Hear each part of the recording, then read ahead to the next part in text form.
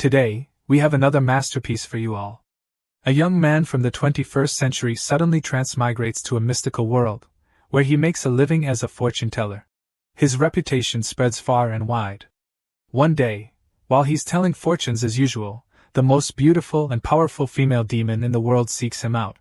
Even more unexpectedly, Jiangju divines that she will become a mother in the future, and the father of the child is none other than him. Upon hearing his divination, the female demon flies into a rage, wanting to eliminate him to prevent the prophecy from coming true. Fortunately, Jiangju has a protective charm on him, allowing him to temporarily escape. However, the female demon doesn't give up and orders a thorough search for him. How will things turn out? Let's dive into the story together. The story takes place in an ancient era when humans still lived in walled cities, men wore long hair, and everyone wore traditional clothing. This is the eastern district of Qiang City in Luzhou, Qin Kingdom.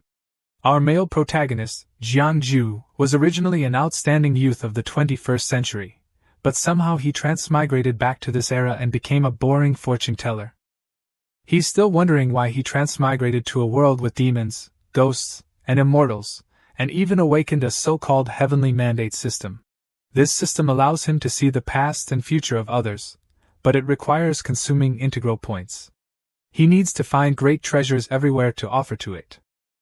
However, he can only tell fortunes for others and even change their fate, but he can't tell fortunes for himself. Moreover, even though he understands this, he still feels that there's something wrong with the system, so he keeps sighing incessantly. While he's pondering, a voice makes him aware, "Hey, can fortune-telling tell about romance?" He quickly replies, 10 coins. The customer is a bald uncle with a protruding belly carrying something on his shoulder. Seeing his ordinary appearance, he thinks dejectedly. Is he a mortal? Probably doesn't have any treasures for me to give to the system. The man sits down, looking somewhat annoyed. Is it accurate? It's so expensive. Of course, he hasn't become rich enough to cheat others. If my fortune-telling isn't accurate, you can just smash my stall. On the small table covered with a circular cloth containing the yin-yang symbol and some coins, the usual tools of a fortune teller, he hands over a piece of paper and a pen, telling the man to write a character or draw something. Somehow, this burly man draws a turtle that looks extremely silly. Perhaps he's uneducated, so instead of writing a character, he draws a turtle. However, no matter what the shape, it has its use. Holding the paper in his hand, he feels a stream of energy emanating from the drawing. Is it divining the heavenly mandate for Zhao Debao? This divination consumes 1 integral point. Then, the man's life begins to appear clearly in his mind. 0 years old, a baby boy is born in Yoto village.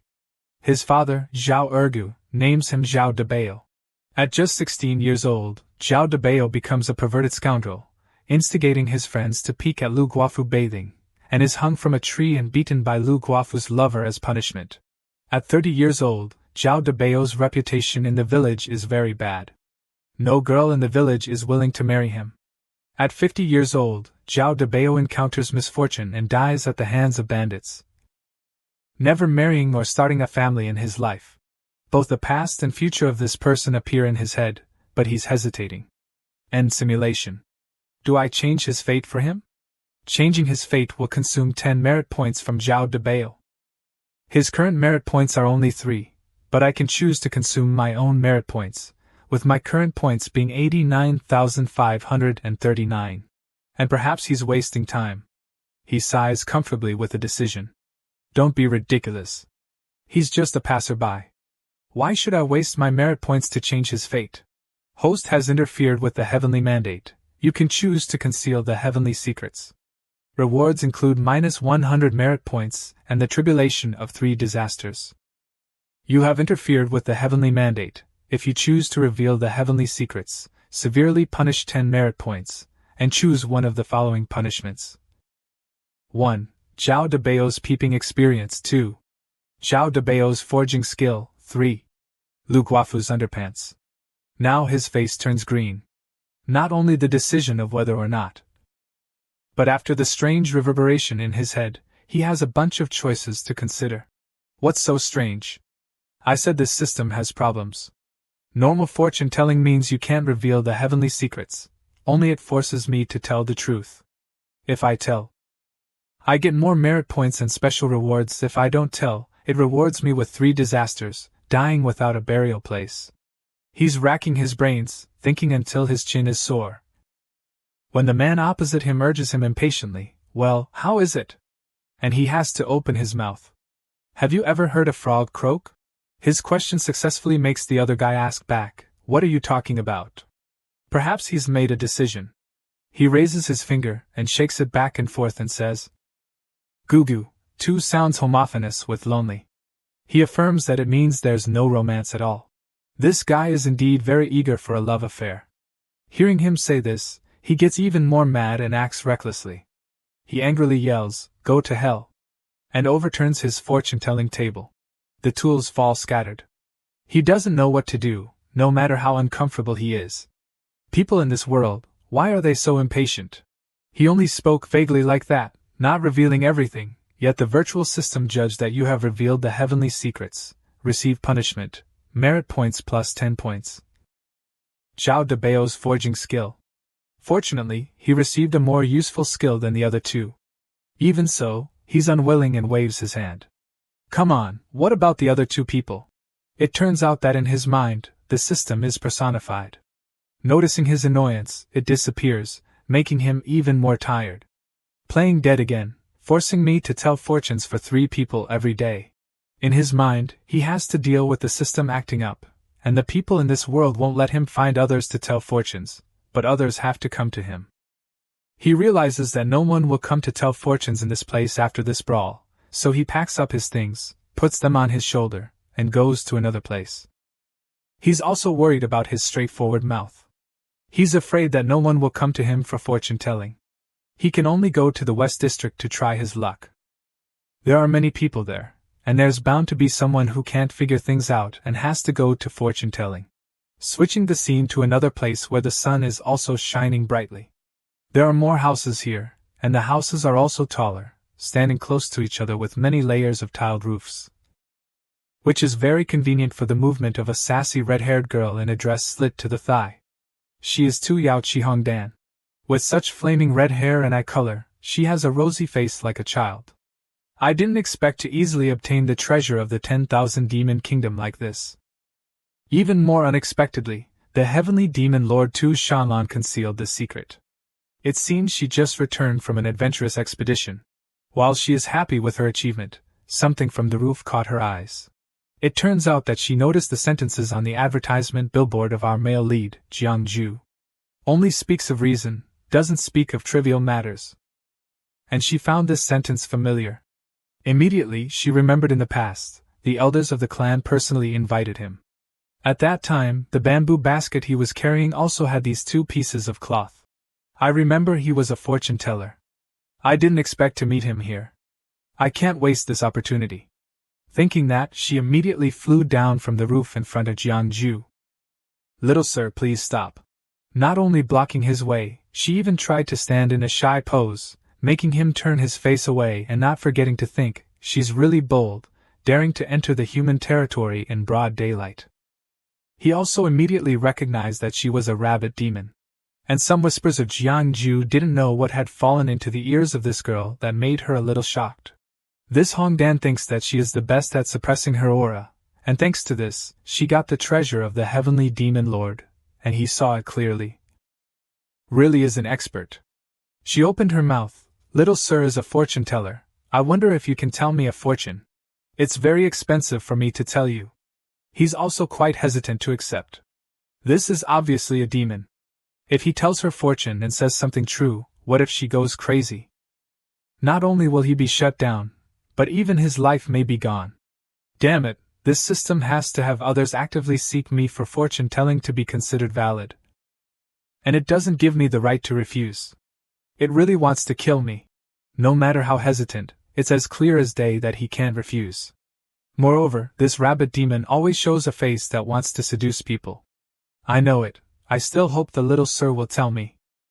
A fortune, 100,000 spirit stones. He immediately quoted a price, thinking that this is not a small number, hoping that she will know it's difficult and retreat. Even if it's a demon, they have to freeze in front of this number. It's so expensive, even if I have cultivated to the spiritual law stage, I have to accumulate for nearly 100 years to get so many spirit stones. Mortals don't even know what spirit stones are, he dares to say that. I'm sure I didn't find the wrong person. Even the elders have to respect this person. 100,000 spirit stones, it's not considered expensive. Seeing the rabbit demon standing still for a long time, he was about to leave when she stopped him and said loudly, I'll do it. Little sir, I wonder if you can use this top-grade magic weapon Chien Pearl to pay? She spread out another item and made an offer. Chien Pearl? How many integral points can this thing be exchanged for? 100,000 spirit stones can be exchanged for 20,000 integral points. Of course, he's waiting for the system to appear to exchange points and then make a decision. Top-grade magic weapon Chien Pearl can be exchanged for 22 integral points, 2,000 points more. Just hearing that, he happily raised the paper and pen to invite the rabbit demon Hongdan to write a character and put aside all the previous thoughts, and only aimed at the 3 words get rich. Not knowing what intentions she had, or whether it was a demon's habit to seduce people, she kept showing a sensual expression and moved closer to Jiangju. Sorry to bother you, sir, I want to see the future. The system confirmed Hongdan's question and spoke, will you tell fortunes for Chi Hongdan? This fortune-telling needs to consume 10,000 integral points. His answer is yes, and he also grasped the information that telling fortunes for demons is not the same as telling fortunes for ordinary people. The former only loses 100 points or gets 10 points. But this rabbit demon is different by several zeros. 0 years old, a rabbit was born in the dry profound spirit of the 10,000 demon kingdom. 300 years old, the rabbit absorbed the essence of the sun and moon, transformed into a human, and named itself Chihongdan, the bold girl standing in front of him now. 500 years old, Chihongdan joined the 10,000 demon kingdom, surrendered to General Xianming, 600 years old, and there is no sign of stopping. He was very surprised that she dared to steal the Heavenly Demon Lord's things. It turns out that the Heavenly Demon Lord still has the secret. Wait, this is still the same announcement. You interfered with the heavenly mandate, and can choose to reveal the heavenly secrets. Punish merit points plus 1,000 points, and one of the following punishments. 1. Chihongdan's cultivation insight. 2. The top-grade cultivation method charming heart art. 3. 100 ways to capture men. Conversely, you interfere with the heavenly mandate. You can choose to conceal the heavenly secrets. Reward negative merit points as much as 10,000. Punish 3 disasters. This system really pushes him into a difficult situation. It's over. This also means that I know the secret of that heavenly demon lord. That heavenly demon lord can do anything. I'm afraid I will also be implicated. Her face was rosy and extremely expectant. Little sir, what is my future? With great difficulty and tiredness he made a decision. Future, haha, you're about to die. What are you talking about future? Perhaps he wants to stop something. And this rabbit demon's face was rosy the second before, and the next second her whole body was cold and stiff. A force cut her off, making her head separate from her body, and could only gasp. The head flew out and blood splattered, causing Jiangju to be extremely frightened. He was as if petrified. Blood also splattered on his body. He did not look flustered or frightened. Perhaps this was quite familiar to him, when he existed in this world for many years. It is normal for demons to kill each other. Because this is broad daylight, it soon attracted attention from others.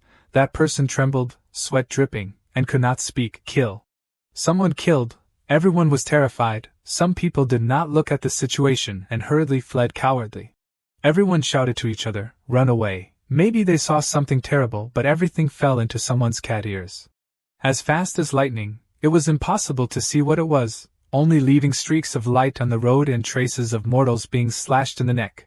All those who intended to flee died miserably. The bodies of the crowd collapsed on the ground before the figure stopped under a large umbrella with red color. It was a female fox in the form of half-human half-animal with 2 subordinates behind her, the supreme of the 10,000 demon kingdom, the heavenly demon lord of Tu Shan'an. One subordinate quickly cleaned up the corpses at the scene while the other took the red umbrella from the hands of the heavenly demon lord. She was looking at Jiangju and heading towards him. After a while of cleaning up and rummaging, A subordinate offered the red box to the fox. Lord found it.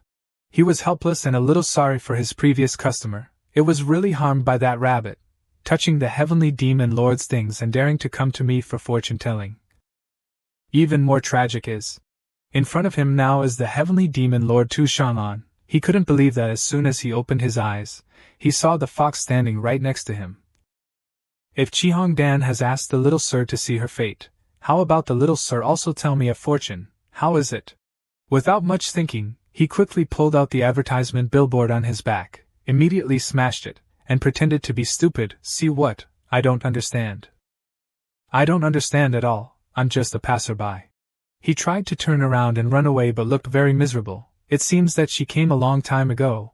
He should not have said those damned words, but if he didn't say it, the system would not let him go. Now it's good, he also has to tell her fortune. It is true that he cannot escape. The two subordinates saw him leave a distance, and quickly blocked him. The Lord did not say to let you go. As it was, two swords that had just beheaded those people were blocked in front of him. He was frightened but also said a sentence, leave a way for people, it will be easy to talk later. Of course, this fox was not so easy to get along with. She got what she wanted, and was still easy to get along with when responding to him with a calm appearance. She redefined the fool in front of her, but I am a demon. He had the courage to finish that sentence, and his whole body was drained of energy and trembled. Ah. Right. He still stubbornly reasoned, actually, my fortune-telling fee is very expensive, but the heavenly demon Lord Tu Shanlan immediately blocked. It doesn't matter, I have money. In fact, revealing the heavenly secrets to others has many taboos, he decided to say to the end so that this fox would not tell fortunes again. But she had decided, and would not be subdued by any reason, and was running out of patience. She gave a warning with a dark face, tell me a fortune, or die. Seeing that look, he immediately understood the situation and pulled out the pen, and offered it with both hands to the heavenly demon lord. Please give a character. Hayes, let it be, whether it is the heavenly demon lord or the system, I cannot refuse. Life and death can only entrust to the heavens. He thought like this in advance for sure. In the meantime, this girl has scribbled a few strokes of ink as the word kill. The system asked again, will you tell fortunes for Tu Shanlan? This time telling fortunes consumes 100 million integral points. Hearing the end of the announcement, his people also turned to stone. 100 million integral points. He has been here for 5 years and this is the first time telling fortunes for others in it. Takes so many points, and his integral points are not enough to see a corner. Looking at the characters on the paper, his face has turned green. Today he has met two unusual guests. That's right, the higher the target of the system's fortune-telling, the stronger the talent, the more achievements in the future, the higher the difficulty. She is the heavenly demon lord. Cultivation, talent is also the strongest, so it consumes so much integral points. Seeing him silent for a long time, the heavenly demon lord became anxious. Can't tell the fortune? She originally thought that he could clearly say the birth and death of Chihong Dan, so he also had some ability. But seeing the word kill and being scared like this, it was useless. As the heavenly demon lord, she quickly made a decision for her subordinates waiting, kill him. The sword was only a few centimeters away. He also quickly said loudly, who said I can't tell fortunes, I'm afraid that I have told the fortunes. The heavenly demon lord will not listen. Seeing him say that, she also quickly changed her mind, stopping her people. How much does the little sir want? If the lord agrees to use the 10,000 demon kingdom to pay me, maybe I. At this point Jiang Ju was still very brave. The heavenly demon lord may also be free today, so she stood here with him until now. Liar, kill him for me. Again, he had to wait for the knife to touch his nose before saying, wait. Although the heavenly demon lord cannot pay me, but I can see a part of the future for you. Does the heavenly demon lord not want to know what they will have after thousands of years? Does she not want to know after thousands of years, whether you are still a person or not? Stop. But this fox was also easily swayed. This was the second time she changed her mind. You saw my things after thousands of years? The truth is that he has not seen it, and he has not answered yes or no to the system, so he can only answer to the heavenly demon lord that he can try. Let me see how powerful this demon emperor will be after thousands of years. Tu Shanlan insisted on me telling her fortunes, not only because she wanted to know my secrets. Anyway, when I told fortunes for Chihong Dan, I already knew that secret. But what should I say? If I say things that should not be said, she will definitely stab me to death. The system announced, you have chosen to segment to see the fate of Tu Shanlan. You have chosen to see 10 years of fate in 1,000 years. This time it consumes 1 million integral points. Hearing the announcement from that system, he also had to try to make conditions with the Heavenly Demon Lord, pay the money first, a low-grade Taoist Chi or 5 million spirit stones. Okay, she quickly dropped an item like a golden gourd into Jiangju's hand. The system immediately showed the information. 1,000 years later, Tu Shanlan is taking care of her child in Xixia Valley. Even he had to open his mouth wide. Taking care of the child? The leader of the 10,000 demon kingdom, the nightmare of mankind, after 1,000 years is taking care of the child with such a happy face. Who is the arch-criminal devil? Who is so capable? 1,001 years later, Tu Shanlan is troubled with the problem of teaching her eldest son. This kid does not want to follow her path of killing, but wants to learn the useless fortune-telling profession of his father, which makes her very angry. 1,002 years later, Tu Shanlan began to seriously teach her second daughter. Her daughter's cultivation made her very admiring. 1,003 years later, when the fourth son chose things in the full moon day, he chose 2 flags that said only speak of reason, do not say trivial words of his father before. She was very angry, clearly had prepared enough of the magic weapons such as axes, swords, spears. There are also 2 stupid children who follow their father's career. 1,004 years later, in just 4 years she has given birth to 5 children. The 5th child in Tu Shanlan's womb has not yet shown signs of birth, which makes her very worried. 1,005 years later. He heard the system say just now that he frowned all over his face. It seems that something is not right. 1,010 years later, Tu Shanlan's husband Jiangju finally returned from Huangquan Mansion, which made her very happy. The picture of the 2 of them hugging each other affectionately appeared. But while intimate, she sensitively recognized on her husband's body the smell of other women. Hearing this made the fortune-teller Jiangju in the present completely stunned, the husband of Tu Shanlan. He still can't believe what he heard. He is clearly the husband of this heavenly demon lord. No wonder he avoided the 2 sword cuts. As if he hasn't recognized Jiangju as himself, he repeats, the husband of Tu Shanlan, Jiangju. And when he was more awake, shocked to regain his spirits, realizing that it was his name, was the future of other people and also his own future, was the child of other people and also his own child. That made him startled and uttered a loud voice. At this time, he changed his attitude from horrified to proud. He was still thinking who has such great ability, can make this arch-criminal heavenly demon lord willing to be a good mother. It turns out to be me, then it's okay.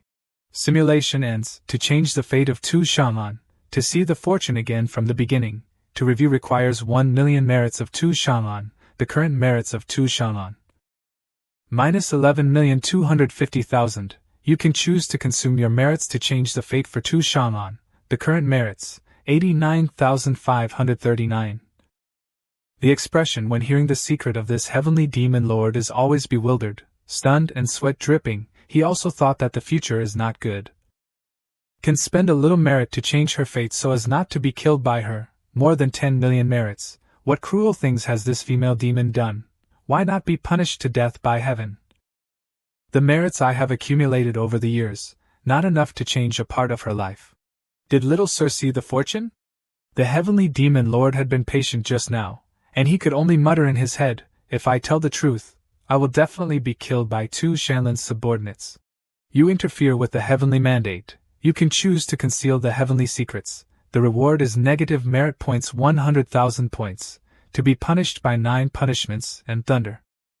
Punishments to death. You interfere with the heavenly mandate. You can choose to reveal the heavenly secrets to punish merit points plus 10,000 and choose one of the following punishments.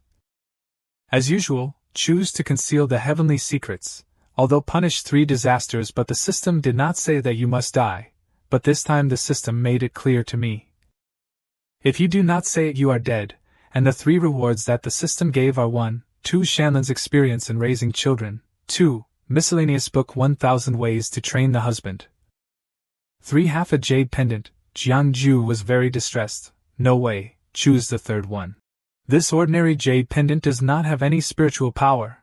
I don't know why it is only half left. infected with the aura of Tu Shanlan, must hide secrets related to this woman. The holder of half of this jade pendant can arbitrarily ask Tu Shanlan to do one thing. With this jade pendant, I am saved. Tu Shanlan turned black again. Her tail moved non-stop. Little sir, why don't you say anything? Are you not lying to me?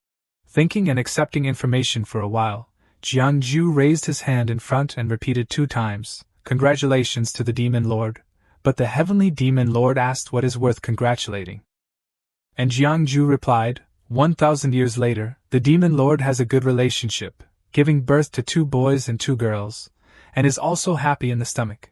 He had not finished speaking when the eyes of the Heavenly Demon Lord Fox lit up. I don't know if it was because of anger or not.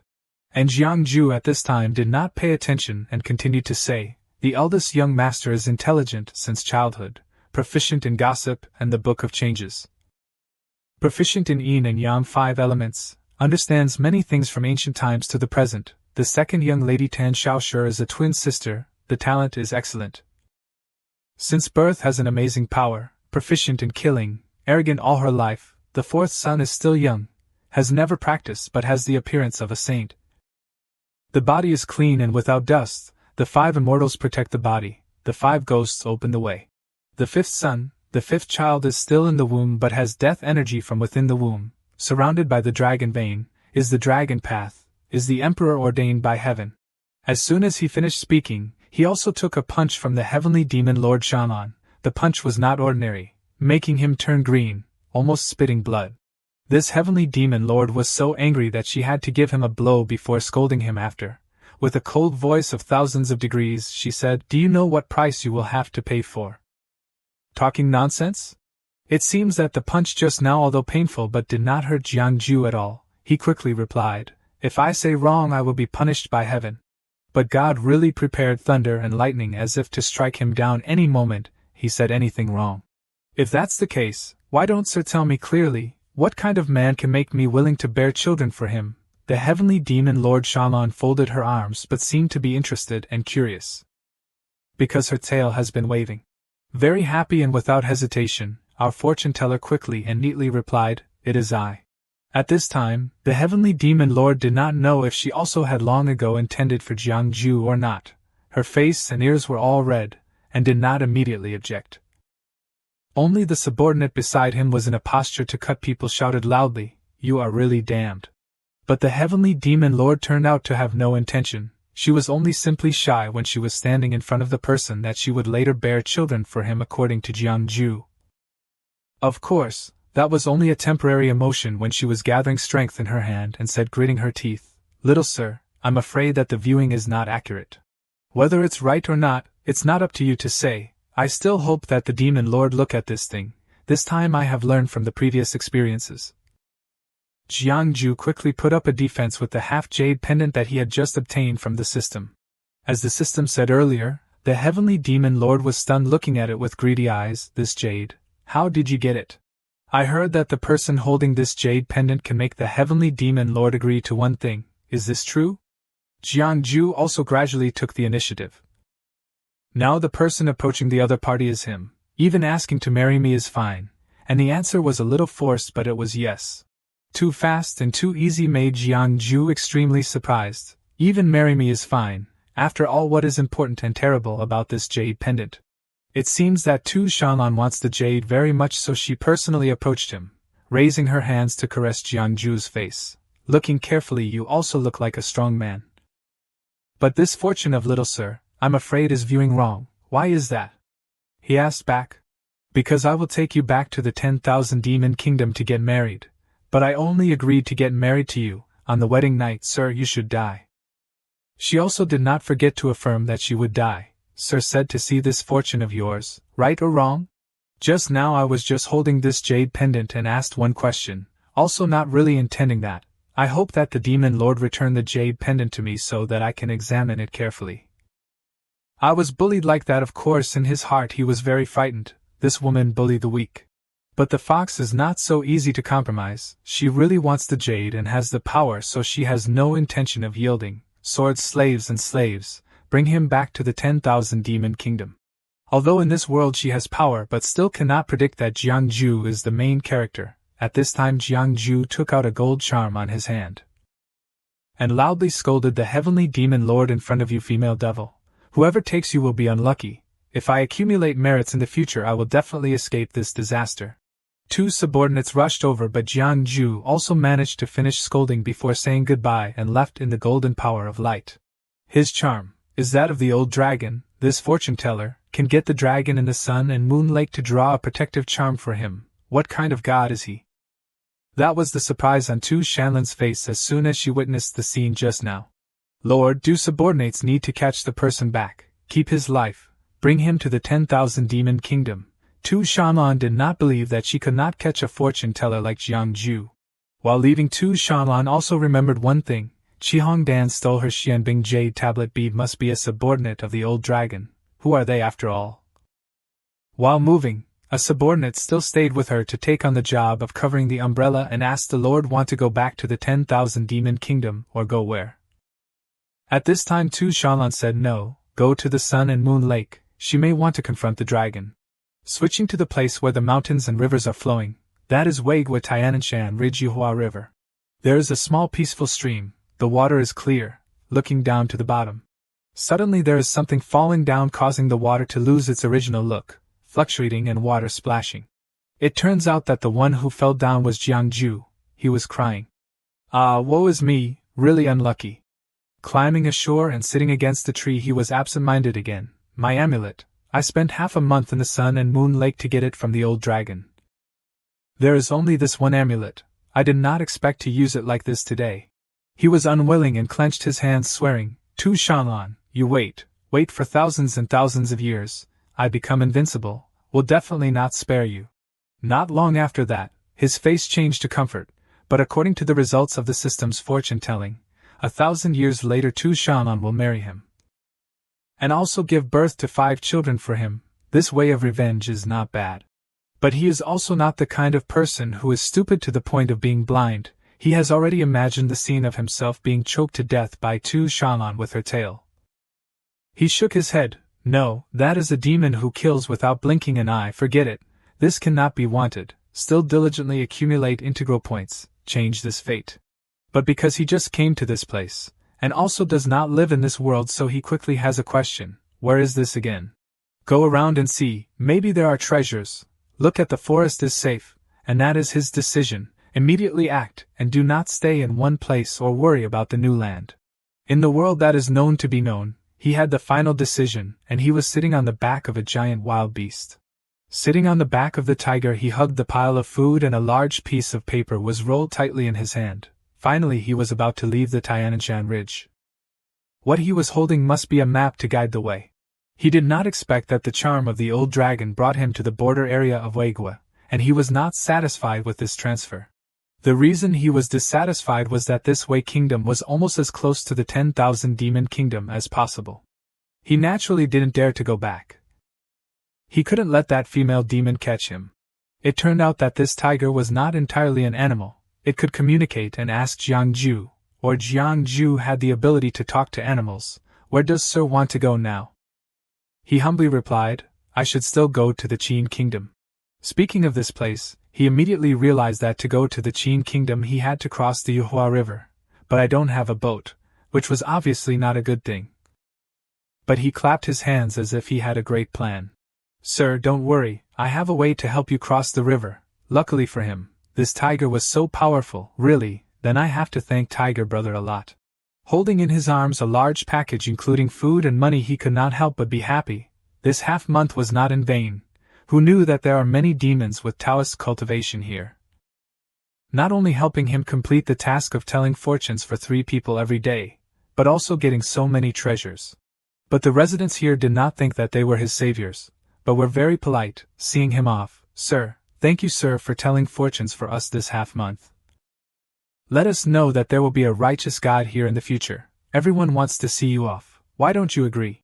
He gave a bright smile with the action of waving his hand. Clearly it was beneficial to both sides, and not only he brought blessings to them, it's just a small matter. No need to trouble everyone, not necessary. Waiting until that God appears, as long as you do more good deeds, you will definitely become gods who everyone values. These demons are not stupid, if it was not for him telling the future that a righteous God would appear in Tianan Mountain, these demons would also have a part of the benefits. Finally, also enjoy a little incense, then they would not give him face like this. I also do not know who the leader is. This is the heavenly secrets. Heavenly secrets cannot be revealed. I still do not know who this God is, maybe not born yet, waiting until I escape from the spearhead of Tu Shanghan. I will go back to see. He himself is also very curious about the future of this place. Getting off the back of Tiger Brother, waiting for him to say just come here, go back, they bowed to him. In front of him now is the door of water that is not easy to cross. The river water is dangerous. Even if there is a boat, it is difficult to cross, Tiger Brother. Do you really have a way to help me cross the river? Without saying a word, the tiger roared a deafening sound, making him nearby be frightened to cover his ears before the eardrums were broken. And after that roar, a vortex of gas was created, piercing through the large water. He was also not an exception to face a splash of water before the super-strong vortex. More and more powerful and terrifying, even making the watercolor become more turbid and scary. And the water really receded to reveal the scene of large towering mountains. And there was a huge brown rock full of thorns appeared in the middle of the river. The sky was also black. Witnessing the entire spectacular transformation in the blink of an eye, his pupils widened, expressing extreme surprise. It turns out that the large rock in the middle of the black water is a sea creature that looks like a turtle. It craned its head full of silver hair and beard. Its voice thundered, "Who is disturbing my rest?" It turns out that the black transformation is due to the appearance of this creature. Tiger Brother simply woke it up. Jiangju immediately classified. It knew how to speak human language. Must be a demon with deep Taoist cultivation. I heard that recently there's a sir who is proficient in fortune-telling came here, opening the mind for many small demons in Tianan Mountain. Is it you? That creature, although large and huge, but spoke very politely. It stepped out of the water and approached Jiangju. I do not know how to address sir. My last name is Jiang. Jiang sir. I do not know what sir is here for. Every movement of that creature caused a loud roar that shook all sides. It turns out that sir wants to cross the river. This is just a small matter, if sir does not mind. I can take you across the river. Even a sea creature has thoughts. Tianan Mountain is difficult to have a high person come. I must befriend sir, if that is the case. I am not polite. After settling on the back of that sea turtle, Jiangju did not forget to turn around and wave goodbye. Tiger Brother, see you later. Dark clouds began to relax, many birds flying in the sky, an extremely magnificent scene that not everyone can see. Sitting high enjoying the wind blowing from the cliffs, he answered the question of where to go. He wanted to go to the Qin Kingdom. Every time he mentioned it he remembered again, this Wei Kingdom cannot stay temporarily. The turtle heard the answer and asked back, is sir going to the Qin Kingdom in a hurry? Actually, there is no place I want to go. These years I have always been wandering in all directions. Always going to where I will calculate. If that is the case, I advise sir one sentence. These days it is best not to go to the Qin Kingdom. Why is that? He was a little puzzled, but in fact he had not learned about this place carefully. If sir knows how to tell fortunes, why not try to see how the Qin Kingdom is now? The fate of a dynasty, it is still better not to interfere. Although saying so, but he was justifying for himself. He did not understand anything about the appearance. Car luck 6 from 6 how, these fortune-telling have to rely on the heavenly mandate system. Sir is right, I am too talkative. Indeed, fortune-telling must suffer a lot of damage. Interfering in the heavenly mandate must avoid a lot of things. The Qin Kingdom was good a few years ago. The monarch, although not a talented person but also a person who acts very cautiously, plus the establishment of relations with the Dragon King. These years the weather is good, the lives of the people are also very good, but 7 years ago, the Qin Kingdom's monarch was bewitched by a demon woman. In order to welcome the demon woman into the palace, he abolished his virtuous queen, immersed in alcohol, neglected the court, and collected heavy taxes, exploiting the people. I heard that in the palace there is a forest of meat and wine. It can be compared to a human paradise. In short, the Qin Kingdom is no longer peaceful, chaos everywhere. If sir does not have something urgent, it is better not to go. Thank you for pointing out. I will remember. This turtle is also really enthusiastic, both giving me across the river and kindly reminding me, but still have to cross this Yuhua River. After all, going back is Wei Kingdom. This Wei Kingdom borders the 10,000 Demon Kingdom. In case the people of Tu Shanlan are still in Wei Kingdom looking for me, then I certainly have no way out. After that the turtle also asked Jiangju a lot of trivial things, but he felt that it wanted to ask something but it was not convenient to open his mouth, just went for half an hour already arrived. In the middle of the river. While moving on the calm water surface it suddenly vibrated violently causing him to immediately realize, what is it? Then a crowd of large crabs appeared, they were gray and surrounded the turtle. These are not ordinary creatures, they are all demons with Taoist cultivation, gathering here for what? Sir, do not blame me, these are all my disciples, just heard the name of what Sir did on Tianan Mountain, also want to come to ask Sir for advice, if Sir does not like. I will tell them to disband. Jiangju was happy because his goal of telling fortunes for 3 people today has not been completed, can only rely on them, there is nothing, meeting is fate but fate is not as desired. He also did not go around but said this sentence also to partly put a preventive barrier for himself when he sees a future that is not as desired. They are all demons for a long time, also not that they do not understand his intention, if Sir has said so, then I brazenly trouble Sir to cast a fortune for me. I have said why it is willing to give me across the river, also so polite, after a while finally made a request, he rubbed his chin and was satisfied that he removed the knot in his heart. Anyway he should say it, and cannot remain silent forever. Sir, do not blame, I know these things are presumptuous, but there is one thing that has disturbed me for more than half a lifetime, if I have met a high person like Sir. If I miss this opportunity one am afraid that I will regret it for a lifetime, but Sir rest assured, I have been in Yuhua River for 1,200 years. What kind of treasures I also have, can completely pay Sir. Hearing this Jiangju also went into the main business. I do not know what is bothering you. After the question from him, the turtle began to tell the story, from when I was conscious to now, I have been practicing for 1,200 years, one life doing good deeds to accumulate virtue. Not doing any bad things, the 2 sides of the Yuhua River, more or less also have a temple to me, all are built by the villagers who were helped by me, also considered to have a little incense. But thousands of years, my cultivation has not made any progress. A body of qi and blood has begun to weaken, still does not have the opportunity to transform into a dragon. What I request is only the matter of transforming into a dragon. May I ask, Sir, can I transform into a dragon or not, facing the question that cannot determine the time frame? Jiangju had some difficulty. Something is wrong, the turtle should be about to reach the realm of transforming into a dragon, at least there will be some characteristics of the dragon, but apart from its size, it does not have any characteristics of the dragon. It is clear that it has not reached the realm where it can transform into a dragon, a bad premonition. With the experience of the past few years, this time the result will not be very good, in case the result he is not satisfied with. This old demon has cultivated for thousands of years.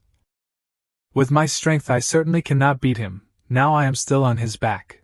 While defending before and after for himself he said, I see fortune-telling is not too expensive. Sir, just say. At this time he also realized the point, also intended to take it as an excuse, but it seems that it is not successful, because whoever finds him to tell fortunes are all people with a lot of money. The system has also appeared and asked, will you see the fate for Wu Beixiang in Yuhua River? This time it needs to consume 30,000 integral points. In his hand he is holding 300,000 spirit stones, which can be exchanged for 60,000 integral points. But, as long as it is a fortune that I do not want to see, the fee will consume many times over. At this time he is also weighing, I have to say in advance, fate is determined by God. If the fate is not good, this fee will not be refunded. I think you should not see it. The turtle heard him say so and was startled. This viewing fee is indeed very expensive. Although these years I have received a lot of treasures, but also do not have as many spirit stones. But in the end the turtle was still very curious about his fate, and also a lot of money to spend also to do nothing when he cannot transform into a dragon. So he spat out, and his mouth is a green jade, although small but the value is great. This jade jasper is a 10,000-year elixir, enough to pay Sir or not, collect the item back on his hand, and the system also reported to him, strange object jade jasper can be exchanged for 80,000 integral points. No change compared to previous customers, even if there are difficulties. As long as he collects more integral points he is happy to agree, has reached this point also no way to refuse anymore.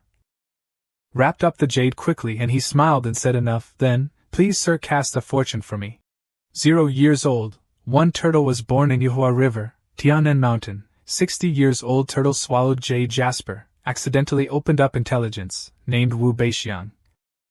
200 years old, Wu Beixiang making waves in Yuhua River, drinking human blood, cultivation progress increased rapidly. 500 years old, Wu Beixiang was directed by a high person. Wanted to wash away the demon Qi, began to catch the people of 2 countries Qin, Wei, forced them to build a temple. 800 years old, the small dragon king of Taching River passed by Yuhua River. Discovered the doing of Wu Beixiang, angrily shot. Wu Beixiang was lucky to escape, but the foundation was severely damaged. Since then cultivation is difficult to progress. 1001 years old, Wu Beixiang prayed for a long time but did not have the opportunity to transform into a dragon, plotted to have the imperial throne. Colluded with the demon concubine of Qin Wang, kidnapped the poor refugees, refined pills from human blood. 1204 years old, Wu Beixiang met one fortune teller who wanted him to point him, but received the sentence that he must die. In a fit of anger pushed that person to the bottom of Yuhua River, suppressed for 10,000 years, but was destroyed by a high person, the temple and incense, punished by heaven, and died. Hearing the life of this turtle who thought he was kind but was full of sin, he became powerless. Difficult to guess what happened to him. To cultivate for 1,200 years still did not transform into a dragon. He was not dare to begin with. He always used the temple and incense to cover up the heavenly secrets, avoiding the heavenly tribulation, a body of killing. How can he transform into a dragon? The system continued to announce as usual, you have interfered with the mandate of heaven. You can choose to conceal the heavenly secrets. The reward is 30,000 negative merit points. And the punishment is 9 karmas. You have interfered with the mandate of heaven. You can choose to reveal the heavenly secrets. The punishment is 3,000 positive merit points. Choose one of the punishments, understanding Wu Beixiang's incense path to becoming a god, or mastering the blood refining pill technique, or becoming proficient in the art of water manipulation. He believed that becoming a god through incense was the righteous path, but Wu Beixiang built temples for cultivation, so his understanding was somewhat vicious. The blood refining pill technique sounded like a heretical practice, so he could only choose to become proficient in the art of water manipulation. After working with this system for so long, he no longer bothered considering concealing the heavenly secrets. Seeing that he had been silent for a long time, the guest spoke up. Sir, does this old one have a chance to transform into a dragon? Perhaps you underestimate my abilities too much. With such a heavy burden of karmic debt, you dare seek my fortune-telling, Wu Beixiang? You are truly bold. He quickly revealed his true feelings towards those who killed without hesitation, just like he did with Tu Shanlan last time. Sir, this old one is only asking about the chance to transform into a dragon. As for other matters, this old one has never asked you to divine them. You have already received the divination fee. He remained calm to obtain an answer, but in his heart, the turtle was plotting. How does he know my name? This year, to avoid the little dragon king of the Taiching River, I have been very discreet in my actions. I have never met this person before, so how does he know my name? Could it be that this person's divination skills have reached the highest level, divining my name? He couldn't hesitate for long. He laughed loudly as a form of sarcasm. A chance to transform into a dragon, you say? If you seek a chance to transform into a dragon, then I will give you a chance. The dragon transformation tribulation. Do you dare to endure it? Having obtained proficiency in the art of water manipulation from the system, he no longer showed any consideration for this shameless murderer. What do you mean by these words, sir? I am willing to sacrifice my own merit to write a memorial to heaven for you, offering it to the heavens to grant you a chance to transform into a dragon. The turtle, already possessing evil blood, now had eyes filled with hatred. This old one had the kindness to help you cross the river, yet you dare repay kindness with malice? Are you humans so treacherous? Disciple Jiang Ju earnestly implores the Xian Tian Thunder Law Heavenly Lord. Today, I have heard that Wu Beixiang has been cultivating in the Yuhua River for over 1,200 years. Accumulating virtue and doing good deeds, diligently cultivating. Before he could finish speaking, the Xian Tian Thunder Law Heavenly Lord, the god in charge of punishing heavenly tribulations, understood everything and sent a bolt of lightning straight down at the turtle. "You little brat! I helped you, yet you dare treat me like this!" He actually knew how to summon gods, and even summoned the Xian Tian Thunder Law Heavenly Lord. Who exactly was he? Sure enough, he was the protagonist, always leaving his opponent questioning his identity before leaving. He was invoking the law to summon heaven, yet the turtle was still foolish, intending to turn around and swallow him. While summoning heaven, his eyes were truly fiery and resolute, not wavering in the slightest. Although he had seen the turtle's future earlier, and it seemed to mention himself, he was not afraid, only repeating, "Heavenly Lord is above, merit is with me, who dares harm me?" Seeing the radiant aura emanating from him, the turtle immediately wrinkled its already distorted face. "I can't eat him." He summoned the dragon transformation tribulation. "If I eat him now, I will surely die." After reciting everything, he pointed to the sky and concluded, "A lifetime of goodness will surely be rewarded. A lifetime of evil deeds will surely be punished. May you consider it carefully." He completed the invocation of heaven and didn't forget to promote himself. "Wu Beixiang, didn't you ask me to tell your fortune? In my entire life, I have never been wrong in my predictions. Today, you will be buried under this dragon transformation tribulation. The heavenly Tao is clear, and retribution is fitting." He quickly jumped off the turtle's back to avoid sharing the heavenly lightning punishment meant for this vile turtle. Lightning bolts of various shapes, sizes, and intensities continuously poured down. After jumping into the water, he was a little frightened and kept waving his hands and quickly end it. At this moment, the system announced, "You have revealed the heavenly secrets, disclosing the mandate of heaven, and will be punished with 3,000 additional merit points. Proficiency in the art of water manipulation." The end of the announcement was also when he sank into the water, and a surge of power entered his body. He began to sense the water, responding to the situation before him. That should be enough. "Immortal, your merit is boundless, a bodhisattva has manifested." The turtle was struck by lightning, and its past killings were vividly displayed in the flames of evil. However, the situation was not very optimistic, as the lightning strikes were difficult to overcome its 1,000-year-old turtle shell.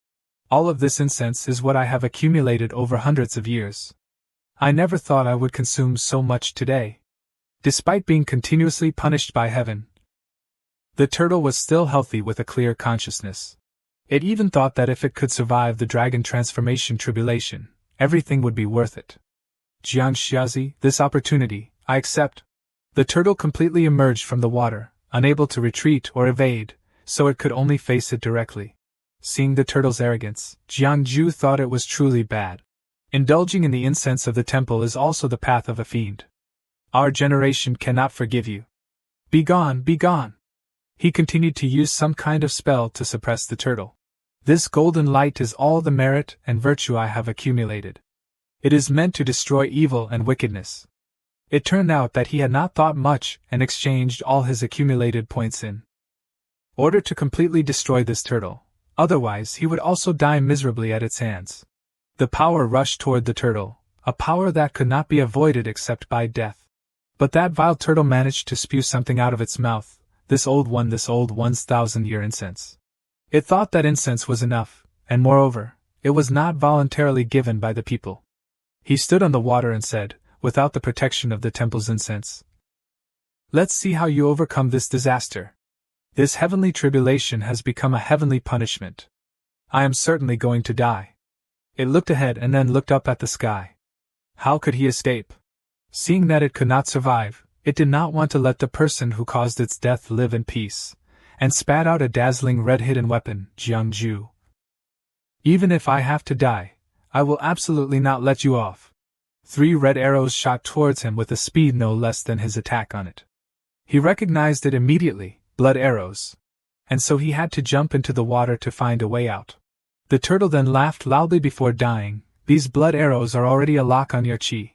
Let's see where you can escape to, you young brat, with you as my cushion." This old one dies content. Then a tremendous force poured down, and the turtle was truly destroyed. It was unknown what Jiang Ju's situation was, but only a few days later the Yuhua River on the border of the Qin Kingdom returned to its original tranquility. and there were dragon boats cruising on the river. The owner of this boat was Xiao Gongzi, a handsome young man standing at the bow of the boat. A few days ago, the Yuhua River suddenly flooded, causing damage that swallowed more than half of the fertile land in Xianyang near the emperor's feet. This was the most fertile land in the Qin kingdom. This strip along the Yuhua River. This year, the flood occurred right at the time of sowing, destroying fields, and causing people to drift everywhere. After the flood, migration was inevitable. But now the most worrying thing was not the refugees but the lack of food reserves in the national treasury. If the food reserves in the national treasury were not enough to provide assistance during this time, there was a possibility of famine. At that time, the territory of the Qin kingdom would surely be a living hell where people would become food, which was very possible. Thinking back, after that white demon woman entered the palace, the Qin kingdom was immediately shrouded in darkness and chaos. Truly, a country that suffers losses must have demonic omens. While he was deep in thought about the state of his homeland, someone came to the bow of the boat to call him, Gongzi. Our boat has rescued someone. He seems to still be breathing, and he's a bit strange. Clearly, he was rescued from the river, but there is not a trace of moisture on him, and even the clothes on his body are still clean. And that was Jiangju. He had been rescued immediately. They thoughtfully brought him to a room to lie down. When he woke up, he had a slight headache but immediately realized that he was on a boat. Who rescued me from the Yuhua River? While it was quiet, a small box in the room was shaking violently, and it was unknown what was inside. He immediately touched his body, feeling as if a strong force had struck his body from behind. It turned out that he was worried and panicked because of that protective item. Even though he had saved up for it, he only had that much, and it was so damaged that he was petrified. Since transmigrating, his cultivation speed had been very fast. Even those disciples cultivated by hidden immortal sects could not compare to his cultivation speed. He did not know why, but these years always allowed him to encounter powerful opponents, plus this broken system. There were definitely many sugar daddies who wanted to hack him to death rather than those who had good intentions towards him. Therefore, perhaps he had chosen a life-saving cultivation method, and he also chose to save his life. Even his best magic and divine abilities were all escape techniques. Was he too easily manipulated? He thought for a while and kept sighing. Oh heavens, the peace amulet is shattered. That old turtle of the Yuhua River was considered a great demon with 1,000 years of cultivation. The fatal blow before it died only shattered my protective item. Now I am still intact, without any losses. However, why do I always feel a kind of discomfort? Could it be that I have some unresolved danger? Could it be that I suffered internal injuries from a palm strike from the old turtle before its death? He meditated for a long time but still could not figure it out. Checking around did not reveal any signs of injury on his body, so why did he always have a premonition of a great disaster? And finally he remembered, what day is it today? As soon as he remembered, the system manifested, detected that the host has not divined the fate of humans for 3 days. 3 minor heavenly tribulations are about to strike. He could actually be in a coma for 3 days. Fortunately, they were only 3 minor tribulations. No, I cannot overcome 3 minor tribulations. He was horrified and could only hold his head. He was a small cultivator, a foundation establishment stage 8 cultivator. Even with some tricks, how could he overcome the tribulations of thunder and lightning without becoming a stage 4 cultivator? Without the 5 energies gathering in his abdomen, it would be difficult to overcome this heavenly tribulation. Finally, he lowered one hand and calmed himself. I knew that this day would come sooner or later, so avoiding the heavenly tribulation is not the way. I have already researched it thoroughly. Those with great merit receive heavenly blessings, which can be considered a response to disasters, and the heavenly tribulation will be greatly weakened accordingly.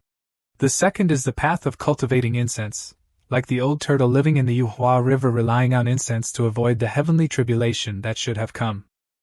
This is a truly special method, but it pollutes the temple's incense, which is why it is the way of a fiend.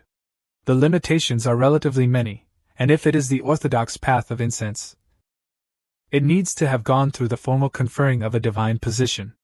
Once a divine position is obtained, there is an additional layer of shackles, which is not a simple matter.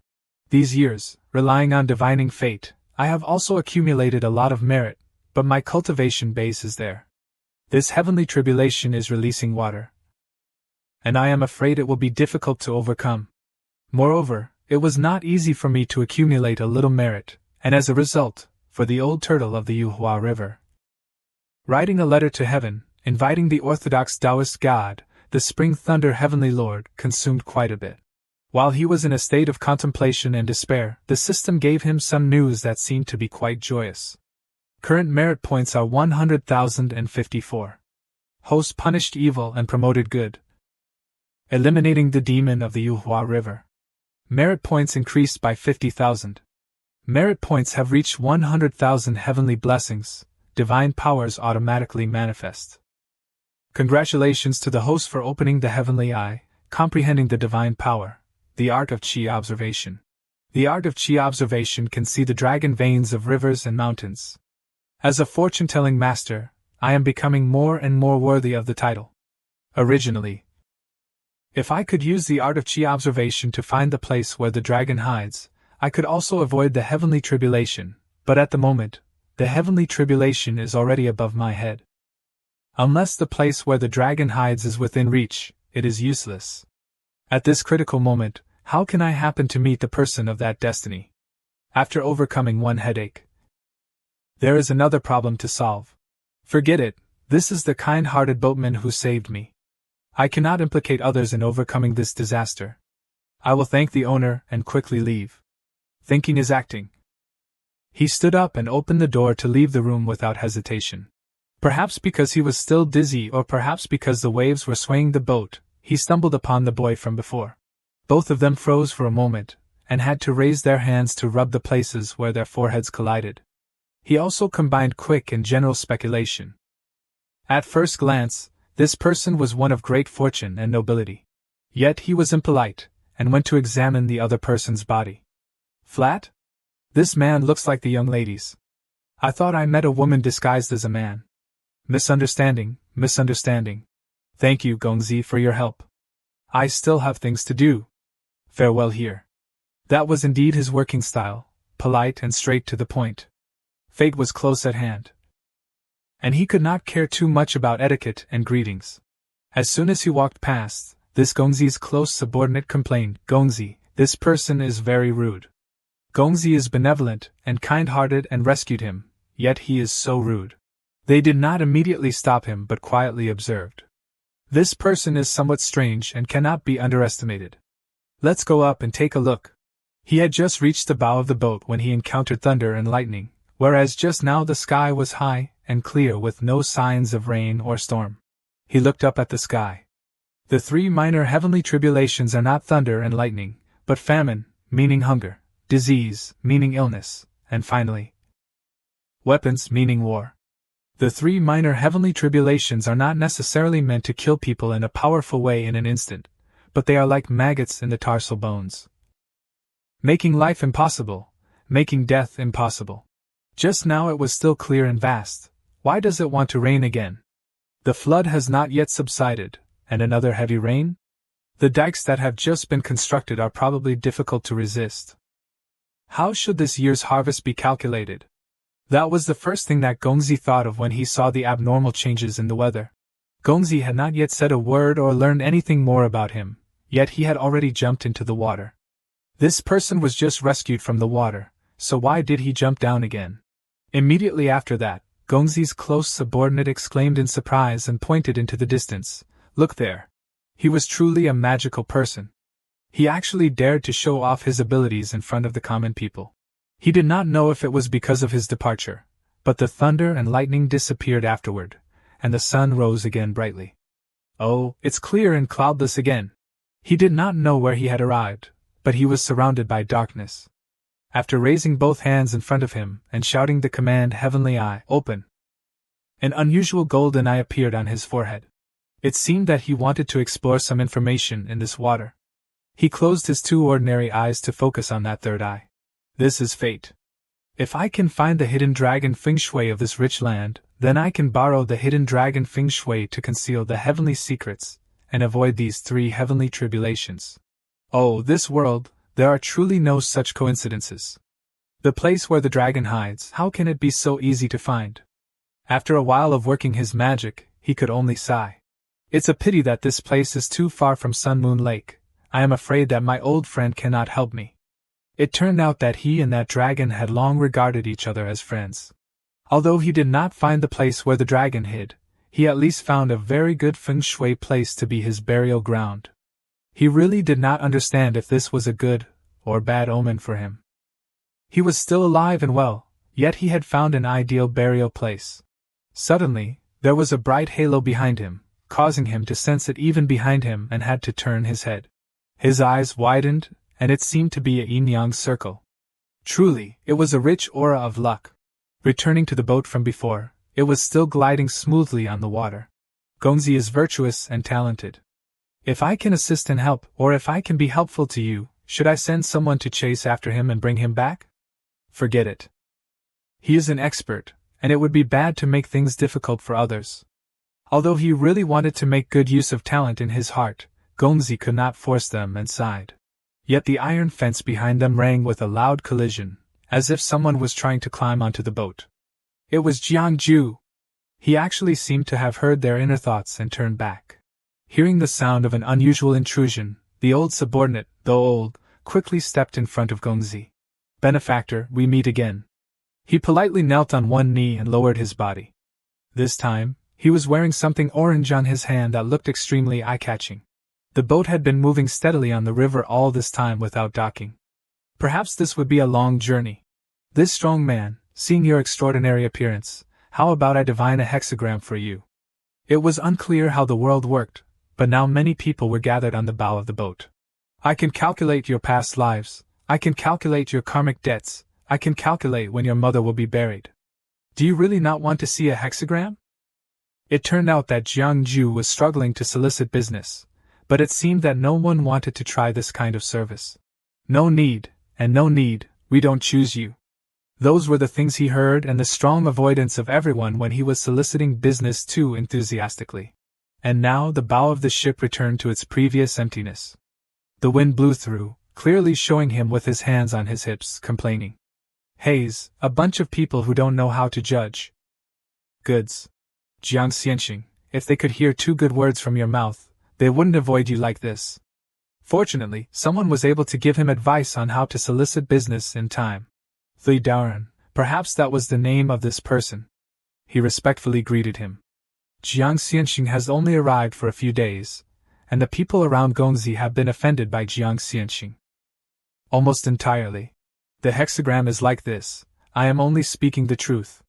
This old uncle saw that he was a bit foolish and smiled kindly, saying, Oh, the most difficult words in the world are the words of truth. Xianxing, if you divine a bad hexagram for others, you can also say comforting words. Only speaking of mysteries, not speaking half a sentence of ordinary things, Daoren does not need to persuade. He scratched his head embarrassedly and replied, not forgetting to think in his head, I also want to learn from those Jianghu Taoists to deceive people, speaking of them to the heavens, unable to hear good or bad. But there is no way, I have to speak the truth, otherwise I will be punished by the system that is always monitoring every word I say. Gongzi wants to see you, Xianxing, please go there quickly. It turned out that this was the main reason Thui Daoren came to find Jiang Ju. Gongzi has returned? Then I will go now. It has been half a month since the day I overcame the 3 tribulations, and now I can stand here unscathed, thanks to this Gongzi. Although I have not found the land of the dragon, I can borrow a little luck. Before I have the ability to overcome the 3 tribulations, it seems that I still have to be by this Gongzi's side. Gongzi's disaster relief has ended? Yes, Xianxing, please sit. He entered the somewhat dark room where Gongzi was already waiting by the tea table. These days, I have investigated the detailed information about this Gongzi. This person has luck surrounding his body, and he is definitely not an ordinary person. He is the uterine brother of the king of Qin. Regarding his identity as the royalty of the Qin kingdom, he is below 1 person and above 10,000. He is known as a virtuous king who likes to make friends with others and has countless protégés. This Gongzi looks extremely bright, with clear blue eyes, always wearing a gentle smile. Originally, he was a leisurely prince with a fiefdom, but in recent years. The king of Qin has not been concerned with the court, and he has been temporarily living in D, and his recent trip to the Yuhua River was also to alleviate the flood and distribute disaster relief. Food. When both of them were settled at the tea table, the young master spoke. I heard that you, sir, are very skilled at divination, performing 3 divinations each day. Could you possibly perform one for me today? As he spoke, the young master secretly thought, this person is divinely touched, an otherworldly expert. Perhaps he can divine and help me solve my difficult problem. Hearing this, he was quite hesitant. This young master was actually seeking divination. Most people's luck is like an invisible mist. I can look at the color to predict fortune. This young master has the image of a golden eagle, a golden color, but this eagle is not complete. This luck has weak yang energy. This is clearly the aura of a woman. Is this young master really a woman? But can a woman be a ruler?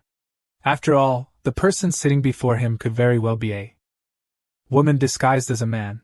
Indeed, every era has its secrets. Staring intently at the other party made the young master somewhat confused about his actions. Whether out of pity for the truths always buried or pity for something else, his gaze then became strangely sorrowful. Seeing his change, the young master stuttered a few sounds and wondered why.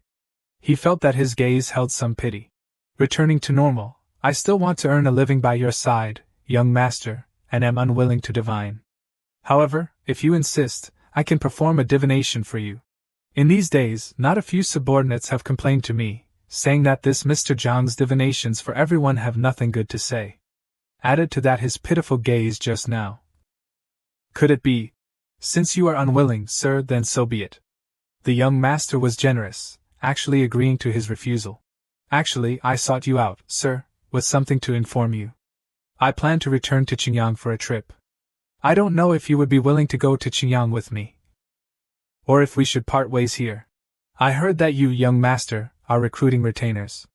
If you don't mind, I want to earn a living by your side. I still need your luck to help me avoid the heavenly tribulation. How can I leave at this time? That was his plan. Of course, I don't mind. This was perhaps the only good news recently. I wanted to ask before, but when I entered the door, I felt that your eyebrows were full of worry, young master. I don't know what troubles you have in your heart. The young master then spoke, regarding the disaster relief. The imperial court's disbursement of silver and food has exceeded my expectations. I know that transporting food from afar requires people and horses to eat and drink along the way, which will cause losses, but the silver is not enough. The imperial court disbursed 100,000 taels of silver, but less than 30,000 or 40,000 taels reached my hands. Where did the rest of the silver go? This time, returning to Qingyang. I must question the court to the death. The Qin kingdom indeed has problems. It seems even more serious than I imagined. The Qin king is an incompetent ruler, and the officials in the court are unlikely to be clean.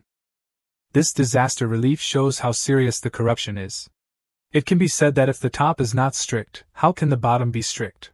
Furthermore, this time, the Yuhua River flood is also related to. If I do nothing, the suffering of the people this time will inevitably be partly attributed to me. When that happens, I will lose merit, and then it's all over. I am relying on that merit to survive the tribulation. He calmly asked if the young master knew the cause of the flood. Seeing his confident expression, the young master guessed immediately. Do you know, sir? Please sit down, young master, and listen to me slowly. Beside the Yanhua fragrance, he began his story. This Yuhua River has an old turtle, named Wu Beixiang. This old demon is truly hateful. No wonder people near the river in the Qin kingdom have been disappearing in recent years. It turns out that evil is behind it. Hearing this, the young master was extremely annoyed, clenching his fist. This kind of evil actually fantasizes about transforming into a dragon with a human form. How did she avoid that Qin kingdom demoness not saying? He sipped his tea but did not forget to wonder inwardly. How do you know these things, sir? That old turtle once carried me across the river, and I happened to learn about it. So that's how it is. What a coincidence. Beyond those few simple words, the young master's heart held more. Is it really such a coincidence? That Wu Beixiang is a 1,000-year-old demon with extreme malice. How could he possibly talk to him? The first time he met Jiang Jiao was also when he was rescued from the Yuhua River. Wait, just now he mentioned the old turtle suddenly transcending into a dragon, and before that, he had affirmed that Wu Beixiang would die. It seems the old turtle's death in this tribulation will be related to Mr. Jiang. As expected of a great power senior, the young master's concern is nothing more than money and food. I will contribute a part of my strength to help you. Young master. How can I let you spend your own money, sir? The young master was somewhat polite when he heard that Jiang Jiao wanted to sacrifice his own wealth. Haha, I have nothing on my person. If you want me to take out silver, young master, I lack the strength to fulfill that wish. Then what do you mean, sir? For so many years, the old turtle has kidnapped many people from the Wei and Qin countries to cultivate at Tianan Mountain for the purpose of providing incense in the temple. There is accumulated food for many years, enough to meet your urgent needs, young master. Not only did he reveal more information, but he also obtained real objects. What a bargain! In that dim room, only 2 pairs of green eyes lit up. After the old turtle is punished by the heavens, the underwater cave will have no owner. In the cave are only 1,000-year-old treasures that can be converted into money. Enough to buy food from wealthy families along the river for you to use for disaster relief. This method is very good. You are righteous, sir, recording your merits for eternity, recording your merits for all seasons. I don't know if this method can be used, whether it can catch your eye, young master. Those food and treasures are all that I saw throughout the life of that old turtle when I divined for it. I didn't expect it to be used at this time. Indeed, you must always make full use of your abilities to succeed. I thank you on behalf of the Qin people. If so, the people are saved. The young master's expression changed completely, becoming extremely friendly. Flowers bloomed around like his mood. There can be no delay. We'll set off immediately. At this time, Shan Lan had also arrived at the place she wanted to go. Master, below is Ryu Lake. This seat is here. Old Dragon King, come out and meet me. Immediately, a huge golden dragon coiled up from under the water, soaring into the high sky. So it is the heavenly demon lord who has arrived. This old dragon is honored. Greetings, heavenly demon lord. I don't know what brings you to my Ryu Lake. An elegant old man with white hair and beard appeared and said, Have you met this person, old Dragon King? The heavenly demon lord immediately asked, and the image that his subordinate held up was a sketch of Jiang Jiao. There could be no mistake. The old Dragon King recognized that this was not the little brat Jiang Jiao. This person, named Jiang Jiao, once stayed in the Tianshu Pavilion to borrow books for more than half a year and spoke with me a few times. I don't know what my little friend has offended the heavenly demon lord. Without hiding anything, the old dragon directly asked. What if he offended? What if he didn't offend? The heavenly demon lord retorted. Even so, the old dragon was still polite. Could the heavenly demon lord give this old dragon some face? But Shan Lan was not like that. She immediately replied, What if I don't give it? If the heavenly demon lord has his mindset, then that little friend's fate should be like that. However, if the heavenly demon lord wants to deal with him, I'm afraid it won't be easy. The old dragon smiled confidently about his friend Jiang Jiao. Of course, that angered Shan Lan, who darkened her face and said sternly, Are you threatening me? I don't want to protect the little friend, but that little friend of mine is extraordinary. If the heavenly demon lord touches him, I'm afraid you will encounter much karma. The old dragon slowly turned away, leaving Shan Lan behind. He is a great potential, a potential so great that the world will change. It may not be clear now, but in the future, he is very likely to be an influential figure in the world. That was the old dragon's assessment after a short period of contact with him. Hidden meaning in his words. In recent years, the old dragon has also been immersed in learning divination. It must be a side effect after contact with Jiang Jiao. These words have also become inexplicable. She thinks one way and says another. This is good. An extraordinary person is worthy of being my brother-in-law. Yet, Tu Shan Lan was extremely arrogant, even assuming that he was her husband and the old dragon was her brother-in-law. Of course, her vague words at the end successfully stunned the old dragon. Tu Shan Lan asked in a slightly frightening tone, seeing the Dragon King's expression of a word cannot describe it all, You are familiar with the little divination of the mortals. Do you know its origin? The Dragon King did not answer her but shook his head vigorously, repeatedly refusing to answer. Cannot say, cannot say. Tu Shanlan was very dissatisfied with that answer. She said sternly. But before her threat, the Dragon King calmly replied, This old dragon's divination is not refined, and I cannot calculate the origin, only that in the past 5 years there has been no one named Jiang Jiao. The person following Tu Shanlan whispered into her ear after hearing what the Dragon King said, Could this name Jiang Jiao not be an immortal sent down from the heavens? At this moment, the Dragon King continued, Perhaps he is outside the 3 realms, not within the 5 elements, which is truly a great expert. But Tu Shanlan did not believe those words. She retorted, Where in this world are there immortals?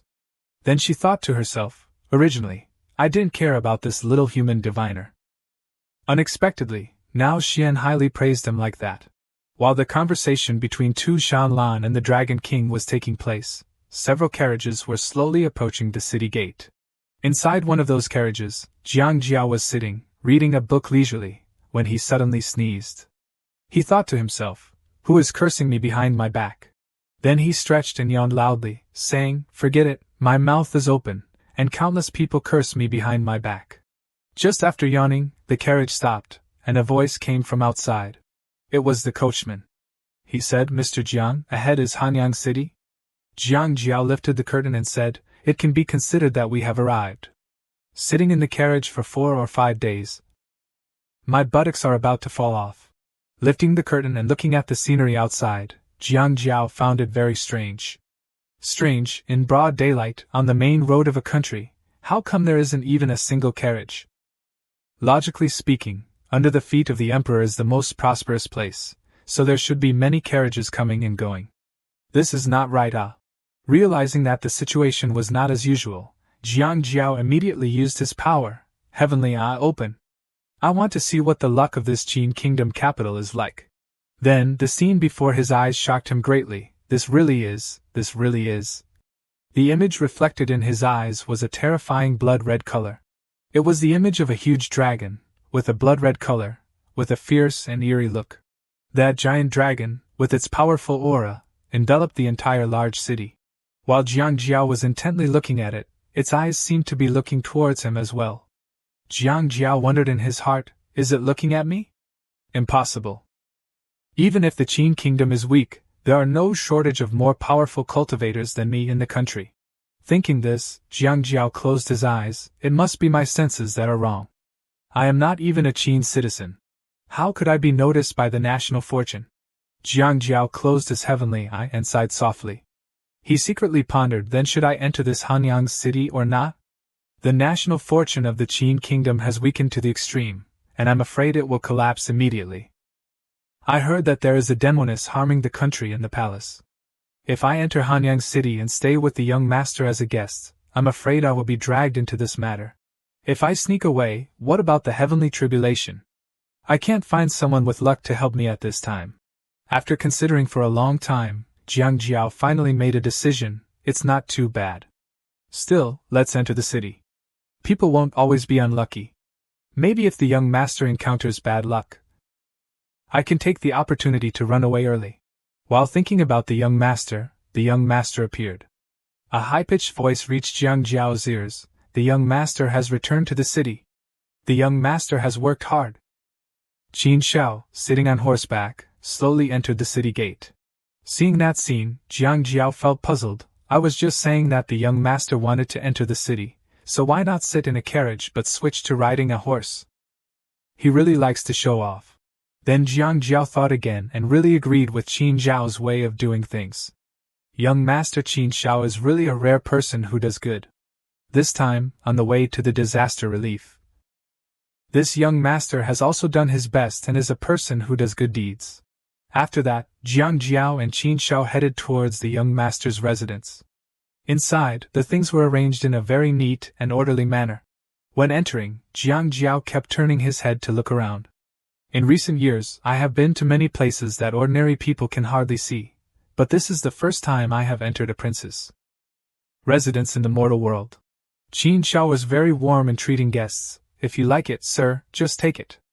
Jiang Jiao smiled brightly and replied, How can I take the things you love, young master? Qin Shao continued to smile kindly. Don't be too polite with me, sir.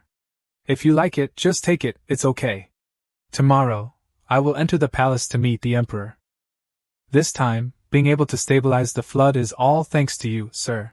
Then, Qin Zhao's expression showed seriousness. She suggested, you have contributed greatly, sir. Tomorrow when you enter the palace, I will ask for an official position for you. But Jiang Jiao didn't want that at all. He waved his hand and said, No, no, no, 1,000 times no.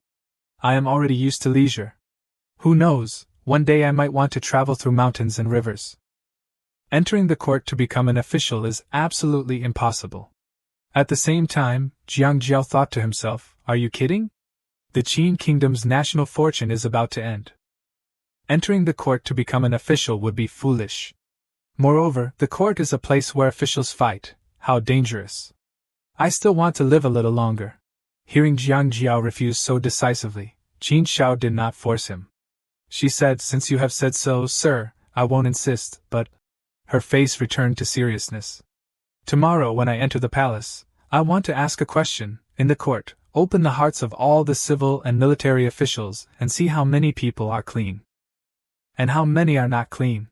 Jiang Jiao smiled and teased, you are a good master, good or bad, the heart is red, which made Qin Shao angry. Qin Shao seriously said, no matter how the matters will progress, if not for you, this time, our Qin country will have difficulty in passing over these 5 years. Because of this, the corruption this time let me see clearly, and will be seriously investigated. I will find Grand Tutor for assistance on this. While Qin Shao was talking, Jiang Jiao wasn't paying attention to him and concentrated on his own thoughts. After passing heavenly tribulation, I must be faster to leave. While thinking, Qin Shao has asked his opinion, what do you think? And make him shock and immediately respond, Master Qin Shao is very correct. Looking at Jiang Jiao's attitude, Qin Shao sighed. It can be seen Jiang Jiao doesn't like court business matters. I have forced Mr. Jiao. I would prepare a reception party later in the day, and hope Mr. Jiao would attend. Jiang Jiao smiled embarrassingly and joined his hand as respect, and thanked Qin Shao. Just when Jiang Jiao left Qin Ao's room, Taoist Choi went in. Just when he went in, Taoist Choi joined his hand to ask, I have met Master Qin Shao. May I ask how is Mr. Jiang Jiao reply? Qin Shao was drinking, and answering, seems Jiao has no intention to work in court, and Taoist Choi follow up, Master Qin Shao, Jiao is an extraordinary individual. It's just the person besides Qin Shao is not showing his abilities, and I don't understand who he really is, hoping that Qin Shao would be careful and aware. Qin Shao took a look outside and said, I understand. Finally night falls, and flowers are blooming around the garden, and make night sky prettier. Dinner party that Qin Shao mentioned earlier has organized. Qin Shao stood at the main position and talk, everyone, let's enjoy ourselves, thank you for helping me. Without sitting in front of the people far away, Jiang Jiao start judging, how is there a lot of people? Here, has 3,500 people, does that mean all of them is the under Master Shao? Jiang Jiao touched his chin, thinking it is not free rice? But definitely, Jiang Jiao cannot avoid socializing. He raised a wine cup politely. This world has talents. And the people across him replied, Master Shao has 3,000 guests. They are in their territory. And Jiang Jiao was thinking, in just following around Qin Shao and enjoying benefits? While enjoying his wine, Jiang Jiao was secretly being happy. Lots of people is good. Because then I would depend on Qin Shao and go past the heaven, but I have to finish everyday task. It is enough. And after drinking and eating happily, Jiang Jiao sleeps soundly on bed. In between, a blood-red color aura, entering closely to Jiang Jiao. The small aura, go close to Jiang Jiao and infiltrate him. At the moment, Jiang Jiao heard a call, little immortal, he start opening his eyes slowly. But currently he is not on bed anymore. Looking at surrounding and cloths make him confusing, am I dreaming, or woken? Suddenly there is a weird object make him shock and ask who. When he saw clearly at the dragon in start that he saw when he entered. The dragon thought to itself, this person is called Jiang Ju. His cultivation level is unknown, but he must have escaped from the hands of the heavenly demon lord. At the same time, Jiang Ju was also thinking, so it really did have its eye on me back then. It wasn't just my feeling. Now it's entered my dream to find me? The dragon had no malice and calmly said to him, "Sir, please don't be alarmed. I am the national fortune of the Qin kingdom transformed, not an evil spirit." Jiangju wasn't panicked either. He simply asked, "Does Yulong have any business entering my dream?" The national fortune of the Qin kingdom slightly lowered its head and said, "I still hope that the gentleman will agree to my request." This made Jiangju truly curious. After that, Jiangju clasped his hands and said with a smile, "I am just a cultivator in the mountains. How could I possibly be favored by the fortune of a nation?" The red dragon didn't pay attention to Jiangju's refusal. The dragon said, "Sir, you are too modest. That day on the Yuhua River, you acted on behalf of heaven to punish the tortoise demon on the Yuhua River. I saw it with my own eyes. It's not that I deliberately peeked, it's just that within the territory of the Qin kingdom, I can know everything. Sir, please don't blame me." When Jiangju heard what the red dragon said, he waved his hand, "It's all right, it's all right." During that time, the national fortune of the Qin kingdom was still bowing its head. "Speaking sincerely, sir, you are a person of great merit. I also see that you are extraordinary. I have come here presumptuously to ask for your help." Jiangju thought to himself, "This Qin kingdom's national fortune sure knows how to praise people." At that moment, the national fortune also had its own thoughts. This Mr. Jiang has countless threads of karma on him. Everyone related to him is exceptionally lucky. But this person himself has no karma, is not within the three realms, jumps outside the five elements, and has the appearance of an immortal. Once again, the red dragon lowered its head even further, uttering pleas from the bottom of its heart. "If the gentleman does not take action, I fear that the Qin kingdom will soon fall. Please divine for the people of the Qin kingdom." Jiangju was extremely embarrassed and waved his hand. "You're asking me for help, but how can I help?" The national fortune said the Qin kingdom's poverty is all because that demonic concubine entered the palace, bewitching the mind of the ruler. Jiangju asked, "What is the origin of that demonic concubine that she can shake the foundation of a nation like this?" "That demonic concubine comes from the 10,000 demon kingdom, and is a jade stone that has become an elf." Jiangju was quite surprised. "The 10,000 demon kingdom? And damn it, my future child with the heavenly demon lord Tu Shanlan is probably looking for me everywhere now. Forget it, I won't think about that anymore." Jiangju continued to ask, "What is the cultivation level of that demonic concubine that even your national fortune can't do anything about it?" The red dragon replied, "She came to the Qin kingdom to undergo her heavenly tribulation." Speaking of this, Jiangju's expression unconsciously became more serious. Cultivation is about defying the heavens, about experiencing all kinds of tribulations. And it's even harder for demon clans to cultivate than ordinary people. They have to undergo two heavenly tribulations, the earthly fiend and the heavenly gang. A demon cultivator who can endure to this level must have strength comparable to a human all-rounder, not a small foundation establishment stage 8th grade cultivator like me can mess with. The national fortune closed its eyes and said, "I also know that the gentleman is in a difficult position. I don't require the gentleman to eliminate the demon. I just have one other thing to ask of the gentleman." Jiangju thought to himself, "With the red dragon in my dream, I don't know how to leave this dreamscape. I can only listen to what it has to say." Jiangju said, "What exactly is it? Just say it." "But my strength is truly shallow. I'm afraid I can't help you." The national fortune still replied with a sincere attitude. "Only the gentleman can help me with this matter. The current ruler has long lost his morality. I know the gentleman is skilled in the 8 trigrams. I respectfully ask the gentleman to choose another wise ruler for the Qin kingdom. I will give these 2 items to the gentleman."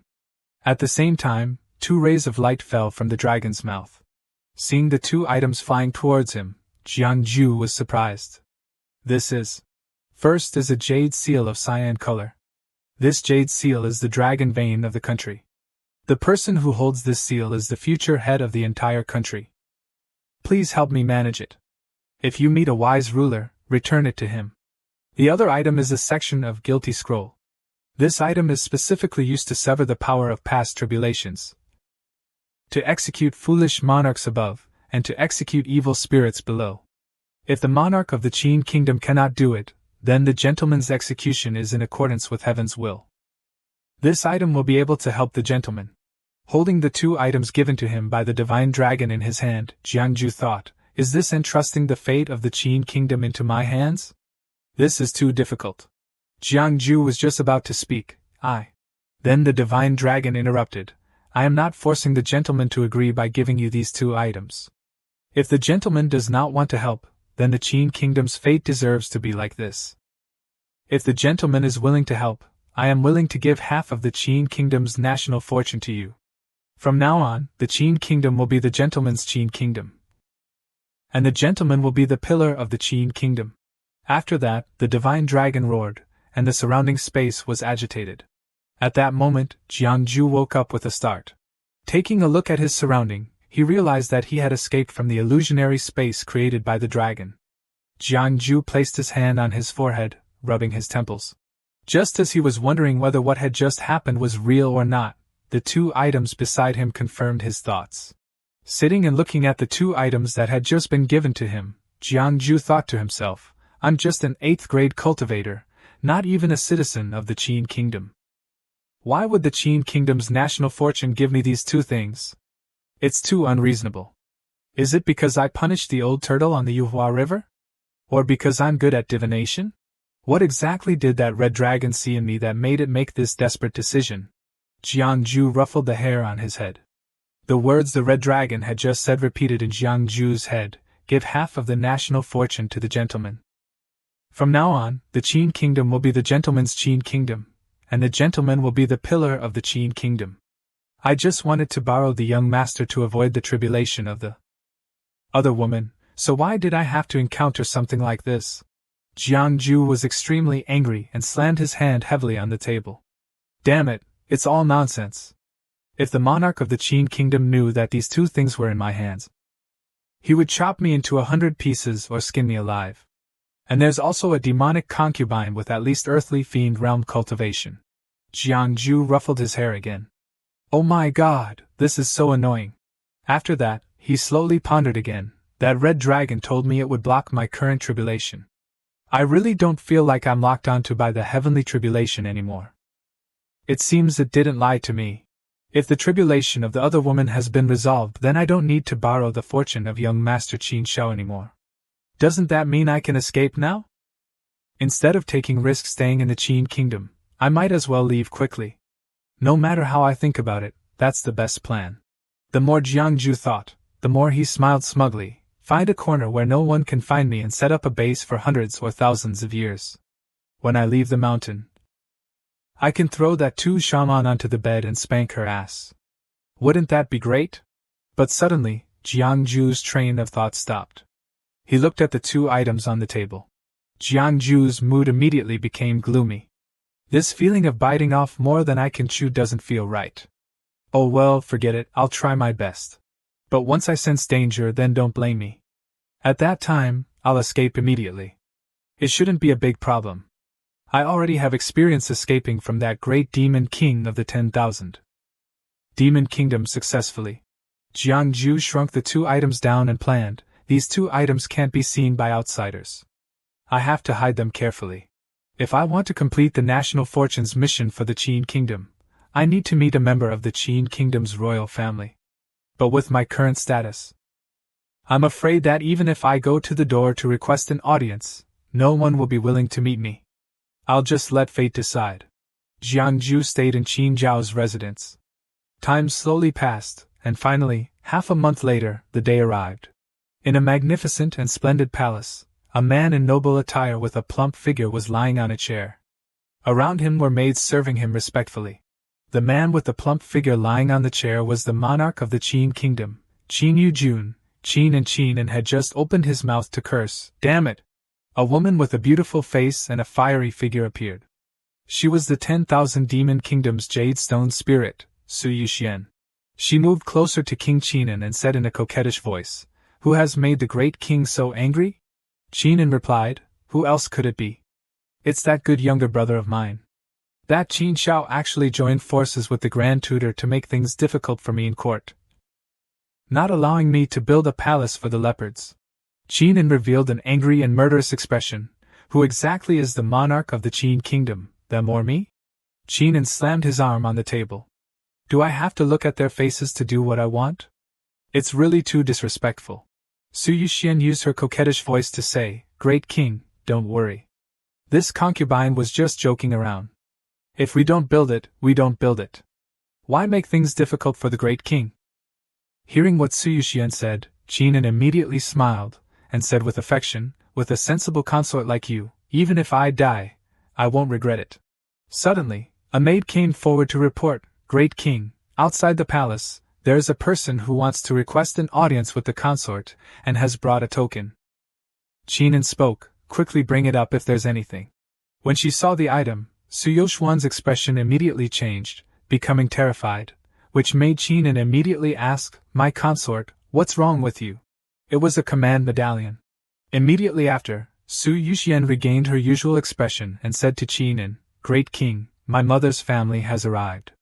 This concubine will be back in a while. Qinin waved his hand happily, Oh, hurry up. After that, Su Yuxian returned. When she saw the person standing in front of her, she immediately knelt down respectfully and said, Su Yuxia greets Sword Xianjun, my lord. That Sword Xianjun repeated softly, Sword Xianjun? It's been a long time since I've heard that title. There is no Sword Xianjun in this world anymore, only the close guard under the command of the Heavenly Demon Lord, Qin Jiannu.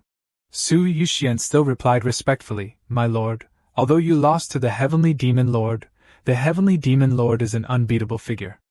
Although my lord failed, your glory and prestige are still evident. This concubine has long admired you. Today, meeting you has made me feel flustered. I just don't know why my lord is looking for this concubine. Jiannu said, Since ancient times, the two demon clans have taken the Jinsha River as the boundary and signed a treaty of non-aggression. Now that I have entered the Qin kingdom, I have violated the treaty. I fear that the Heavenly Demon Lord will order me to return. If that happens, I will not be reconciled. Now that I have reached the tribulation of earthly fiend, only absorbing the fortune of this dragon vein is a shortcut to overcome the tribulation. Otherwise, I will definitely die. I cannot leave. Seeing Su Yoxuan's worried expression, Jiannu said, Don't worry too much. You have not yet entered the eyes of my lord.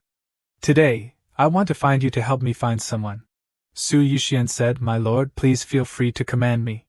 If the person my lord wants to find is within the territory of the Qin kingdom, even if this concubine has to turn the Qin kingdom upside down, I will find him for you.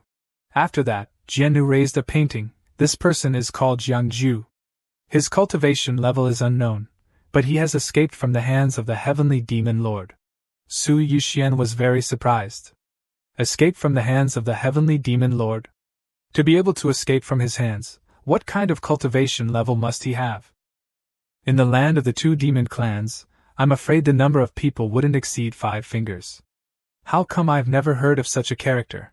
Seeing Su Yoxuan's terrified expression, Jiannu said, He borrowed the sun and moon lake of the Dragon King's palace. His own strength may not be that high. Su Yuxian breathed a sigh of relief. So that's how it is. The Dragon King's Sun and Moon Lake is the most senior demon clan sage in the 10,000 Demon Kingdom. People often compare him to the Heavenly Demon Lord. It's just that it's impossible to compare who is stronger and who is weaker. Anyway, he doesn't compete for power and profit. This Jiangju can have his blessing. His relationship with that old dragon must be good. How weak can someone who can associate with such a character be? Although this person's cultivation level is not clear, he has some tricks and supernatural powers. This painting may not necessarily be accurate. Perhaps he knows how to disguise himself. It's very normal to travel in the world. Su Yuxian asked, My lord, do you have the divine sense imprint of this person? The appearance and figure of a cultivator can all be changed. Only the divine sense imprint is unchangeable, unless he changes all 7 souls and 6 spirits. Jiannu replied, I don't have it. However, this person knows very well about the affairs of the 4 directions. When divining for others, he once hung up a comment. Only talking about hidden things, not talking about mediocre things. Su Yuxian asked in confusion, My lord, is that all? Jiannu closed his eyes and replied, Yes, that's all. Su Yuxian thought to herself, How can I find someone with just this information? Although there is a painting, There are as many disguise spells as hairs on an ox. Every cultivator knows them. As for that comment, it's even more like a joke. What if that diviner changes to someone else? The only useful information is really just that the other party is a diviner. Skilled in drawing lots. Su Yuxian said with a smile, this concubine understands? I will definitely do my best to find him. Then she thought to herself, based on this information, wanting to find the other party is really like finding a needle in a haystack. After I send this great god away, I'll just pretend I didn't hear anything. After that, Jiannu said, if you can find this person, my lord has agreed to promise you a quota in the 10,000 demon abyss. Su Yuxian said happily, my lord. Is this true? Jiannu affirmed, my lord said it himself, how could it be a joke?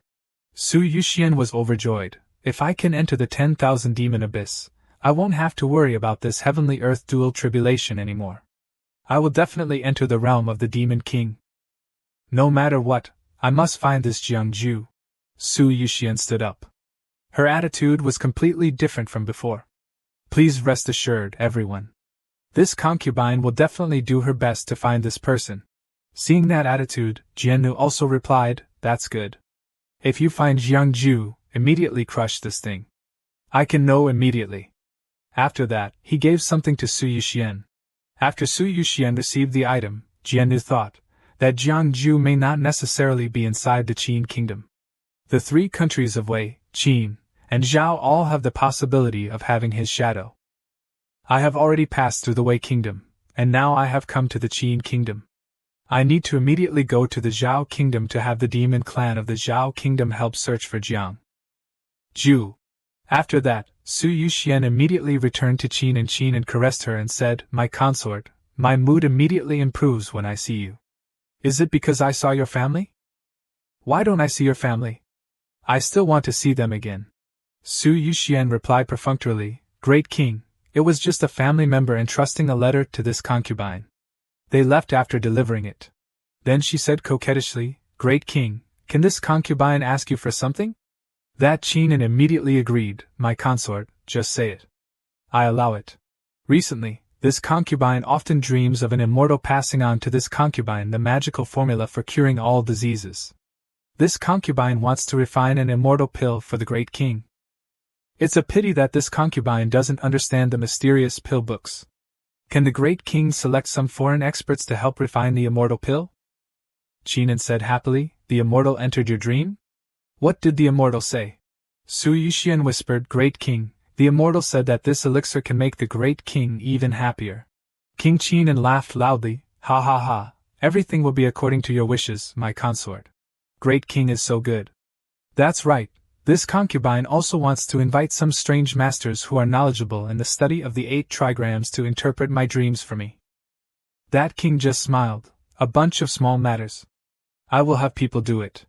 Turning to Jiangju, he was now taking his tools to the street and thinking, if today passes peacefully, it would be good if those guys who order meals would buy the compass and chessboard again. I'll find a suitable place, set up a stall, and tell fortunes for the passers-by. I originally thought that there were many people in young Master Zhao's residence, and 3 meals a day would be enough for me to last half a year. I didn't expect that in just a few days. Everyone would be afraid of me. But all the people up and down their residence will actually not be able to have a peaceful death in the future. I told the truth, can I be blamed? People nowadays really can't stand a beating. Do those strong men really dare to face the dark side of people's lives? It seems that among the people beside young Master Xiao, there isn't a single strong man.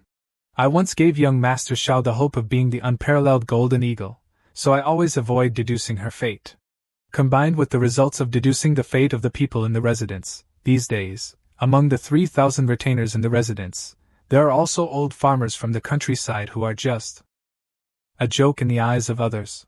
But I'm afraid this is young Master Zhao's deception. Among these retainers, she hides some talented oddballs. Hiding these people cannot hide from my eyes. In that case, it seems that this young Master Zhao's calculations are not small. It's just that her unparalleled golden eagle seems a bit. An eagle is a bird, and a dragon is the leader of scaled insects. How can an eagle transform into a dragon? Looking at the fate of everyone in her residence, alas, the future is not optimistic. Now that I am no longer the outstanding little tribulation, should I leave? Walking and thinking, Jiangju finally found it. Good luck, this place has a lot of people but no one in the same profession.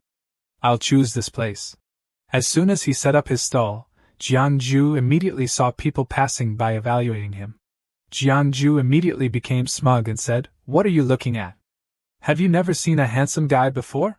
A person carrying sweet potatoes passed by and said kindly, "Little Taoist priest, quickly pack up your stall. This place isn't good." Jiangju called him to stop and asked, "Grandpa, why are you saying such words?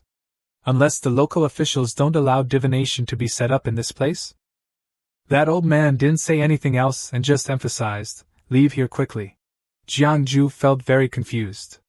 What exactly was going on? Sure enough, someone came. It was a government soldier.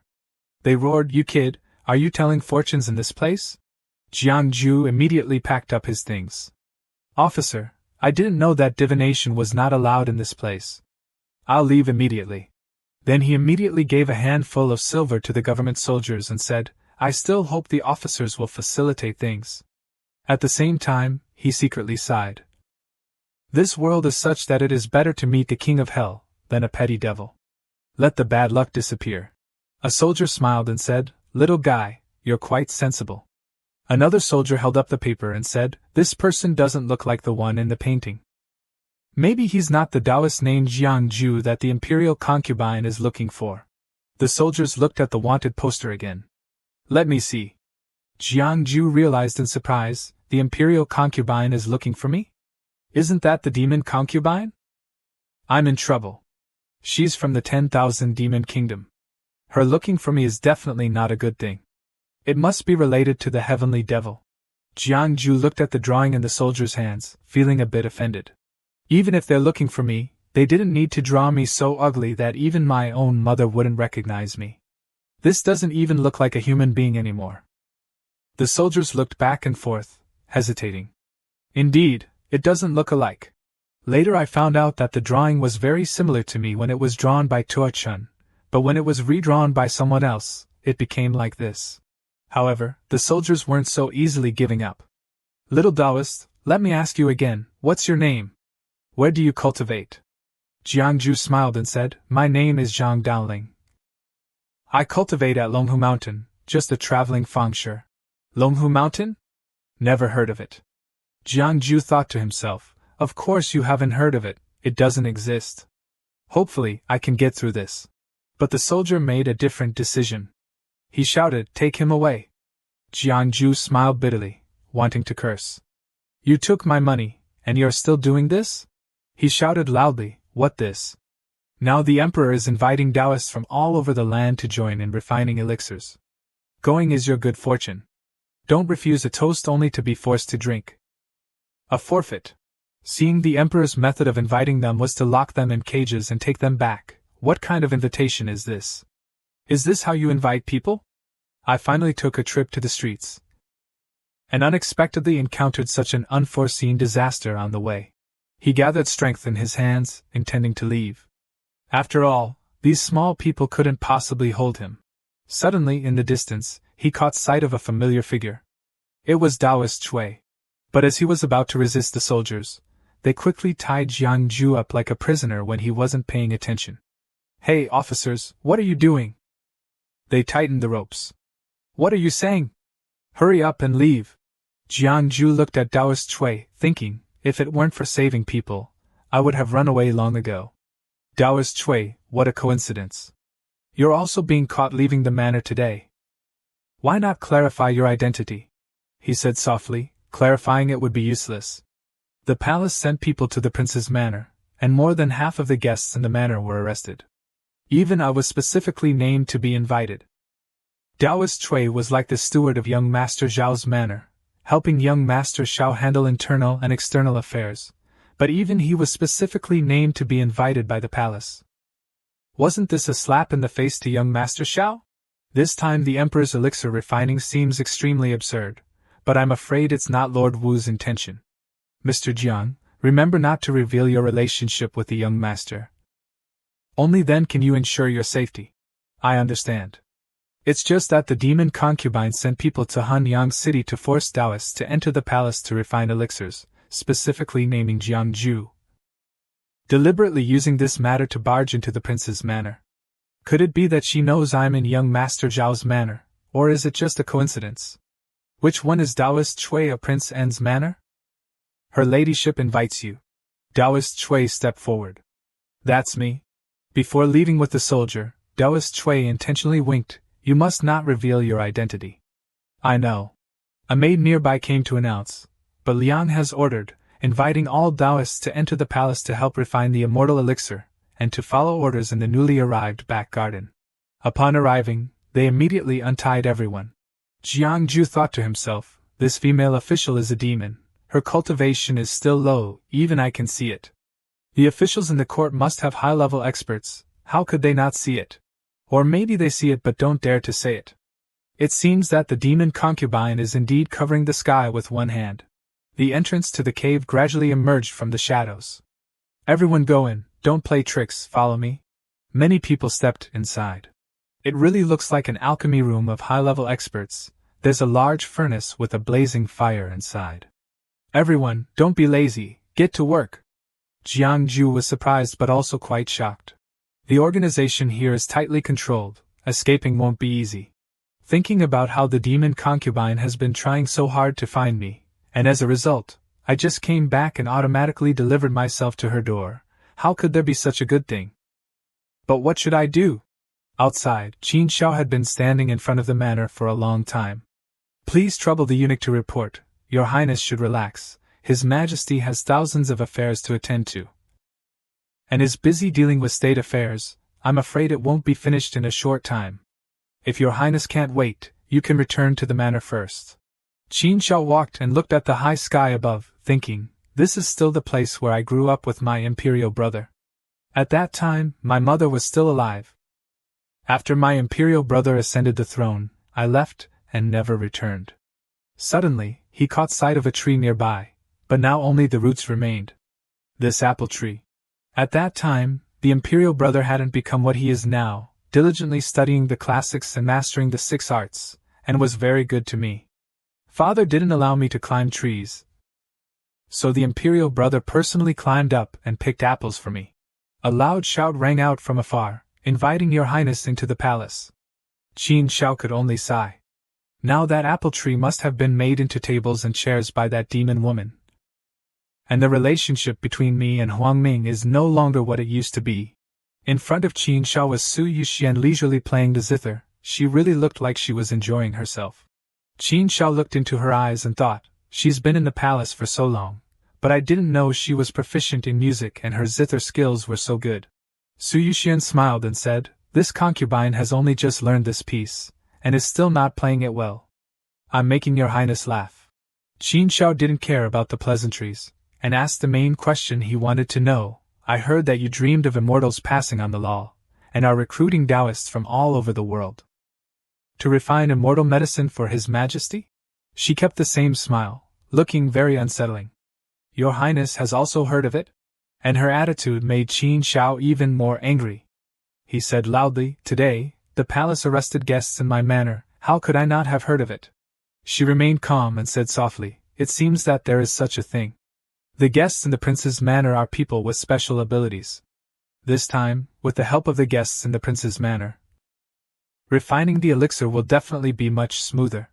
That Cui Daosher next to your Highness, by you true man's reputation connects to Tianyin. This concubine has also heard of it. A 5th-grade Chuxian realm cultivator. Even if you search the entire Qin kingdom, it's difficult to find someone like that. This made Qin Shao even more curious about her. Even few of his own guests knew about Taoist Chui's identity. How could she have found out the situation? Su Yuxian held out her hand, happily welcoming him, inviting you to listen to a new performance.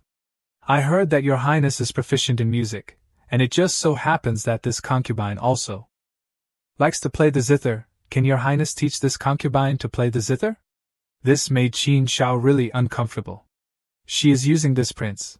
She was increasingly disregarding a prince, completely mocking his reason. Why does your Highness say that? This concubine is humbly asking for your guidance. Maybe if this concubine is in a good mood, I'll release the people. Qin Shao asked back, You will really release the people? She completely agreed, if your highness teaches me. This concubine will release by you true man and others. Qin Shao had nothing else to say, he would do whatever she needed to see what tricks she was playing. He decisively said, Someone come? But Qin Shao also felt that something was wrong here. He called for someone, but no one answered. There wasn't a single person in this palace except for him and Su Yuxian. According to Su Yoshuan's plan, she invited him to use her zither in a way that made others' heads hurt. Your Highness, don't be shy, and there's no need to ask the servants to bring the zither over. This zither of mine is the famous phoenix tail. How can ordinary zither have such a tone? Very well, then this prince will go inside. He pretended to be very eager. What was she trying to do with this expression? But there was nothing to be afraid of. On the other hand, Su Yuxian thought he easily fell for it. Is he really upright, or has he long been moved by me, hoping for this? Qin Shao sat down at the zither table, and Su Yuxian didn't hesitate to touch him from behind. She put the sheet music around his neck. Here's the score. But Qin Shao had long felt that she had a problem, and pushed her away forcefully. You Qin Shao suddenly saw 3 Su Yuxians in front of him. It seemed that she had done something to him. He collapsed on the table, and Su Yoshuan's face revealed her scheming. She lifted Qin Zhao's chin. The virtuous prince doesn't need a little seductress like you. If this concubine didn't prepare, how could I lure you over here? There is also amorous incense in this incense. Burner, I'm not afraid that you won't be moved. So she just wanted to conquer the prince who never approached women. She looked at Qin Zhao's face for a while. Really handsome. It's just a pity that you've made things difficult for me everywhere. I'll whisper in your brother's ear. He won't be willing to kill you. This time let me help him. Su Yuxian lifted Qin Shao up, suddenly realizing that he was a little light. Why is he so light, just like a woman? She put Qin Shao on the bed, wanting to touch his body. I heard that the virtuous prince doesn't get close to women, then isn't this my chance? When she opened his clothes, the truth unexpectedly hit Su Yuxian in the face. She widened her eyes. Damn it, he's actually a woman. How can it be a woman? I originally wanted to seduce him, and even if I didn't succeed, I could frame him, and when the opportunity comes, I'll have consort Qin Wu kill him. But what to do now? Qin Wu definitely knows he's a woman. I can't use the current method to frame him, but how can I give up? Su Yuxian looked at Qin Shao on the bed. Don't think that I can't deal with you like this. Someone come! A maid slowly stepped out and bowed. What are your orders, your ladyship? The uglier, the more disgusting, the better. Yes, your ladyship. Perhaps her intention was to find a disgusting old man to humiliate Qin Shao. Jiang Ju in the prison thought, according to what Daoist Cui said, this time many guests from the prince's manor must have been arrested. But I didn't meet many of them on the way here. It seems that they are not in prison here.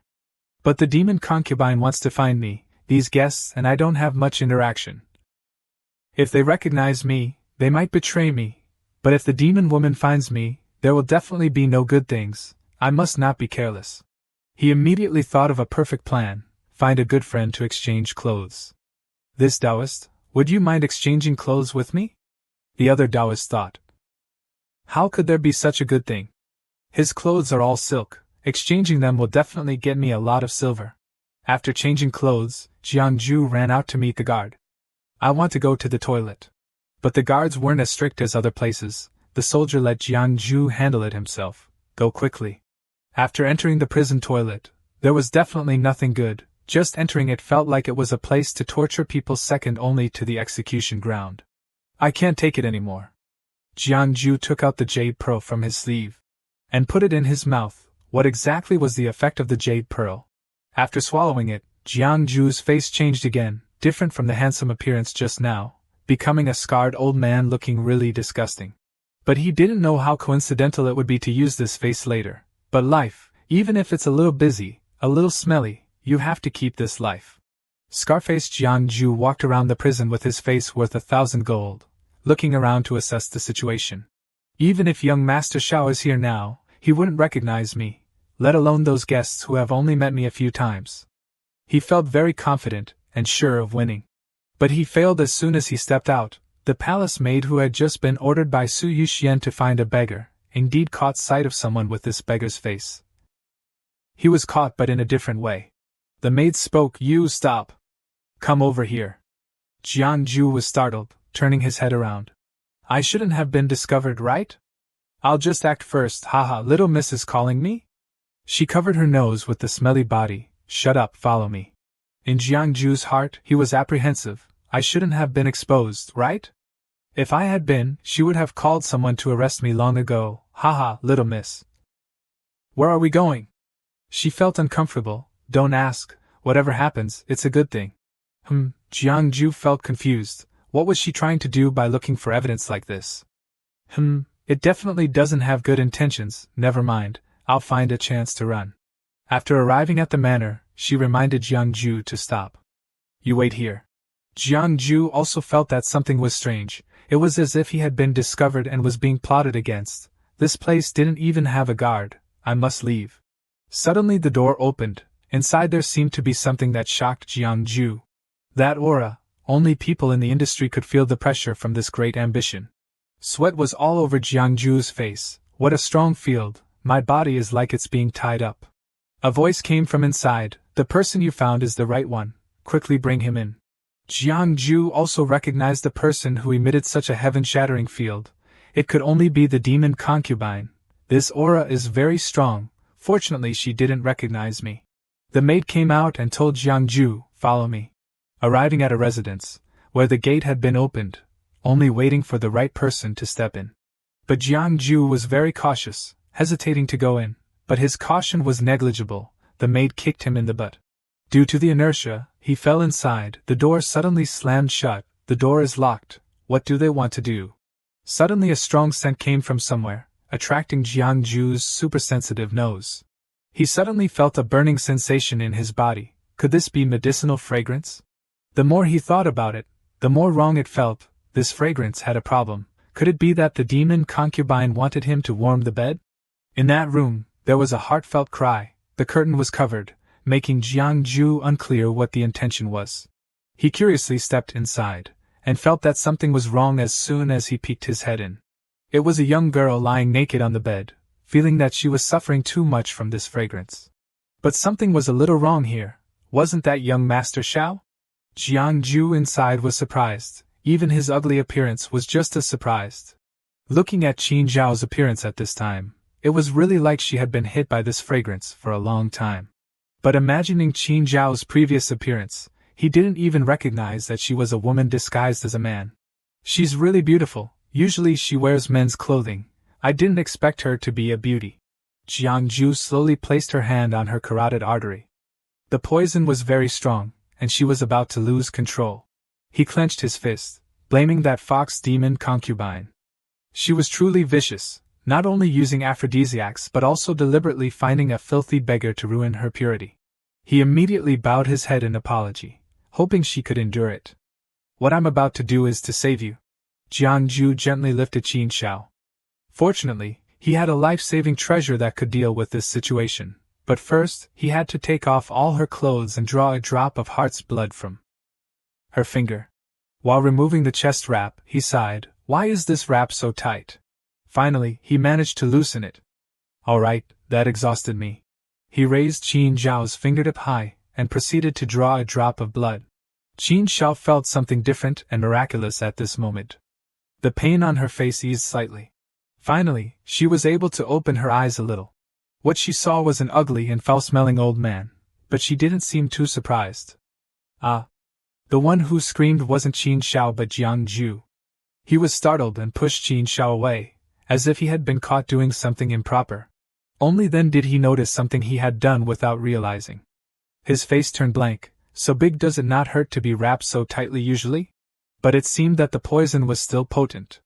Qin Zhao took the initiative to embrace Jiangju in her ugly state, as if the poison was very strong. She raised Jiangju's chin and whispered, come on.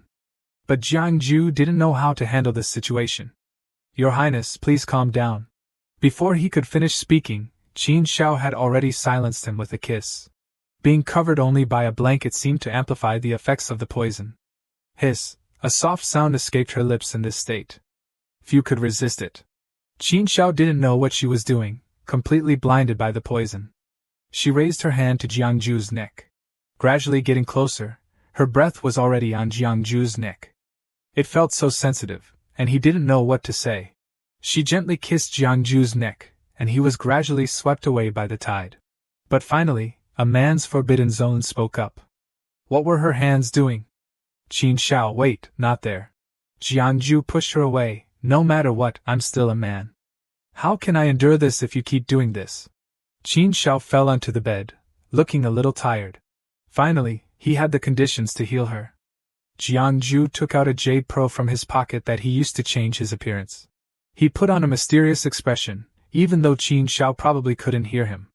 Your Highness, this is gu poison Miaojiang, given to me by a good friend. It grows in the border palace, so its toxicity is very strong. It cannot be resolved by anyone below a 4th grade Qianquan realm expert.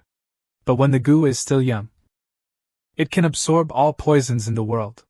I will use this gu poison to resolve your love poison. Jiangju lifted her up again.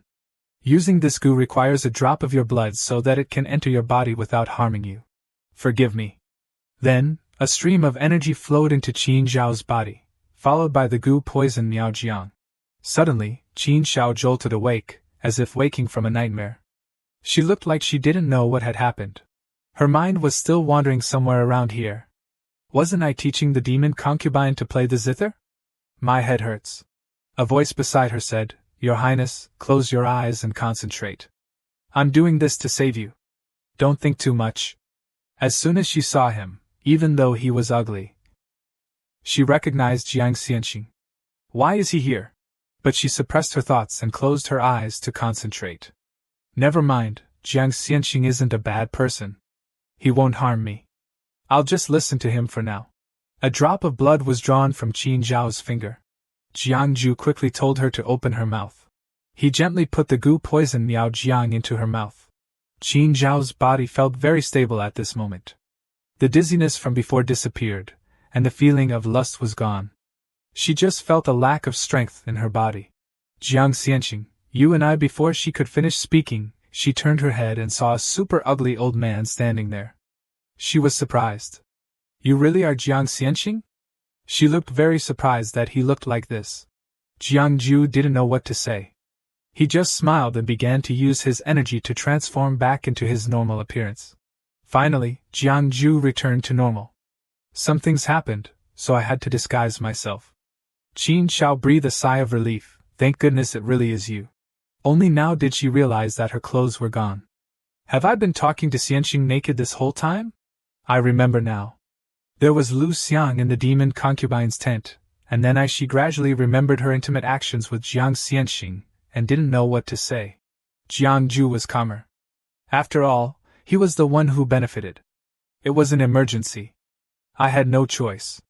Even if your Highness wants to be angry, you have to leave here first, and then question me.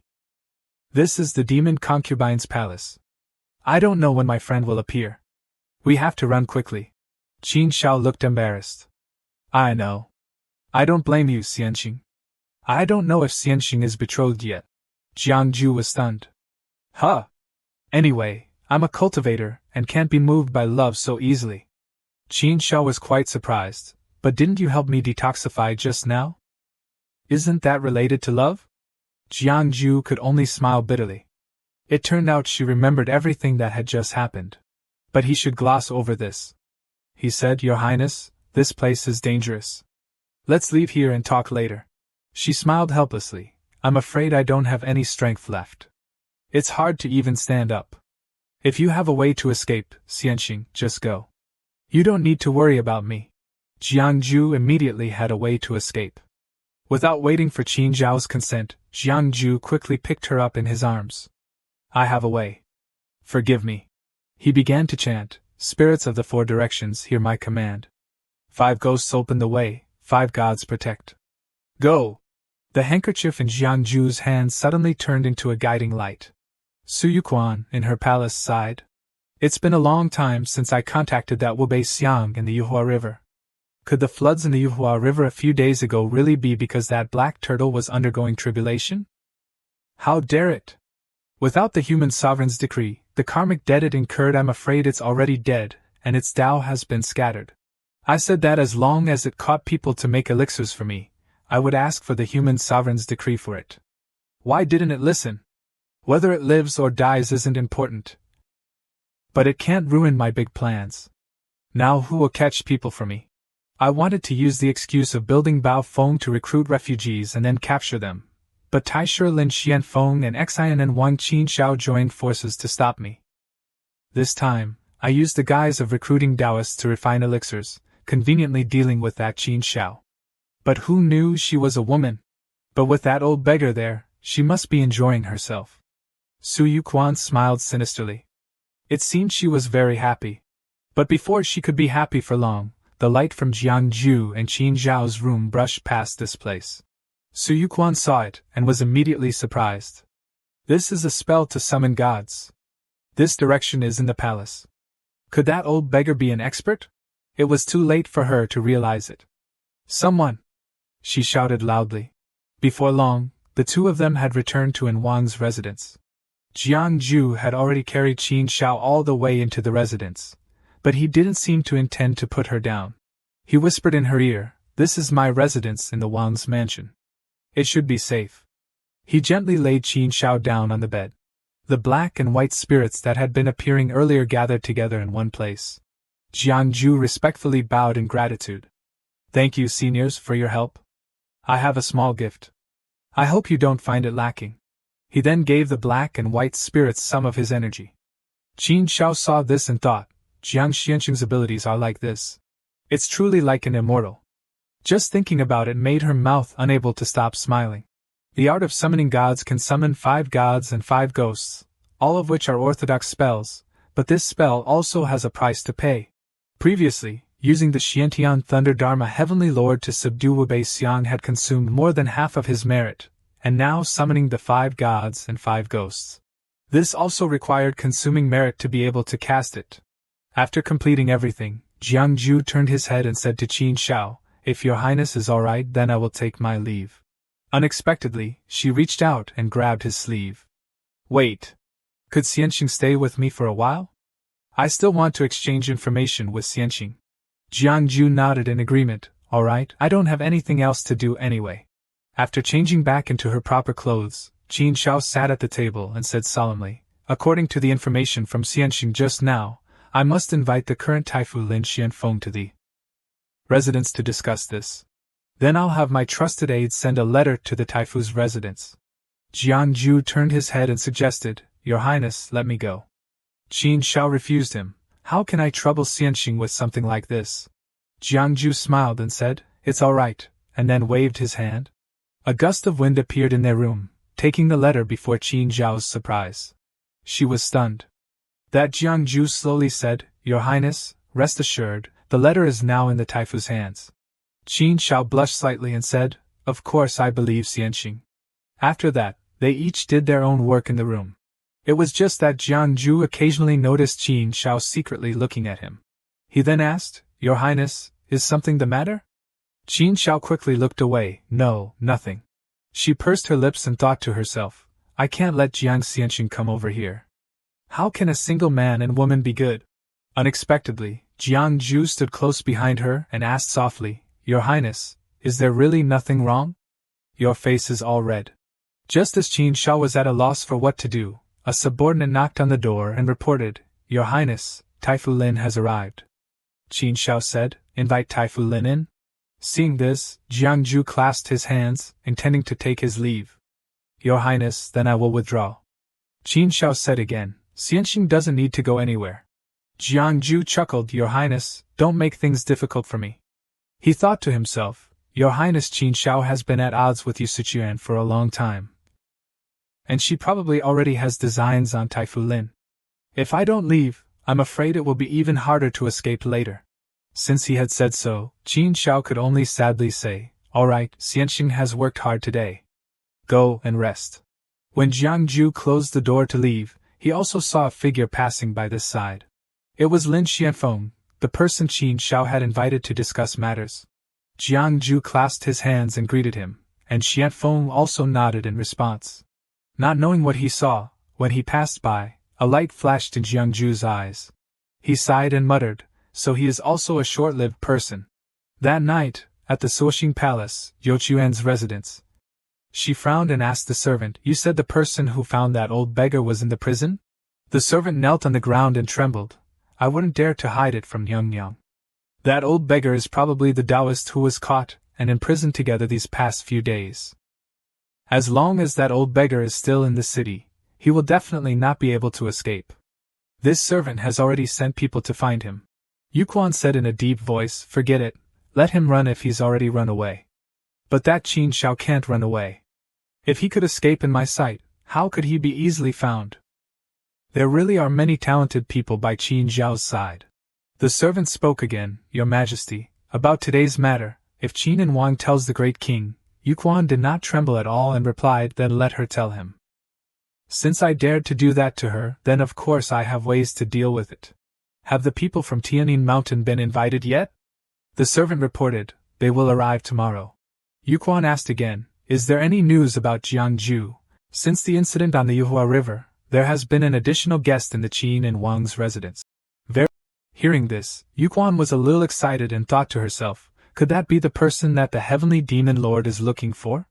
By Qin Zhao's side. The next morning, at the Anwang residence, the gatekeeper saw Jiang Jiao coming out and cupped his fist in salute. "Greetings, Mr. Yu." Jiang Jiao smiled and replied, "I'm visiting a friend. I'll be back when I'm done." The gatekeeper was very puzzled. Visiting a friend? He also saw Jiang Jiao carrying large and small bags. He thought to himself, guests who return from the palace are often frightened, packing their things and leaving in the middle of the night. Could it be that he also wants to leave? But the Wang Ye has ordered that Jiang Xianxing must not be troubled. So he could only cup his fist in farewell. "Then, mister, please take care on your journey." Jiang Jiao also waved his hand. Okay, goodbye, young brother." The gatekeeper watched his figure disappear into the distance, feeling regret in his heart. Jiang Xianxing was favored by the Wang Ye. Is even he abandoning the Wang Ye?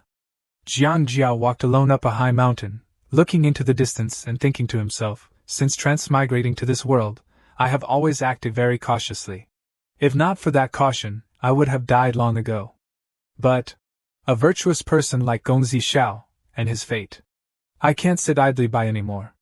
Thinking this, he took out a knife, cut off a lock of his hair, and then began to cast a spell. For 3 days I take the knife as my master. In myriad dharmas, I take incense as the head. Today, I take 3 sticks of merit incense. I earnestly pray to the spirits of the 4 directions, the wandering souls of the 6 directions, to transmit the order to the immortals of Tianan Mountain. Enter Xianyang of the Qin dynasty. If you agree, please move the incense. The incense sticks were inserted, and the ritual was complete. He smiled, sensing something from behind. It's here. Whether it's a passing monster, a god, or a wandering ghost, please manifest.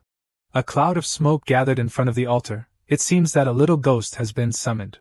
Jiang Jiao raised his voice and asked the wandering soul, "Listen up, help me deliver this message to Tianan Mountain. This incense offering will be yours." The little ghost was overjoyed, greedily absorbing the incense smoke.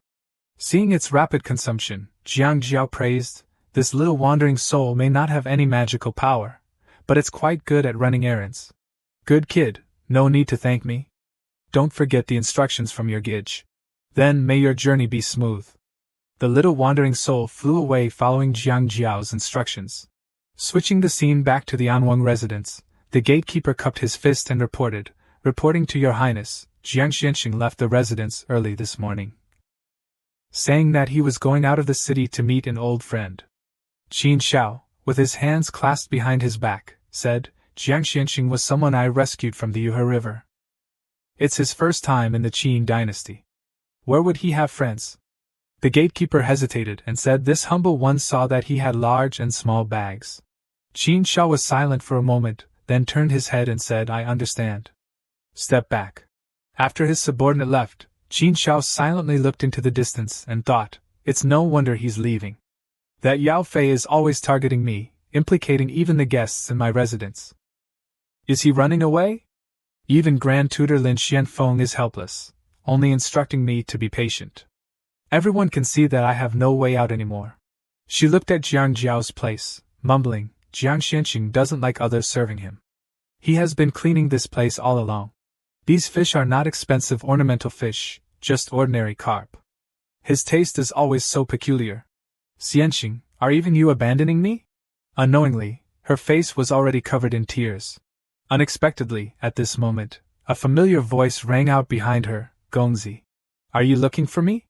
Jiang Jiao appeared behind her, asking with a smile. Qin Xiao was extremely excited and rushed over to ask him, Xianqing, why are you still here? Jiang Jiao asked in surprise, what are you saying, Gongzi? Isn't my being here arranged by you? Could it be that you don't want me to stay anymore?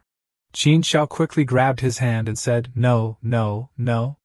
Xianqing can stay in this courtyard whenever you want. Seeing her holding his hand tightly and not letting go, Jiang Jiao scratched his head awkwardly. Gongzi, outsiders might think you're holding a thief. Qin Xiao quickly released his hand. I'm sorry. In the blink of an eye, it was evening. In the study, Qin Xiao poured tea for Jiang Jiao while saying, I heard the gatekeeper say that Xianqing went out to meet a friend. I thought, did Xianqing meet that friend on this trip? Jiang Jiao picked up the teacup and replied, Not yet, but I did meet a messenger who helped me send a few words to that friend, inviting him to the residence for a chat. Qin Xiao asked in surprise, Come here? I wonder what kind of person your friend is. Suddenly, a strong wind rose outside. The ground in the room also began to shake. She asked suspiciously, What's going on? The whole room is swaying. Jiang Jiao calmly shook the tea in his hand. Don't be afraid, Gongzi. It's just that person has arrived. Qin Xiao was completely bewildered. Who has arrived? Jiang Jiao mysteriously said that, of course, is an old friend. Outside the door, a huge black shadow appeared. Qin Xiao turned her face and said, There seems to be something outside. Let me go and see. Then she quickly opened the door. Jiang Jiao smiled and asked, Well, what did you see, Gongzi? Qin Xiao hesitated. It seems to be a cat. Oh, it went in on its own. Seeing the cat enter, Jiang Jiao waved his hand cheerfully and teased, Dada, let me see who that wandering soul invited. It seems this trip wasn't in vain. Long time no see. Don't be so cold. My old friend, Little Mountain Lord. He hugged the cat and rubbed it a few times. Seeing this, Qin Xiao exclaimed, Little Mountain Lord is so cute. Little Mountain Lord scratched Jiang Jiao a few times arrogantly, startling him. Who says it isn't? Gently, please. Qin Xiao then suggested, That's right, let me get some food for Little Mountain Lord. Thank you for your trouble, Gongzi. A few minutes later, Jiang Jiao asked Little Mountain Lord, who was lying sprawled on the table, At that time, I was in Tianan Mountain for half a month, and you avoided me.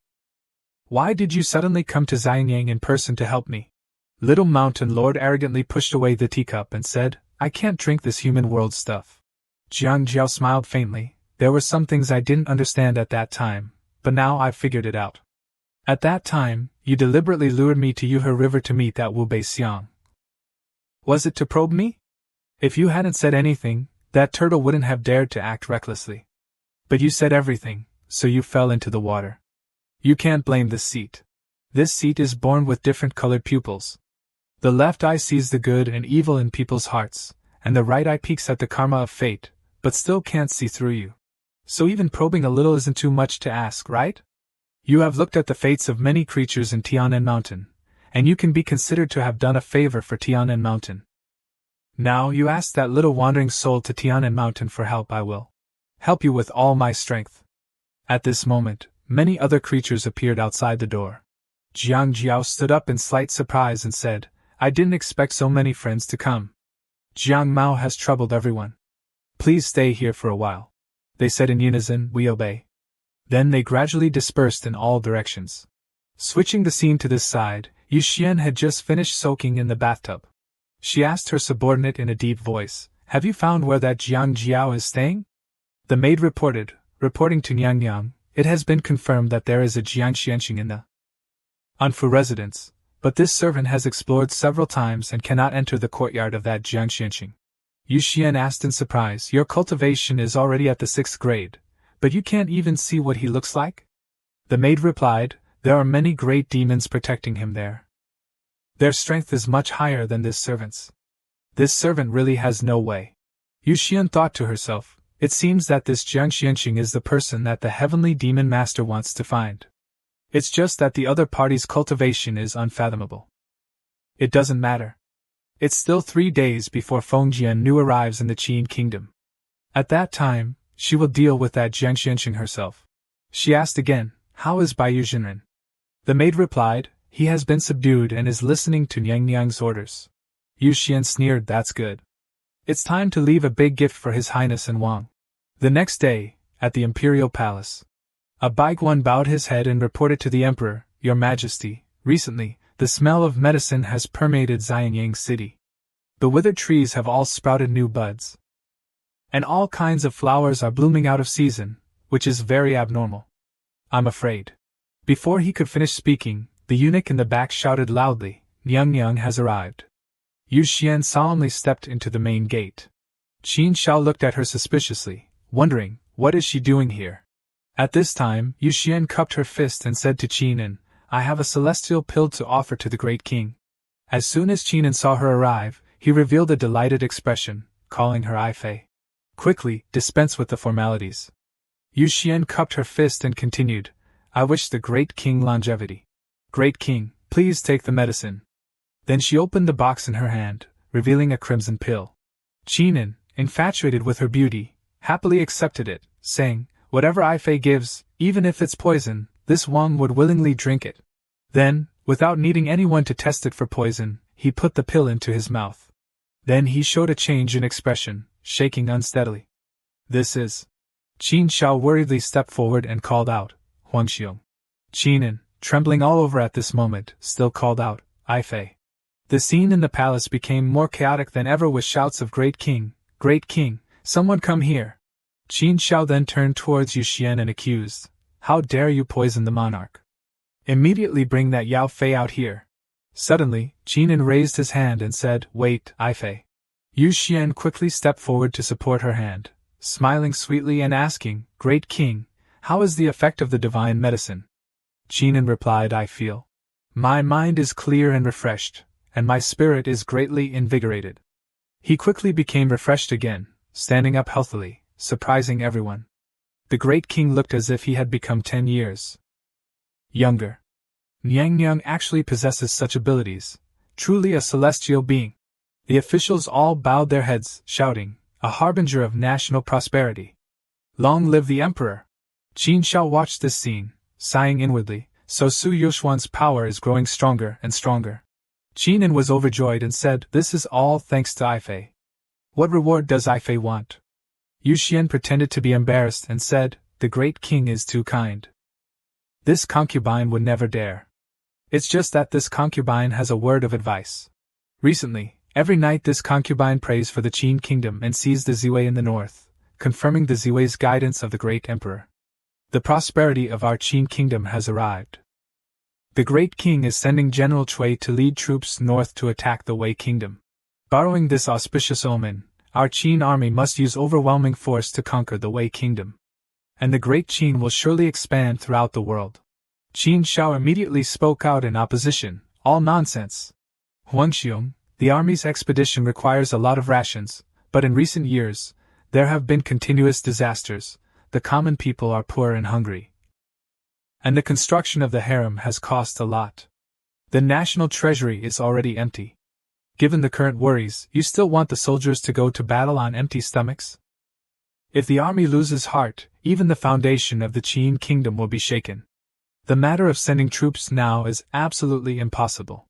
Yu Xian only smiled faintly upon hearing this, and then said with a regretful expression, "This humble concubine is merely relaying the instructions of the Ziwei great emperor.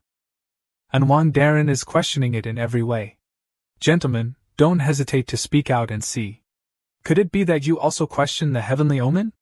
Or are you saying that you also want to accuse this concubine of bewitching the people's hearts?" The group of subordinates all bowed their heads to her in unison. "This humble servant dares not."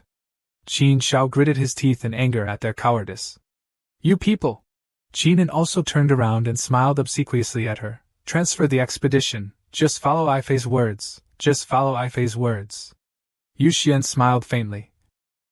"The great king is wise." Qin Shao still tried to persuade him. "Absolutely not, Huangxiong. Qinin, who was already holding the woman in his arms, shouted loudly at his younger brother, Anwang, shut your mouth. This matter is decided by me. Tomorrow, I will order General Cui to immediately attack the Wei Kingdom. Yu Xian pretended to be virtuous in his arms and said, Anwang Darren is only worried about the country and the people. Just for Anwang Darren's sincere heart, I have prepared a great gift for Anwang Yi, a divine medicine. In fact, I have refined 2 pills. She ordered her subordinate to bring up the remaining box of medicine, holding it out to Qin Shao. Oh right, Anwang doesn't know, but Anwang made a great contribution to the creation of this miraculous medicine. Qin Shao stared blankly at her and asked, what does this mean? Yu Xian held it out in front of her, saying, Anwang, please accept this. Qin Shao took it with doubt. What secrets did this elixir hold? Cut to another location. Jiang Jiao was relaxing on the grass, embracing the little mountain lord, enjoying the leisurely time of Shan Qiguang. Suddenly, a faint fragrance wafted over. Jiang Jiao wondered, what's that smell? It's so fragrant. The little mountain lord perked up, assessing, the smell of blood, heavy killing intent. Jiang Jiao, surprised, sat up. Isn't this a medicinal fragrance? Why does the little mountain lord say it's blood and killing intent? The little mountain lord replied, use your eyes to see for yourself. That little lady has arrived. Sure enough, Qin Shao rushed over, panting, and asked, is the gentleman here? Jiang Jiao asked in confusion, Gongzi? What's the matter that has Gongzi so flustered? Qin Shao, holding the box of elixir, replied, it's an urgent matter. She opened the box and said today that Yao Fei gave this to Ben Wang. Ben Wang feels that this matter is a bit strange, so I've come specifically to ask the gentleman to point it out. Jiang Jiao's expression changed when he saw it. Qin Shao continued, she also said that this elixir has something to do with me. Can the gentleman see the reason? Jiang Jiao waved his hand and said, Gongzi should see for yourself. At this moment, strange streams of qi emanated from the elixir. Qin Shao asked blankly, what is this? The streams of qi transformed into countless hands, calling out in eerie voices, Anwang Darren, Anwang Darren. Save me! Save me, Anwang Darren, save me! It's too crowded and hot in the furnace. At this point, Qin Shao could no longer remain calm, covering her mouth and trembling, and accidentally tripped over a tree root behind her. She fell backward, and Jiang Jiao reached out and collected those spirits. He went over to help her up, explaining, just now, those things were unreal wandering souls trapped in this elixir, unable to harm people. Gongzi, don't be afraid. Ordinary people who drink this elixir can improve blood circulation, increase lifespan, and be free from illness and misfortune from now on. However, the process of refining this elixir requires living people as sacrifices, the 7 souls and 6 spirits of the person who made the elixir furnace, and the internal organs to become medicinal residue. It's truly cruel. Qin Shao, now sitting on the ground and trembling, said, I recognize them. Jiang Jiao was surprised and listened to her continue. The faces of those wandering souls just now, many were once retainers of my Fu. They were all loyal and patriotic cultivators, and there were also commoners who lost their homes in the disaster. I once helped them. I'm sorry, it's because I don't have the ability to protect everyone. Now her face was covered in tears, and a sense of guilt surged. Jiang Jiao sighed and then said, silly girl, just shedding tears won't save your people. Qin Shao was stunned when she heard those words. Me, my people? Jiang Jiao nodded. Yes. I think if the Qin kingdom didn't have someone like you selecting talent, how would the female then Vang provide relief and help others? Qin Shao pursed her lips and placed her hand on her chest. My people.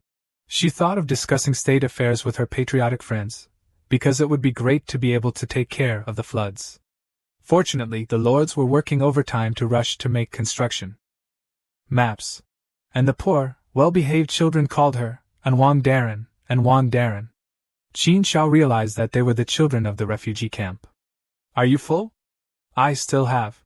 Several children brought flowers and smiled, offering them to Qin Shao, who was very surprised.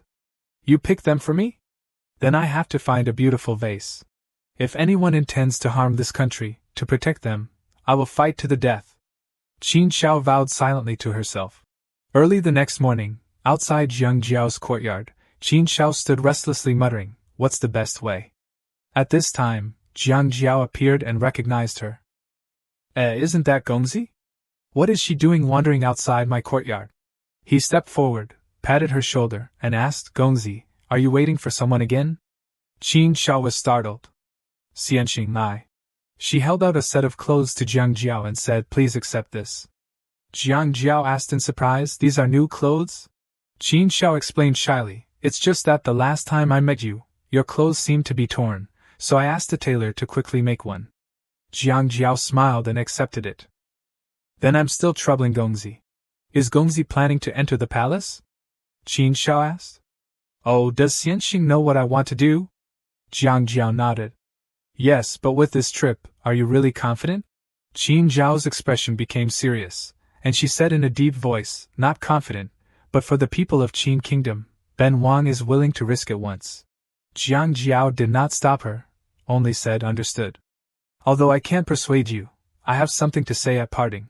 If Gongzi encounters a difficult matter, you can silently recite, Zishao Tian Tai Su Jinjun Gongzi, please remember that.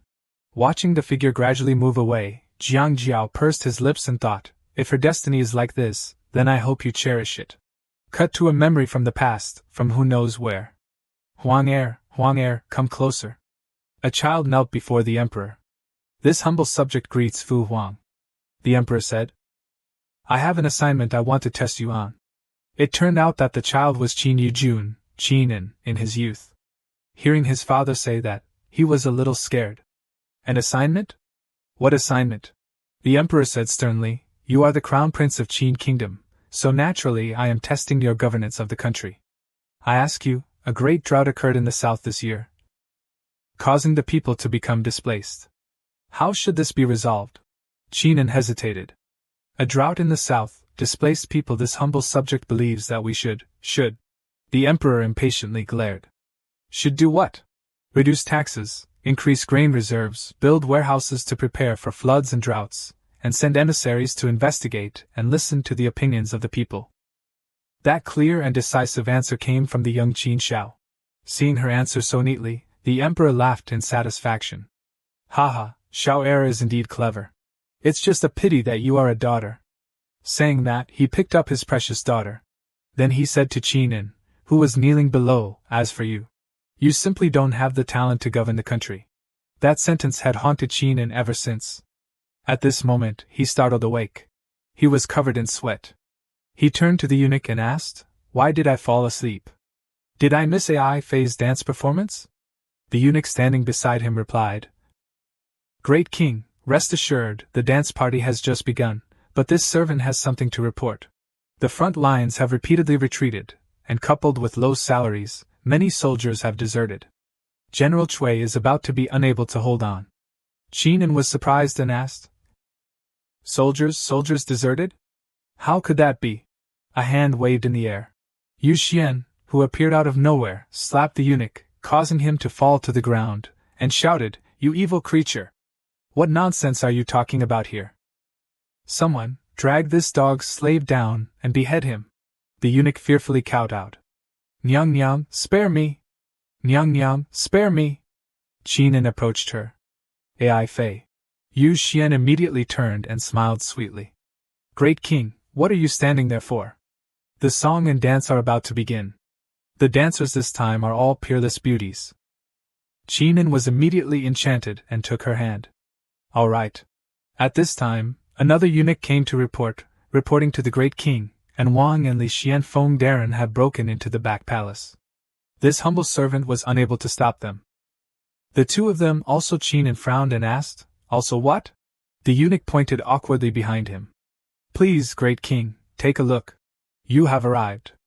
At this time, Qin Shao and 3 other ministers were walking over, wearing white mourning clothes.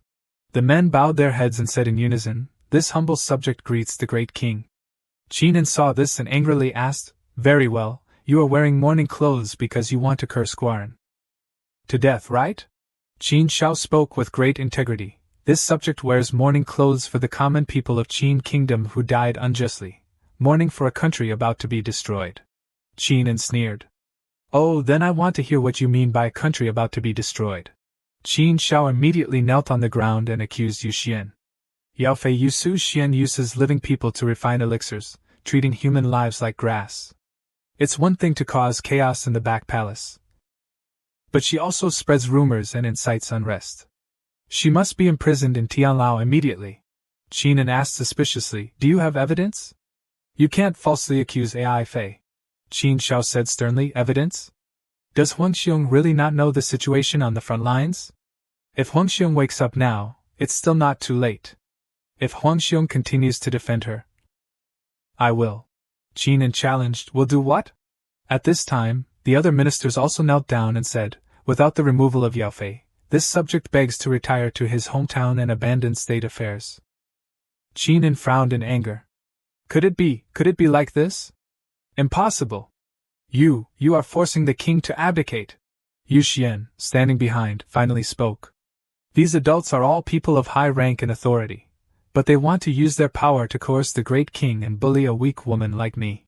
However, I think it may be too late to retire to one's hometown. Recently, this palace has obtained a book.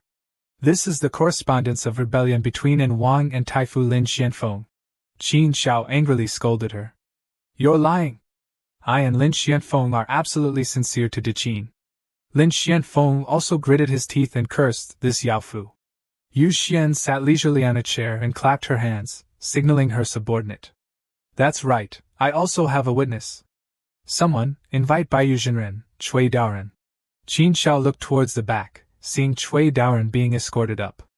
She breathed a sigh of relief. So Cui Daoren is still alive. When he was brought up, Cui Daoren lowered his head and said, "This commoner pleads guilty." Qin Shao has had ambitions for a long time. While in his fiefdom, he accumulated troops, plotting rebellion.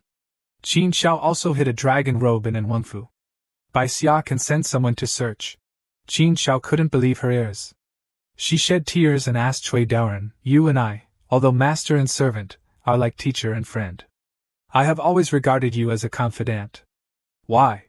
Cui Daoren lowered his head and said, "Dianxia, loyalty and righteousness are difficult to have both." After hearing him say that, Qinan trembled with anger, pointing his finger and questioning.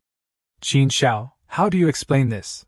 Qin Shao did not show weakness, saying sternly, "Huang Xiong, I said I was framed by Yao Fei. Do you believe me?" At this time, Qinan was only shaking slightly. Then, temporarily imprisoned in Wang and Dali Temple, awaiting judgment. At that time, Xianfeng couldn't help but exclaim, "Qin Yujun, why did Xian Huan give the throne to someone like you?" Yu Xian immediately seized the opportunity and shouted, "Rebellion! Why aren't you arresting these people?" Qin Shao looked worriedly at Xianfeng being surrounded. "Lin Daren." But Xianfeng still said without fear, this old minister is an elder of the 3 dynasties of Qin. "You dare to treat me like this? The hearts of the people and the army are lost. Qin Kingdom is about to die in your hands." Qin Shao stepped in front of Xianfeng and said another sentence to Qin and Huang Xiong. "You simply don't have the talent to govern the country." Qin En's eyes immediately flashed with a hint of resentment. He turned his head to avoid it. "Forget it, Guaran is tired. Ai Fei, take care of all these things." Qin Shao reached out to stop him. Huang Xiong, you can't just leave like that." Qinan continued walking as if he didn't hear the call.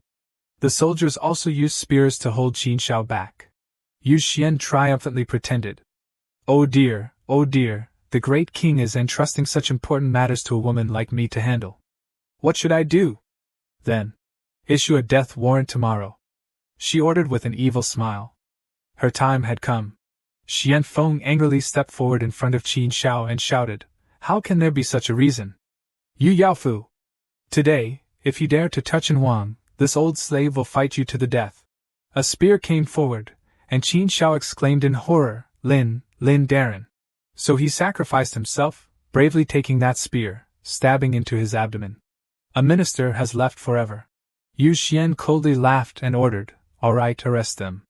She went to Qin Shao, who was subdued, and ridiculed, "An Wang Daren, are you satisfied with the great gift that this palace gave you?" Qin Shao, tired, covered her face and asked herself, "What should I do?" Xianxing. That night, thousands of guards in the palace rushed into Anwangfu. Screams and cries for help rang out incessantly. 2 maids wearing veils came to knock on the door of the room Jiang Jiao once stayed in. Jiang Xianxing, are you there? Our Nyang Nyang has an invitation. After waiting a few seconds, the maid suggested, open the door and go in. In the empty room, they frowned. Oh, is it too late? Go back and report to Nyang Nyang. The master runs away when the master is in trouble. What can someone Tian and Zhu found expect? This Jiang turned out to be just like that. The next morning, information was circulating on the bustling streets. Have you heard? Today, An Wang will be beheaded at Wumen. How could that be? The great king is not so foolish. Isn't it because of that one? Hurry, let's go see. They went to ask the guards what was going on with the officials, whether the rumors were true. The guards pushed them away with their spears, telling them to move aside and not block the way. After a while, many waiting citizens noticed that the city gate was opening. A lonely and desolate figure appeared behind the crack in the gate. The person's footsteps were unsteady and constantly trembling, their feet bleeding incessantly. It was the tortured prisoner. No, it can't be. It was Lorden, and she was in a terrible state. Can mortals really defy fate? At this moment, Jiangju had transformed into a huge spirit animal form, standing next to Jiangju by a lake. Jiangju looked up, lost in thought, wondering what destiny really was. He remembered when he was in Wang's residence, he had offered to Qin Shao Gongzi, would you like me to cast a divination for you? Qin Shao was a little surprised but still offered her hand. Well then, I'll have to trouble you, mister. Jiangju then received a notification from the system, consuming 1,000 points. He wondered, so few points could it be? After agreeing, information about Qin Shao appeared. Qin Yuan calendar, year 49, Qin Wangfei gave birth to a daughter named Xiao. At 8 years old, Qin Shao was proficient in classics, music, and rituals, and knew the 6 arts of a gentleman. None of the princes or princesses could compare. She was close to her elder brother, the crown prince. At 12 years old, Qin Shao entered the imperial study, approving memorials for her father with a methodical approach. At 14, before her father passed away, he ordered Qin Shao to assist the crown prince in governing the country, bestowing upon her the title of An Wang, the first female prince of Qin. When Qin Shao supervised the country, she was impartial, valued talent, and was loved by the people. At 18, the new Emperor Qin Yu granted Qin Shao the land of Fengnanyang. Qin Shao left Xianyang. At 23 years old, a treacherous concubine harmed the country. Qin Shao returned to Xianyang and encountered Jiangju on the way, managing floods and saving commoners. At 23 years old, she was accused of treason by the treacherous concubine and sentenced to be cut in half at the waist. At this, Jiangju could only sigh helplessly. He told her directly, without concealing anything, even though Gongzi is highly talented, you will soon be charged with treason and can only die. Qin Shao was silent for a few seconds and then said, I understand. It's just that if no one seeks justice, it will forever be buried in the earth. For the sake of the people of Qin, I am willing to die. Even if that is Tianming, heaven's will? Jiangju was very surprised to hear this. At this time, Xiao Shanjun behind Jiangju asked in a deep voice, I say, knowing you're going to die, but still wanting to go, are there really such fools in this world? Jiangju replied, because in her heart is a great righteousness, something more important than her own life. Xiao Shanjun asked again, does Mr. also have great righteousness in his heart? Jiangju smiled faintly and replied, I am just a common man. Ah, then let's stay here. This is indeed a place with beautiful scenery. Let us prepare a sacrifice to Tianming for you here. My king! At this time, Qin Shao, hair disheveled after a night of torment, sat on the platform awaiting execution. Qinin, on the other hand, was unconscious in bed, unaware of the situation. Yu Xian stood by the side, shedding tears of worry, whether feigned or not. A subordinate was surprised to see this. Nyang Yang, are you crying? Yu Xian quickly composed herself and said, no, I'm fine. Hurry to the execution ground. Is there still no news from Fengjiannu, my lord? The servant replied, no, but that Jiang fellow has not appeared either. Arriving at the execution ground, Yu Xian frowned and asked, why is it so noisy? A palace maid replied, reporting to Nyang Yang, there are many commoners at the execution ground. The people below the platform were extremely angry. How could this be? And Wang is plotting rebellion. How is that possible? She must have been framed. Even Grand Tutor Lin had to suffer this scheme. The Qin kingdom is about to collapse. In recent years, the court has levied very heavy taxes on food. If it weren't for Wang's intercession, the common people would have all died. The people of Xianyang have watched Wang grow up since she was a child. She is not only the daughter of the late emperor, but also the daughter of this entire country. A monk passing by the crowd muttered, "Just beheading, what's so interesting to watch?" The little monk next to him asked curiously, "But Shifu, I hear the hearts of the people. They all say the person being beheaded is a daughter. Shifu, in this world, good people don't have good endings. Why should we cultivate good dharma?" The monk said to the child, "You are still young, let's go quickly." At this time, the people kept shouting, "Release Wang!"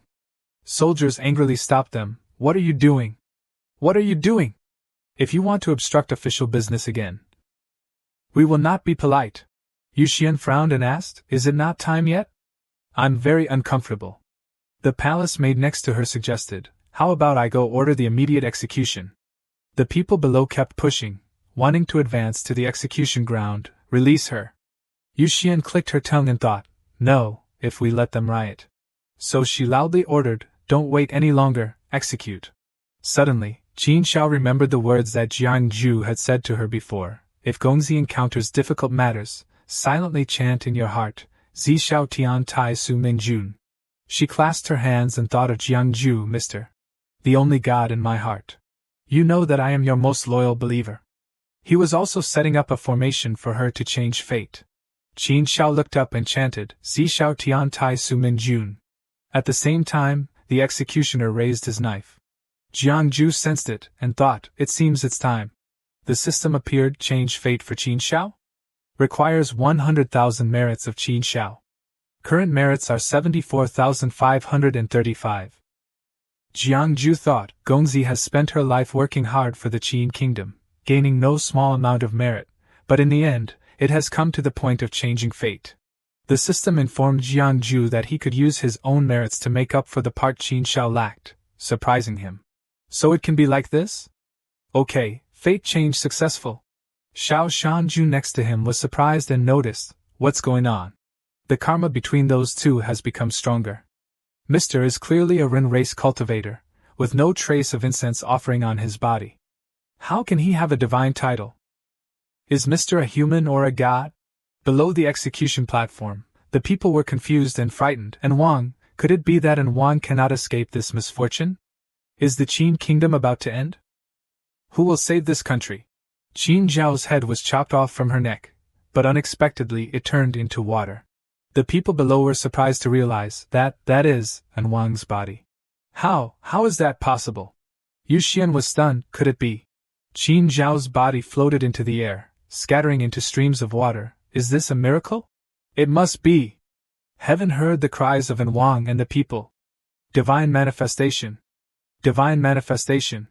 Xiao Shanjun swaggered into view. Riding Jiang Ju on his back, he carried the pleas of the poor people. Please stop and make this land glorious once more. One person and one beast landed on the execution ground. Yu Xian was shocked to recognize Jiang Ju. It's that person. At this time, Jiang Ju stood on the platform and said loudly, "People of the Qin kingdom, your General Cui has withdrawn from the battle with the Wei kingdom and is leading 100,000 troops towards Xianyang. If you also love this land, please lend me a hand. Fight to overthrow tyranny." Yu Xian gritted her teeth in anger and cursed inwardly, "That damned heretic! Why hasn't Feng Jiannu come to help me? Could it be the meaning of Lord Tianma? What exactly is going on?" The people, after Jiang Ju's call, also responded enthusiastically, "Yes, we will also resist and overthrow the fatuous ruler, eliminate the traitorous concubine, and avenge Wang. Avenge the loyal martyrs of the Qin kingdom." The palace maid next to Yu Xian said in fear, "It's not good, the people are rioting." Yu Xian frowned and shouted loudly, "Guards! Quickly transfer 5,000 guards over here." The brave people rushed forward. Seeing this, Yu Xian immediately ordered, "Execute these rioters and that heretic for me." The guards, upon hearing the order, picked up their spears and advanced towards the people. Jiang Ju said to Xiao Shanjun next to him, "Please, Shanjun." Xiao Shanjun immediately rushed forward, easily knocking away the guards. Yu Xian became even more anxious and roared, "Don't retreat! Execute them for me!" Jiang Ju said in a deep voice, "The world's great affairs, after a long period of division, will unite. After a long period of unity, will divide. So Yu Xian, you colluded with Qin Yu, framed in Wang, and probably want to turn the Qin kingdom into your own private property. But you didn't see where the people's hearts lie. What the fate of the nation is like, just seeing that the dragon of fate, which was imprisoned in dark shackles a few months ago, has now turned red and vigorous." Then Jiang Ju held out his hands, and a source of power emanated from his hands, shining brightly and looking extremely powerful. "Invite!" Jiang Ju shouted, looking at the opposite side with a very firm expression, his hands clasped together. "The king of the Qin kingdom, come and meet me!" A light shone all around with a resounding sound. The light of power constantly shone and entwined into every corner around. Inside the house, Qinin with a panic-stricken expression discovered the sound and leaned forward and shouted, Who is calling me?" He pushed aside the maid-servants beside him and rushed straight to the door. Qinin rushed over and grabbed the black sword in front of him. Then without saying anything, he rushed straight to the door, abandoning the maidservants with surprised expressions in the room. Outside was a vast blue sky with white clouds floating gently as one. The scene outside was very beautiful. Qinin finally ran out to the outside of the city. He stood there dazedly listening to the sound that was still reverberating. In front was the sound of the people constantly echoing, "Overthrow the fatuous ruler, eliminate the treacherous concubine." Qinin holding the sword stood blankly looking at Yu Xian and the sound. Qinin then asked, "Beloved concubine, what is happening here?" The maid next to her surprisingly saw Qinin and stammered, Great king." Qinin then proceeded to the top of the city and looked down frowning. The maid next to her then replied, There is a heretic spreading rumors and inciting the people to rebel." "Great king, the road to the city is not safe, heretic." Hearing this, Qinin was a little surprised. Below, Jiang Ju with a firm face was standing looking up at Qinin. Jiang Ju discovered something and thought, "Crimson Dragon protects God." The image of a dragon suddenly appeared behind Qinin. Looking at that appearance, Jiang Ju then realized, "This is Qin Yu, right?" Qinin frowning looked down and said, An outsider, not obediently cultivating in the mountains, dares to manage court affairs. What do you want with me?" Jiang Ju hearing this then replied loudly, "I am a fortune teller traveling in all directions, working in the marketplace, when I passed through the Qin kingdom and entered Xianyang for the first time. A crimson dragon entered into my dream. The crimson dragon entrusted me to come and take a look, to see what the king of the Qin kingdom is like, to see what the future of the Qin kingdom is like. I hope the great king will lend me an item that you always carry with you." Hearing this, Qinin with an extremely surprised expression thought, "How could this heretic know that the crimson dragon is here? Could it be that the decisive words of Grand Tutor Qin Shaolin have become reality? This is truly impossible." Taking out the jade pendant in his hand, Qinin continued to think, "The crimson dragon has always been hidden. What great Qin is about to perish? Does he really think that I don't know anything about the fate of the nation?" At first I still wanted to be tolerant and magnanimous, but this thief, death is not enough to atone for his sins. Thinking, Qinin then threw the jade pendant down and said to Jiang Ju, "Perhaps you are also a remnant of Qin Zhao's group, right? I really want to hear your guess about the fate of the Qin kingdom." "Is what?" The system then appeared a notification. "Do you really want Qin Yu to deduce Tianming? This deduction requires 100 W points to accumulate Tianming." Thinking of this, Jiang Ju then smiled and looked at the jade pendant thinking, right? Shan Jun gradually appeared behind Jiang Ju. He said, "Father eats son, son kills father, the military kills the people resist the military, the country is no longer a country. Great Qin should die." Hearing this, Qinin was extremely angry, pointing to the bottom side of Jiang Ju, shouting, "You little brat, dare to deceive everyone, bring this heretic back to me." Immediately, a group of soldiers from behind Jiang Ju rushed over like hungry leeches, while Jiang Ju still stood there with an extremely calm expression. Suddenly something came up from underground causing the soldiers to be knocked down, and extremely surprised. "Whoa, what kind of monster is this?" It turned out to be a giant snake spirit covered by green scales and extremely terrifying power. The soldiers were now in a panic and cried out, "Ah, the snake is too big." Qinin standing on high looked down and shouted, "Audacious He then grabbed the black sword and jumped down from the high place. Seeing this, Yu Xian quickly stretched out his hand to stop him. Great King, no.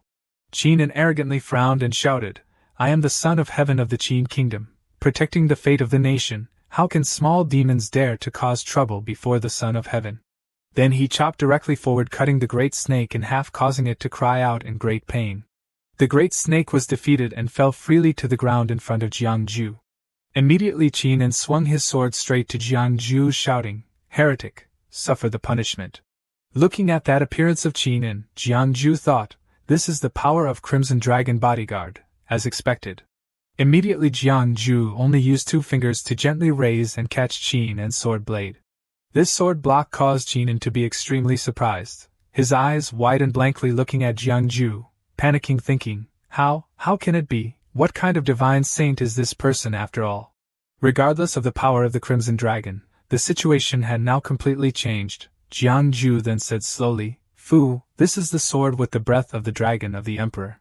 Then, Jiangju showed a smile with confident eyes looking towards Qin and said, not able to withstand a single blow, saying Jiangju only slightly moved his hand.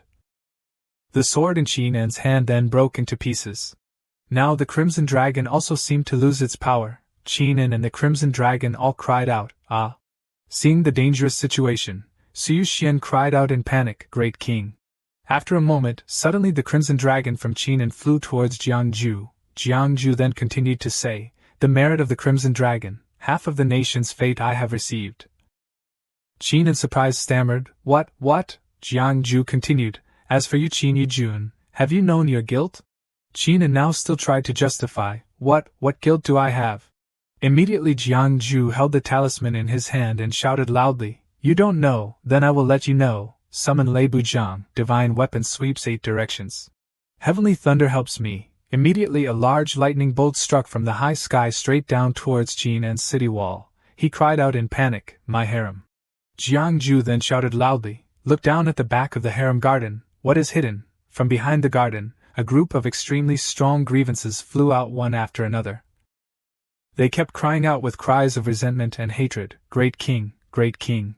The surrounding people now with extremely stunned expressions said, So many dead souls, could it be that the secret cold palace of the royal palace really has the matter of using people to refine pills?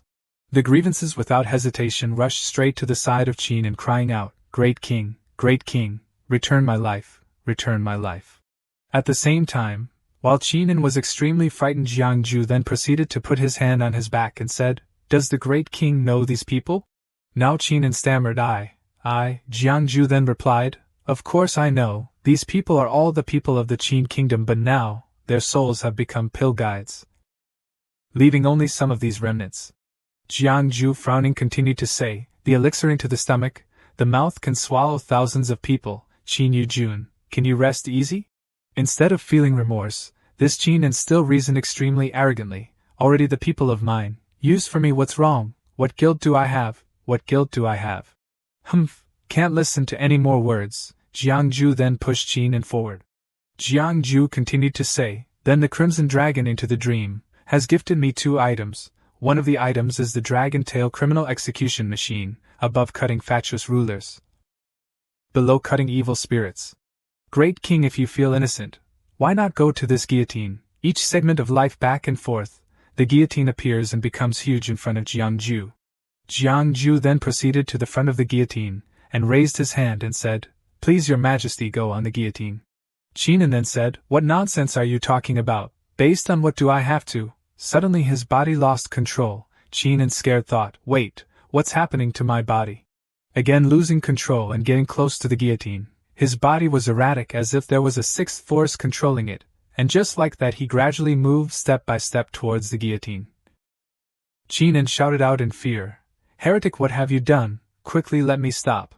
Above the city, Yu Xian, now extremely confused, frowned, looking down, thinking, It's over.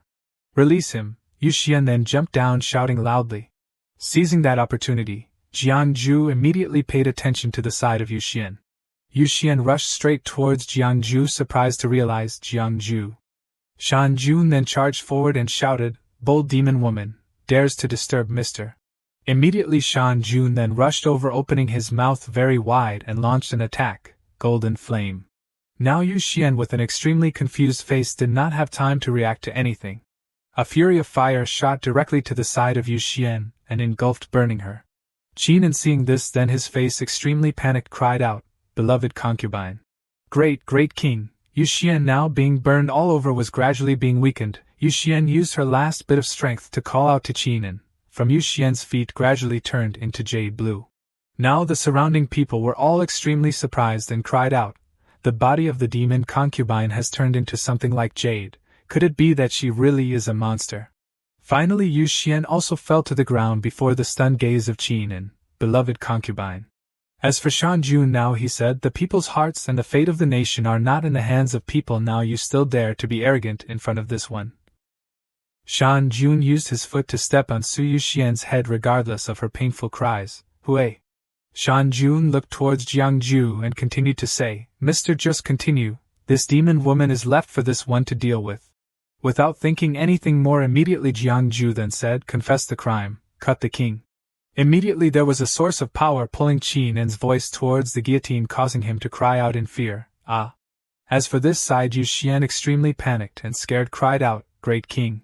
She then hurriedly used all her strength to pick up Shan Jun's feet. After that Yu Xian then used all her strength to rush to the side of Qin, and now lying before the guillotine, Yu Xian cried out, "Great king!" Fast as lightning, the executioner's blade fell. Qin was extremely astonished, his eyes wide as he looked ahead. He was now far away from the guillotine, and reaching out in front of him were a pair of hands.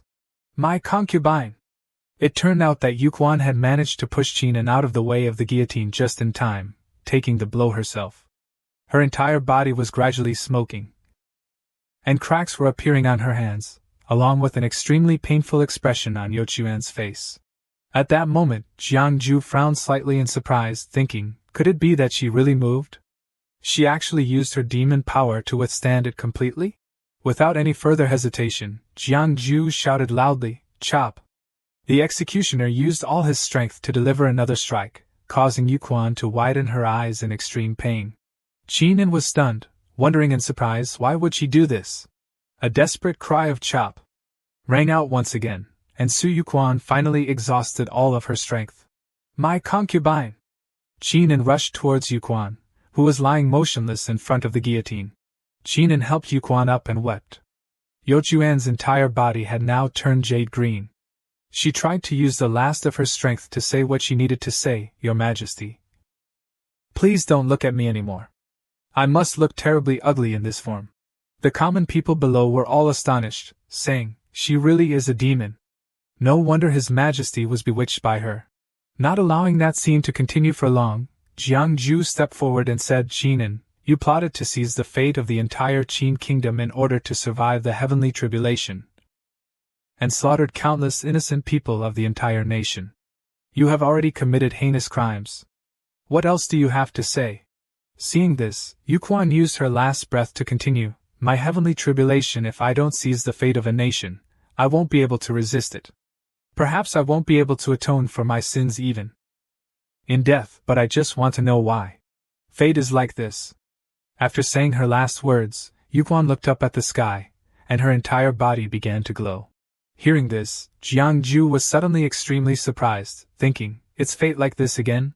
Afterwards, Jiang Ju looked up at the clear blue sky and white clouds, thinking, what exactly is fate? Jiang Ju then signaled to Shan Jun, "Let's go, Shan Jun. The Chi-Chi Dragon Kingdom has overcome its difficulties. The rest, let the people of the entire nation decide." Then, he got on Shan Jun's back and flew away from the Qin Kingdom. Finally, he returned to a cave. The eyes of a girl slowly opened. She was very surprised to find herself lying inside a cave. Qin Shao looked up at the roof of the cave in a daze, thinking, "Am I still alive?" Qin Shao sat up abruptly, saying in a somewhat flustered tone, "I remember I was just at the execution ground, imploring Mister, where is this? My hat, my hat." Under the trees, with leaves gently falling in the cool breeze, Qin Shao reached out and tied her hair back up, saying, "I can only deal with it like this for now." Suddenly, Jiang Ju approached, causing Qin Shao to jump slightly and say, "Mister, so it really was you who saved me? That incantation of yours, I thought you were just comforting me." "Mister, this is..." You've finally woken up. Jiangju stepped forward and knelt in front of Qin Shao, taking her hand and saying, "My king." Jiangju looked at Qin Shao with an extremely joyful expression, without blinking. Seeing this, Qin Shao also felt extremely surprised, reaching out to look at Jiangju. Then, Qin Shao turned her face away, pulled her hand back, and denied it. "Mister, don't joke around. How could I become a king? I'm just a woman." Hearing this, Jiangju took her hand and helped Qin Shao up, saying happily, "But Gongzi, is this something to be ashamed of?" Qin Shao lowered her head and said, "It's a pity I'm a girl, a pity." Jiangju replied, "The fate of the Qin kingdom is approaching. What are Gongzi's plans for the future?" Hearing this, Qin Shao said in surprise, "The fate of the Qin kingdom is approaching?" Jiangju replied, "That's right." Qin Shao then said, "Then I must return to Xianyang city and overcome the hardships together with the people." Jiangju lowered his head and chuckled, saying, "If that's the case, then let it be. It's also time for Pin Dao to leave the Qin kingdom." Hearing this, Qin Shao was very surprised. "Mr." Jiangju smiled and pointed towards the spirit beasts behind him, saying, "Furthermore, this cave is the home of the wild boar family, Mr. We've disturbed them for quite a while now." Hearing this, Qin Shao was even more surprised and replied, "So that's how it is. Sorry, we've been a bother. We'll leave right away." A moment later, under the sky with sunlight shining through the yellow leaves, which looked extremely beautiful, Qin Shao sat on the back of a large wild boar. Jiangju hugged Shao Shanjun and said, I didn't expect wild boar Xianxing to actually agree to take Wang back to Xianyang city." Qin Shao also said in some surprise. "Well, then thank you, wild boar Xianxing." Jiangju stood beside her and continued, "The fate of the Qin kingdom is approaching. Gongzi, in the future, if you take action, do not use the title of Qin. You must carefully consider the universe." Jiangju finished speaking and handed Qin Shao something. "This item is something a friend entrusted to me. Today, I will give it to Gongzi." Qin Shao opened it and saw a jade pendant that resembled a blue seal. She said in great surprise, "Mister, this is the Imperial Jade Seal." Jiangju then bowed down and said to the wild boar Xianxing, "Next, I must trouble you. Please take Wang to General Chui's military camp outside Xianyang city. Go. Finally, the wild boar rushed forward quickly, with Qin Shao on its back, saying in some surprise, "Mister." Jiangju called back, "Gather with General Chui outside Xianyang city." Hearing this, tears streamed down Qin Zhao's face. She thought, outside Xianyang city. The generals and soldiers are waiting. Thinking this, Qin Shao took off her hairpin. The dragon spirit appeared on Qin Zhao's head, and the wild boar sped straight forward. "The queen has returned." At that moment, Jiangju hugged Shao Shanjun, standing from afar and watching Qin Zhao's figure disappear, thinking, with utmost respect, "The moment of parting is indeed sad. But you won't abandon me, will you, Shanjun?" Jiangju then released Shanjun, who went over to his bag. Jiangju continued, "Well then, we should also be on our way." With his bag slung over his shoulder, Shanjun just barely managed to squeeze inside. Jiangju said, "Hey, according to the theory, you should be my mount, but why have I become your mount now?" "It's not appropriate, mister." Shanjun said, "Shut up. Hurry up and leave. Don't forget that the crazy Feng Jiannu is still chasing after us." I know, hold on tight, human race," Jiangju said, and then continued on the road ahead. "Human race." Jiangju hummed the song. "Can you stop for a moment?" 3 days ago, the little monk Kale saw the Lama holding a wine jug and reminded him, "Master, are you drinking again?" Walking towards the two of them was an uninvited guest, wearing a veiled hat that covered her face. The Lama clumsily knocked over the wine bottle, spilling wine on the other person. The Lama sighed and apologized with his hands clasped together. "Aya, look at this old monk's hands. Female benefactor, are you all right?" Feng Jiannu stood still, the area where the wine had splashed on her clothes emitting several streams of black gas. Feng Jiannu removed her hat and said coldly, "The Lama of Linghong Temple has profound Buddhist teachings. He wouldn't be so clumsy as to be trembling, would he?" "I think you are." Feng Jiannu paused slightly and then continued, hurriedly seeking death. Her entire face expressed extreme anger. The red scales and black pupils were clearly visible on half of her face. The Lama still calmly replied with his hands clasped together, Amitabha, I, an old monk, cannot manage worldly affairs. But the affairs of demons and monsters must be managed.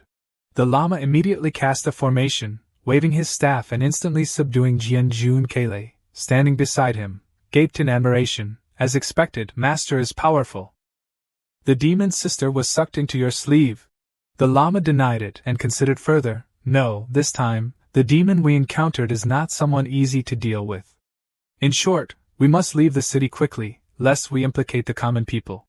On the side of the forest, Jiang Ju was sitting on Shan Jun's back, moving along. Shan Jun inadvertently asked Xianxing, if you say that Feng Jiannu is chasing after you, then why didn't she appear at the execution ground? I can only ask her about this. After hesitating for a while, Shan Jun asked, actually, I have always wanted to ask one thing. Why did Xianxing get involved with a great demon like Feng Jiannu? Jiang Ju was stunned. What? Is she strong? Shan Jun began to explain clearly. Let me put it this way. Feng Jiannu also has another name, Xianjianjun. When Xianjianjun's reputation spread far and wide, I was still drinking milk. Later, that woman became a servant of the heavenly demon lord, Tu Shanlan. With such a powerful master behind her, this Xianjianjun is really not easy to deal with. Jiang Ju scratched his head embarrassedly and said, actually, I have no grudges against her, but her master can be considered to have some friction with me. Shan Jun was shocked by the news, his mouth agape, and he was petrified for a few seconds. Shan Jun turned back into the cat Xiao Shan Jun, knocking Jiang Ju to the ground. Jiang Ju complained immediately, we were running so fast. Why did you suddenly stop? That's very dangerous. Shan Un was even angrier, firing off a long string of words, I think we should just commit suicide. You offend whoever you want, but you get involved with someone so terrifying. Save my cat life. The crazy cat is killing its owner. We must share the misfortune. A cat must have some loyalty. Jiang Ju cried out as Xiao Shan Jun continuously taught him a lesson with his claws. At the same time, a familiar black-clothed figure approached Jiang Ju. This person was Feng Jiannu aka Xianjian Jun. She stepped forward and said arrogantly, Jiang Ju, you are really easy to find. Jiang Ju and Xiao Shan Jun were scared out of their wits, their hair standing on end. What the heck? Speak of Cao Cao, and Cao Cao arrives. Xiao Shan Jun suddenly jumped out of Jiang Ju's arms. Jiang Ju then called after him, Shan Shan Jun. Xiao Shan Jun stood in front of Jiang Ju, protecting him. At this time, Jiang Ju was a little touched, thinking to himself, Shan Jun usually likes to brag and show off, acting like an arrogant cat. I didn't expect that at a crucial moment, he would stand in front of me. Sorry, Shan Jun, I blamed you wrongly. At this moment, Jiang Ju was filled with regret, wanting to send Shan Jun 1,000 apologies. But the truth was not so dreamy. Xiao Shan Jun resolutely denied responsibility and said, Xianjian Jun, actually, I and this Jiang Xianxing behind me are just passing acquaintances. Grievances have a source, debts have a debtor. Xianjian Jun, don't harm the innocent. At this moment, Jiang Ju just wanted to take back his thoughts and put a yoke on Xiao Shan Jun. Well, if it's not related, then there's no need to specially spare your life. Jian Jun spoke coldly, stepping past Xiao Shan Jun, who was trembling all over. After all, he was a cat with self-respect. Xiao Shan Jun then activated the giant mode. Xiao Shan Jun transformed into Shan Jun and swung a swipe at Jian Jun, but Jian Jun was not easy to deal with. She quickly dodged and mocked, Are you too naive, little cat of Tianan Peak? And among the 36 strategies, running away is the best strategy. Shan Jun was no exception and immediately applied it, running to Jiang Ju's side and saying anxiously, Xianxing, let's run. Jiang Ju climbed onto Shan Jun's back, and the two of them immediately ran away, leaving Jian Jun stranded. Shan Jun was running but still extremely vigilant. Xianxing, quickly see if that woman is chasing us. Jiang Ju turned around and said, No, maybe we've escaped. Aya! Jiang Ju exclaimed as Shan Jun braked suddenly once again. Jiang Ju asked incomprehensibly, Why did you suddenly stop? Luckily, I didn't fall off. Xianxing, look ahead. Blocking their path was none other than Jian-jun. Her back was leaning against a tree, looking like she had been waiting for quite a while. Shan-jun asked for advice. Xianxing, if we surrender to her now, will she treat us better? Jiang-ju hesitated and said, I don't know if she will treat us well, but with her personality, I am still useful. At least, there is no immediate danger to my life. Shan-jun suspected sarcastically, so, I am useless and will be killed by her with one sword? Jiang-ju said some comforting words, but they were negligible. How can you say you are useless? Xiao Shan-jun's origin is noble. These hairs are definitely valuable treasures. Plucking feathers, skinning bones, and even the thick skin, who wouldn't like it? Shan-jun was petrified by Jiang-ju's words.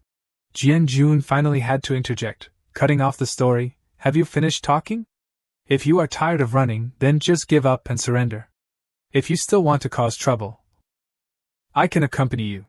Jiang-ju fearlessly challenged. That day, even the heavenly demon lord ran away from me. Do you think you can hold me here with just a sure thing? You can try. Jian-jun also wanted to see how far Jiang-ju's abilities went.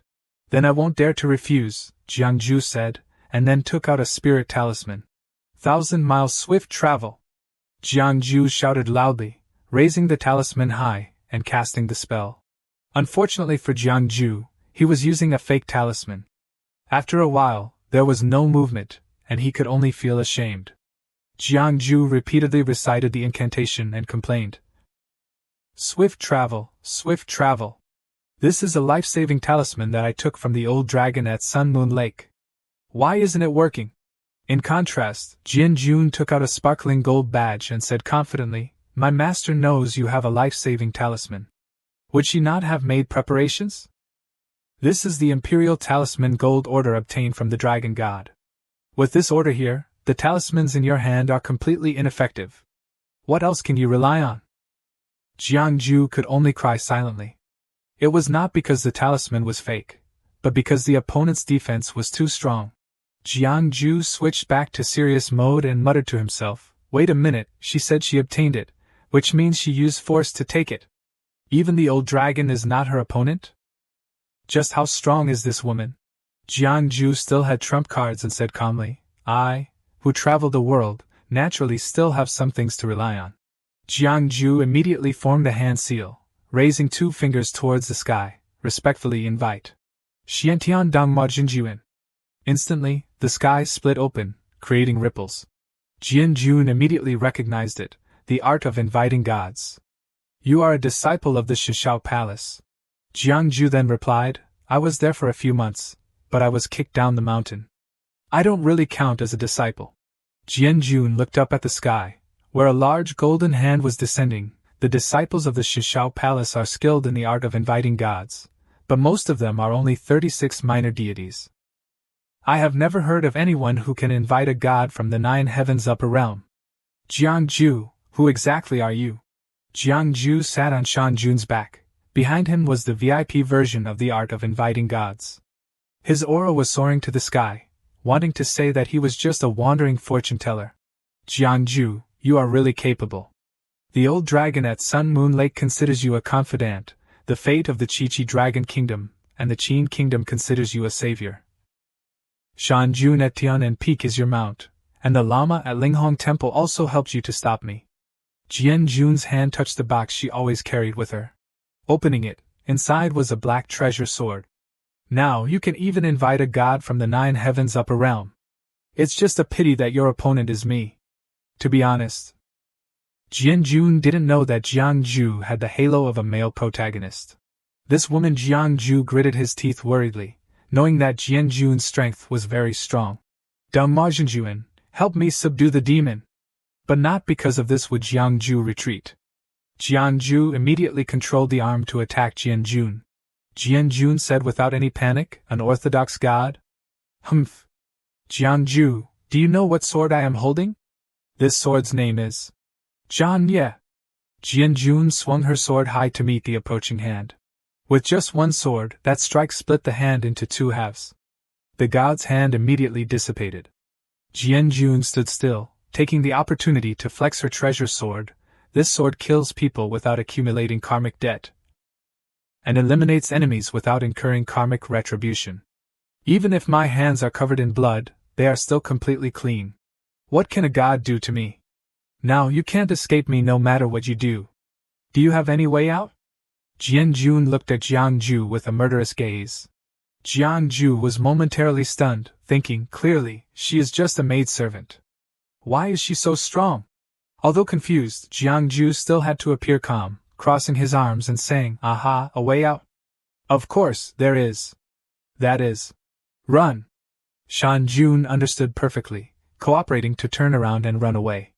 Indeed, among the 36 strategies, running away from a strong enemy is still the best strategy. Jian-jun was not unfamiliar with this trick and immediately chased after them.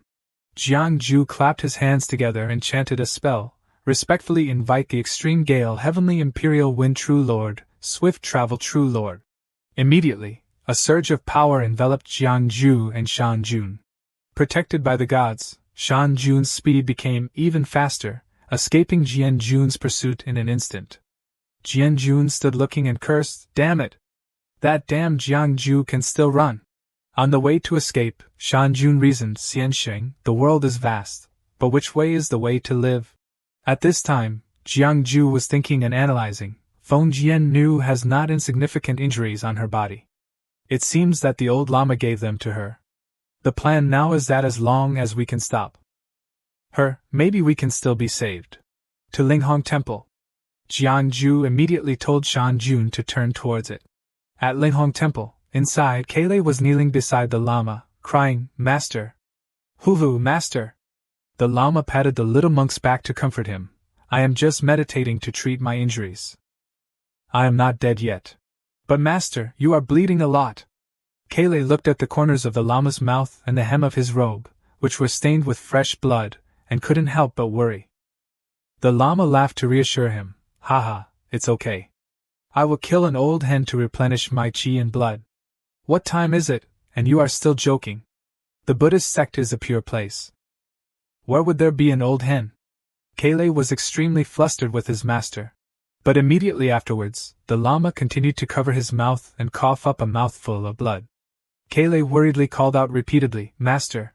The lama said in a deep voice, that day, Feng Jian-nu appeared in Xianyang City to search for someone. And I just happened to hinder Feng Jian-nu, so that person was able to escape. Whether it was intentional or by chance, I and that person are destined to be entangled in cause and effect with each other. Let me see who is at the end of this causal thread. A golden thread appeared from the lama's index finger. Kailei ran after him, looking outside, seeing the thread flying high. Master, Master, this golden thread is going up into the sky. In his heart, the lama kept thinking, in the sky? Why do all the living beings in this world have karmic entanglements with that person? Could this person be an immortal in the sky? The lama looked up, following the causal thread, which had connected to Jiang-ju. Kailei ran frantically to the lama's side. Master, your eyes. Blood had been seeping from the corners of the lama's eyes at some point. The lama looked at his hands, trembling all over, muttering to himself, why didn't it come 1,000 years earlier? Kailei supported the trembling lama. Master, please sit down quickly. The lama stroked Kailei's head and instructed, my disciple, the predestined relationship between master and disciple has come to an end. Kailei cried and asked, Master, don't you want me anymore? The lama then comforted him, don't cry, don't cry. You are destined to become a Buddhist disciple of the Buddha King fruit position. I am old and cannot protect you anymore. Now your real teacher is outside. The opportunity has come, and the predestined relationship between master and disciple has come to an end. The lama leaned close to Kailei's ear and whispered something. Then finally said 2 words, go, go. Kailei's tears fell like rain as he clasped his hands together, Namo Amitabha Buddha. The lama also clasped his hands and said, Amitabha Buddha. Kailei, carrying his luggage, ran towards the open door of the temple. His new journey had begun. Hello, little master. Kailei paused for a moment, recognizing the person in front of him. Jiang-ju clasped his hands behind his back and said amiably, I, Jiang-ju, request to see the Lama of Linghong Temple. Kailei immediately knelt down and bowed. Disciple Kailei greets Shirzuen. Jiang-ju asked in confusion, huh? What is this all about? What is the little master's name? Kailei solemnly stated his name, Kailei. I am a disciple of the Ku generation. Master hopes that I can be happy every day, so he gave me this Dharma name. I like it very much. Jiangju stroked his chin and said, Kele? I used to like it very much too. No, why do you call me Shirzlin? Kele repeated, a little sadly. Master said so. Master was injured. He said my true master had arrived, and his mission was over. Jiangju, after hearing this, was extremely speechless. After a moment, he said, actually, I came to escape disaster. I think, how about we go inside the temple? As soon as he said these words, the door immediately slammed shut. He knew that the person inside had no intention of receiving him. Jiangju said in a panic, what does this old monk mean? The trouble is still not resolved, and he adds another trouble for me. Having no other choice, Jiangju had to take Kele with him. Shan Jun angrily asked, what are you doing with this child?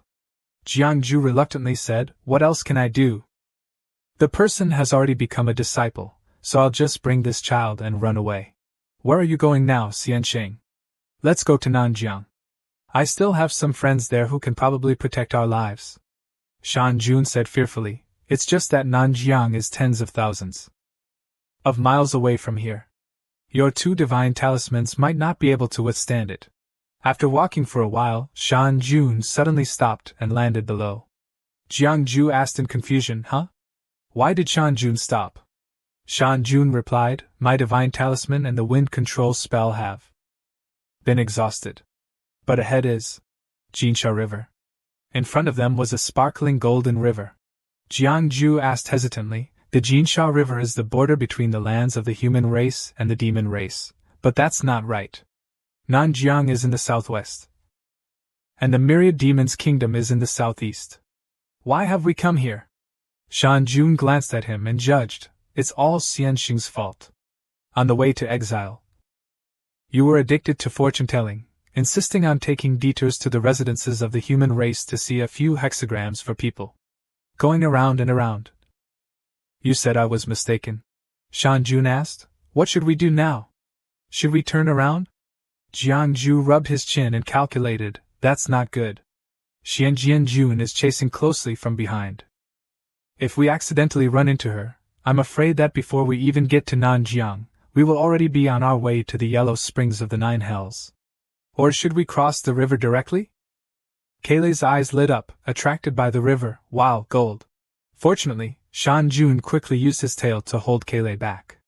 Jiangju warned, are you tired of living? If you push Xiao Shan Jun into this Jinsha River, he will also die. Shan Jun also added, I myself can barely cross this Jinsha River, but if I take both Xianxing and the little monk with me, it definitely won't work. You two can't withstand the heavenly gang wind on the Jinsha River. But there are usually ferrymen of the two races, human and demon, on this Jinsha River, but crossing this border is the myriad demon's kingdom. You have offended the heavenly demon lord and still dare to come to the myriad demon's kingdom? Jiangju said without any hesitation, could it be that Xiao Shan Jun doesn't know the principle that the most important thing under the dark heavens is to go to the myriad demon's kingdom, where there is a place for us to stay and rely on? From afar, Shan Jun spotted a boat and exclaimed, Xianxing, there's a boat. Jiangju raised his hands and waved, calling the boatman. Later, the boat approached, carrying Jiangju and the others. Shan Jun said with satisfaction, indeed, the heavens never seal off all avenues. Xianxing, let's quickly get on the boat. From the boat, a hand lifted the curtain, looking out at where Jiangju was coming. Tu Shaman lifted the curtain and said gently, it's been a long time. Jiangju, hearing this familiar voice, was stunned for a moment. My future husband. Tu Shaman stepped out, looking towards the person she called her husband. Fortunately, they hadn't gotten on the boat yet. Shan Jun said in a panic, the heavenly demon lord. Xianxing, let's run. As quick as lightning, Tu Shaman had glided past Jiangju.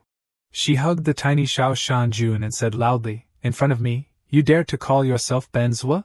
Shan Lan didn't waste words and ordered, it's no coincidence that I'm specially here waiting for you to board the ship. Jiangju hesitated, can I not? This humble one is still a first-timer. Shan Lan only responded with a cold gaze and voice, what do you think, my dear husband? The three of them were already on the ship, but tied up, sitting back to back together. Xiao Shanjun urged, "Can you finally do it or not? Have you not taken out the talisman yet?" Jiangju retorted, "You come try it. Just drawing the talisman is already difficult, and I have to put it in my mouth. My neck is cramping." Jiangju tried to open his mouth to get the spirit talisman from his clothes. Kaluo worried, "Come on, master, be careful not to drop it." Xiao Shanjun urged. "Hurry up, that woman will be here soon." Outside the ship, Jianju knelt down and reported, "Master, why did you call me back through a sound transmission from thousands of miles away? Have you not found the person you wanted to find yet?" Shanlan said, "No need to search any more." Jianjun was a little surprised.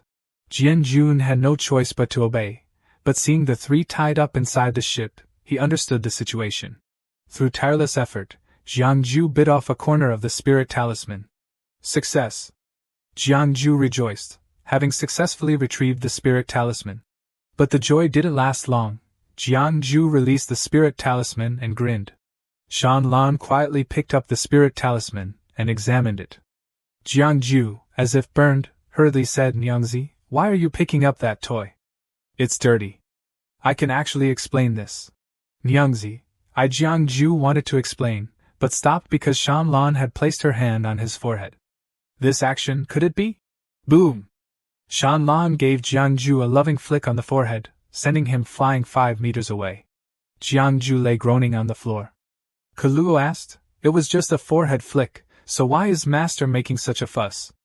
Xiao Shanjun dared not comment, "It's hard to judge." Shanlan ignored them and went outside to give a task to Jianjun. "Jian Nu, take this and return to the 10,000 Demon Kingdom." Understood? The clear blue sky shone down on the golden, glittering surface of the river. A boat embellished the river. Inside the boat, Shanlan sat composed, glaring at Jiangju's group. Jiangju spoke to Kaluo telepathically. "Why do you think Tu Shanlan is so insistent on taking me back to the 10,000 Demon Kingdom? Could it be that she's thought it through and wants to take me back to the 10,000 Demon Kingdom, and then?" In Jiangju's mind was an image of Shanlan and him canoodling affectionately, calling each other Xiangong and Nyangzi. Kaluo immediately poured cold water on him. "Stop it! Get rid of that beautiful fantasy. She wants to gouge your eyes out." Jiangju was shocked, and his hair stood on end. Jiangju then judged, "I'm not having beautiful fantasies. What can a little monk think about all day? A monk should keep his 6 senses pure." Kaluo calmly said.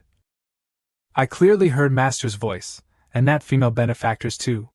At this moment, Shanlan opened her eyes and glanced over, saying, "So you can read minds? The people around you are indeed all strange. He's right, if you look at me with that foolish gaze again, I will definitely gouge out your eyes."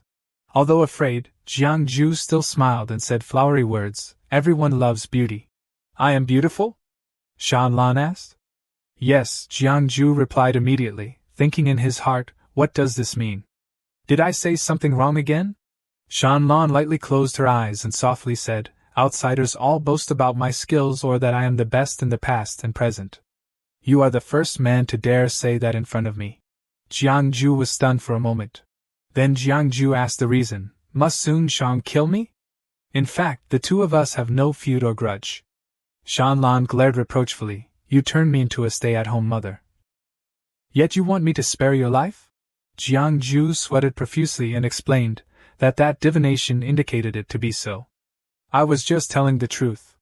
The method to change fate, although very costly, isn't impossible.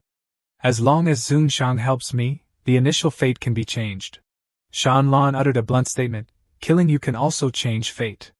Jiangju cried and begged, "Can you not kill me? If not, I will buy my life myself." Shanlan coldly said, "Buy? Everything in this world is within my reach. What do you think you can do to move me?"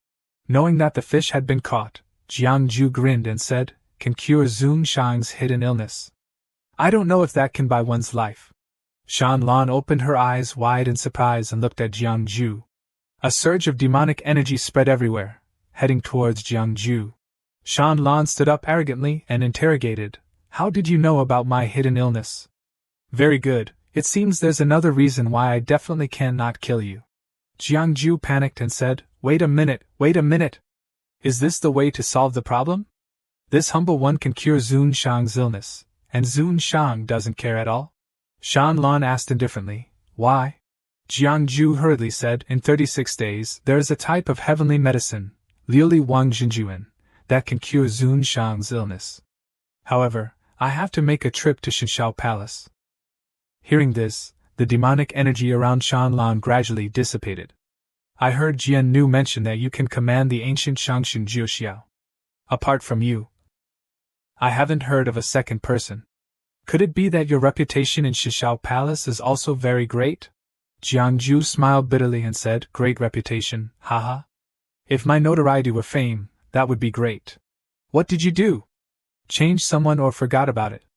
What is it? Did you find another Nyangzi at Shinshao Palace? Huh. Jiangju was a little surprised and had to say, if that's the case, that would be great. The goddesses in Shinshao Palace all possess unparalleled beauty. Although I can invite Shangxun Jiuxiao, the Liuli overlord happened to have some misunderstandings with me. I can only go to Shinshao Palace myself. Shan Lan coldly asked, misunderstandings? Is this Liuli overlord a woman? Jiangju asked in confusion, but what does it matter whether this Liuli overlord is male or female? Is that very important? It's really not important. But I'm not so stupid as to let you go to Shinshao Palace. Who knows if you can come back or not? Jiangju said without thinking, okay, I'll hand these two over to you. Shan Lan calmly said, a little monk you just met for a day and a spirit beast? Jiangju's face was solemn and serious as he said, I, Jiang Muren, am definitely not the kind of person who abandons disciples and friends to run away alone. Shan Lan asked extremely vigilantly, little monk, is he lying? A monk doesn't lie. If you deceive me, you can hear what I'm thinking in my heart. Jiangju begged Kaluo with tears in his eyes. Kaluo stammered and couldn't say a word, this he. He's lying again. Don't eat me, I'm not tasty. Kaluo said the truth with tears streaming down his face. At this moment, Jiangju only wished he could crawl away from this place a little. Shan Lan was right behind him, questioning, do you still want to explain or not? Jiangju turned on cowardly mode and begged, this humble one's body is just a mortal. Please be gentle. The entire boat was filled with Jiangju's screams, echoing in all directions. Kaluo asked anxiously, Master, are you okay? Are you still alive? Jiangju, with tears streaming down his face, leaned on Kaluo and thanked him, good disciple. Master went to find reinforcements, but still, thank you for being filial. The boat continued to sail downstream on the Jinsha River. Why is half of this jade on Jiangju's body? Shan Lan held the two pieces of broken jade and pieced them together. Shan Lan wondered to herself, what is his background after all? A voice called from behind, Master. This sky seems to have something wrong. Jian Jun pointed to the sky with a strange phenomenon. Shan Lan immediately recognized, it's tribulation clouds. Jian Jun said in confusion, how could this be? Could it be that someone dares to cross tribulation on this Jinsha River? Afraid that their own thunder tribulation isn't strong enough? Shan Lan also said sarcastically, humph, what a man. These tribulation clouds, why do they actually appear above our heads like this? At this moment, Jiangju poked his head out and said, to tell you the truth, these tribulation clouds are coming for me. What? Shan Lan glared at Jiangju. Jiangju was dragged out by Jian Jun and thrown in front of Shan Lan, who interrogated, coming for you? Your cultivation is only at the 8th level, and you have merit on your body. Why would there be such a heavenly tribulation? Jiangju began to explain, I once swore to calculate the fate of 3 people every day. If I can't do it, a heavenly tribulation will befall me. Shan Lan frowned in disbelief, you want to make fun of me again? Jiangju said seriously, Zun Shang, please raise your head and look. The tribulation clouds are pressing down. How would I dare to lie and deceive people? I still have 1 hour to complete today's task. Otherwise, 1 hour later, the tribulation clouds will condense into form, and the thunder tribulation will descend on this small boat. In a space filled with an enchanting aura of demonic energy, Shan Lan stood before Jiangju and asked, so what do you want to do? Jiangju replied without hesitation. Actually, besides me on this boat, there are 4 others.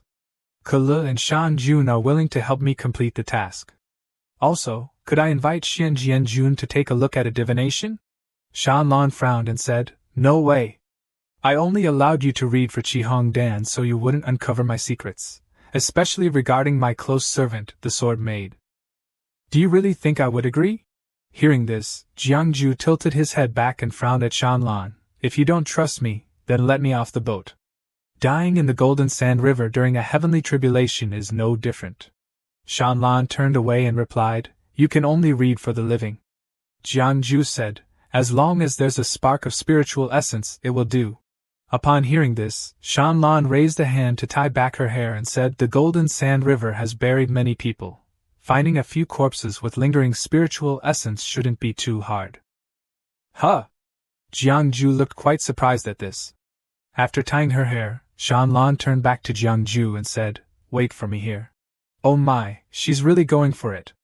Shanlan jumped into the water, and Jiangju thought, jumping straight into the Golden Sand River? This too Shanlan is quite the fierce one. After a long while, Jiangju sat on the boat with Qin Shao sighing, Has the Lord not returned yet? Qin Shao replied, Shut up. Just as he finished speaking, ripples began to form on the water's surface. In an instant, Shanlan soared up into the sky. Back again, Shanlan stepped onto the boat. She then laid out a row of 6 skeletons in front of Jiangju. Shanlan coldly stated, Now there are no issues, right? These 6 corpses should be enough to get you to the demon nation. From here on out, you can leave the rest to us. No need for you to consult any fortune-tellers. As soon as she finished speaking, the two turned to leave, but Jiangju shouted, Wait! At least, my lord, you should untie me first. After being untied, the next day, sitting on the boat and looking at the pile of bones, Jiangju said, Thank goodness for these corpses. They help me complete my daily mission. I truly appreciate your help, esteemed predecessors. Now Jiangju found himself sitting in front of a skeleton, holding one of its hands, and said, So your name is Tseng Yuzi. Suddenly, a series of notifications popped up from the system, asking if he wanted to simulate the ending and change the fate of this individual. To restart from the beginning would cost 100 million effort points of Tseng Yuzi. Jiangju was astonished, thinking, This person has been dead for nearly 10,000 years, and yet can still change fate? Are you kidding me with 100 million merit points? The system chimed in, stating that one could choose to conceal heavenly secrets with a merit reward of 10,000, or face a punishment of 10,000 for revealing heavenly secrets, along with one of the following penalties. Jiangju was taken aback as the system continued. 1 is the cultivation technique of Tseng Yuzi, 2 is the insights of Kam Yuzi, 3 is the secret of the Golden Sand River. Jiangju thought to himself, In these 2 days, I've been looking at images of these 6 places. They all perished in the great battle between humans and demons 10,000 years ago. The images of the battle gradually unfolded, and the system informed him that Tseng Yuzi was a powerful 6th-grade cultivator, and his sect was a key player in creating the Golden Sand River.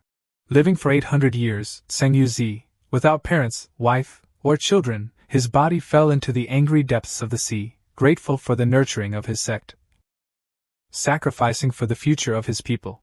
Looking at the skeleton, Jiangju thought further, if it weren't for these predecessors who paid such a heavy price, without the Golden Sand River, how could the human race of Yongchang exist amidst the chaos of demons?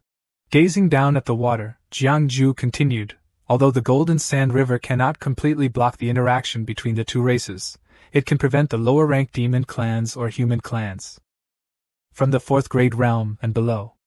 If the war between humans and demons reignites like it did 10,000 years ago, the main strategy would still involve armies from the 4th-grade realm and below. The role of the Golden Sand River in preventing access to the grand scheme is quite clear. Jiangju suddenly realized, that's right, the sect of Tseng Yuzi Sr. is the main force behind the creation of the Golden Sand River. I choose number 3. I must see what secrets this Golden Sand River holds. Suddenly, Jiangju's face lit up with astonishment as he thought, What? This incredibly dangerous Golden Sand River has a hidden barrel that no one knows about, allowing passage between the realms of humans and demons? At that moment, Jianjun was waiting at the gate. Behind him were thousands of soldiers entering the fortress. Jiangju finally understood the situation. I get it now, the seniors must have left a way out for humanity in case of emergencies. However, this value might be priceless to some, but for me, it's practically useless. Who knows if I'll even need it while fleeing day by day. Sun Yuzi Sr., I truly thank you, Jiangju exclaimed as he lifted the skeleton and danced around like a madman. Suddenly, Shanlan and Jianjun stood not far away. Jianjun said, Master will reach the border of the demon nation in half a day. Shanlan replied calmly, yes.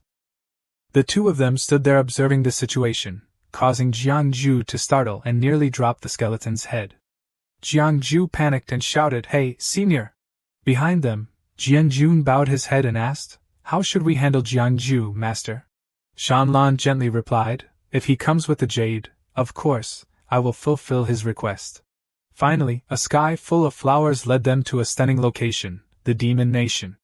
On the way, Jiangju asked in astonishment, Is this really the Demon Nation? I thought it was a desolate, ugly land filled with chaotic demons.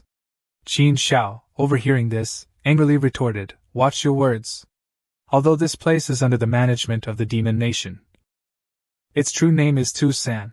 From a distance, a gigantic turtle approached joyfully, saying, Welcome back, master. A little demon girl also cheerfully chimed in, The demon lord has returned. At that moment, Jiangju and his companions were wide-eyed, taking in the sights around them.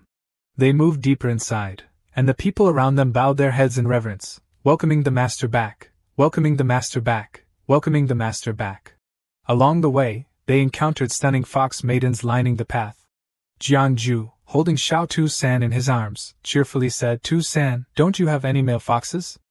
Who will take care of the little fox sisters? We need to find someone to have babies. Xiao Tu-San, hearing this, turned around and snapped, Mind your own business first. They finally arrived at the main hall, where a servant approached to greet Shanlan. Master, Shanlan said, take them below and arrange everything properly. Upon hearing this, the fox replied yes.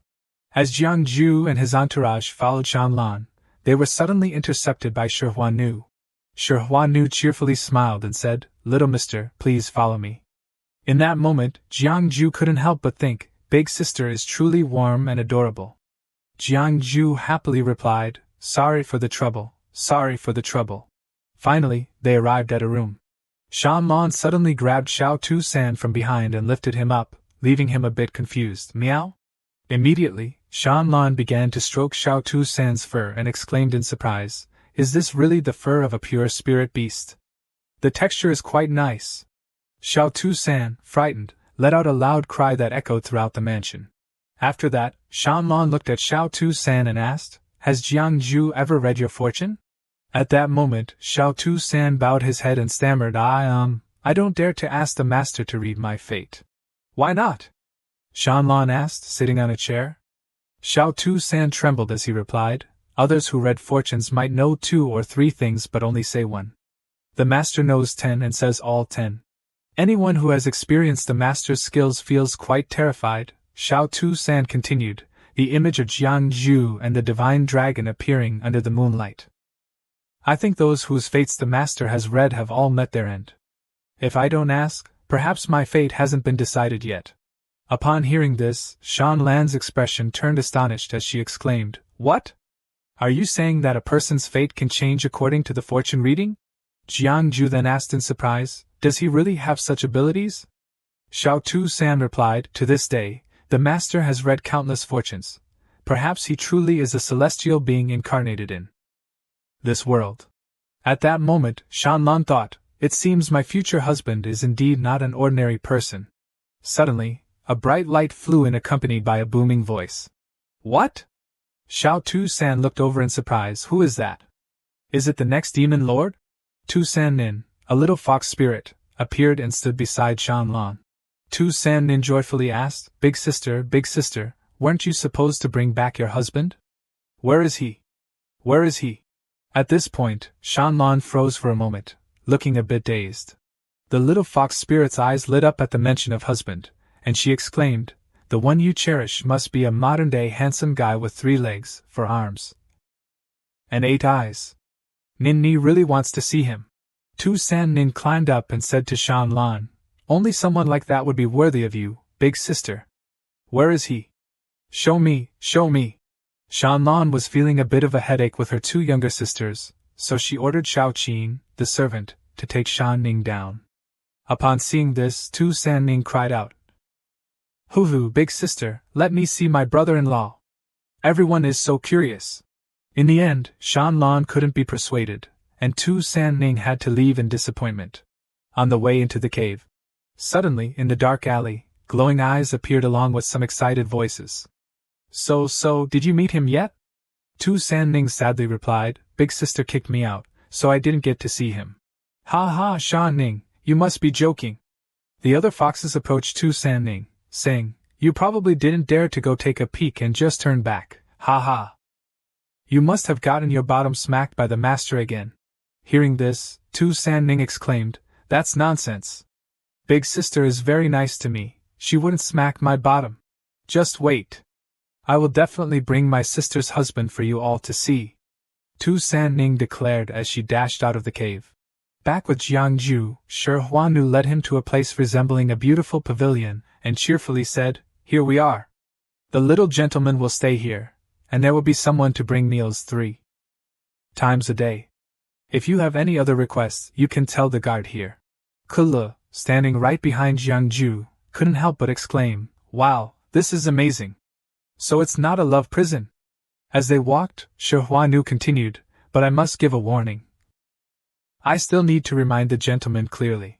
Shi Huanu frowned, wearing a somewhat scary smile as she turned to Jiangju and said, I hope the gentleman won't step outside this courtyard.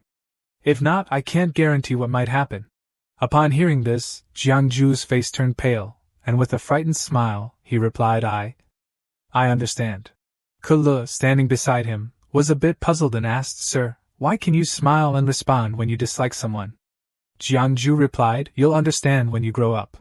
The two of them finally entered the house, where Shi Huanu stood by the dining table, happily gesturing for Jiangju to come over and eat.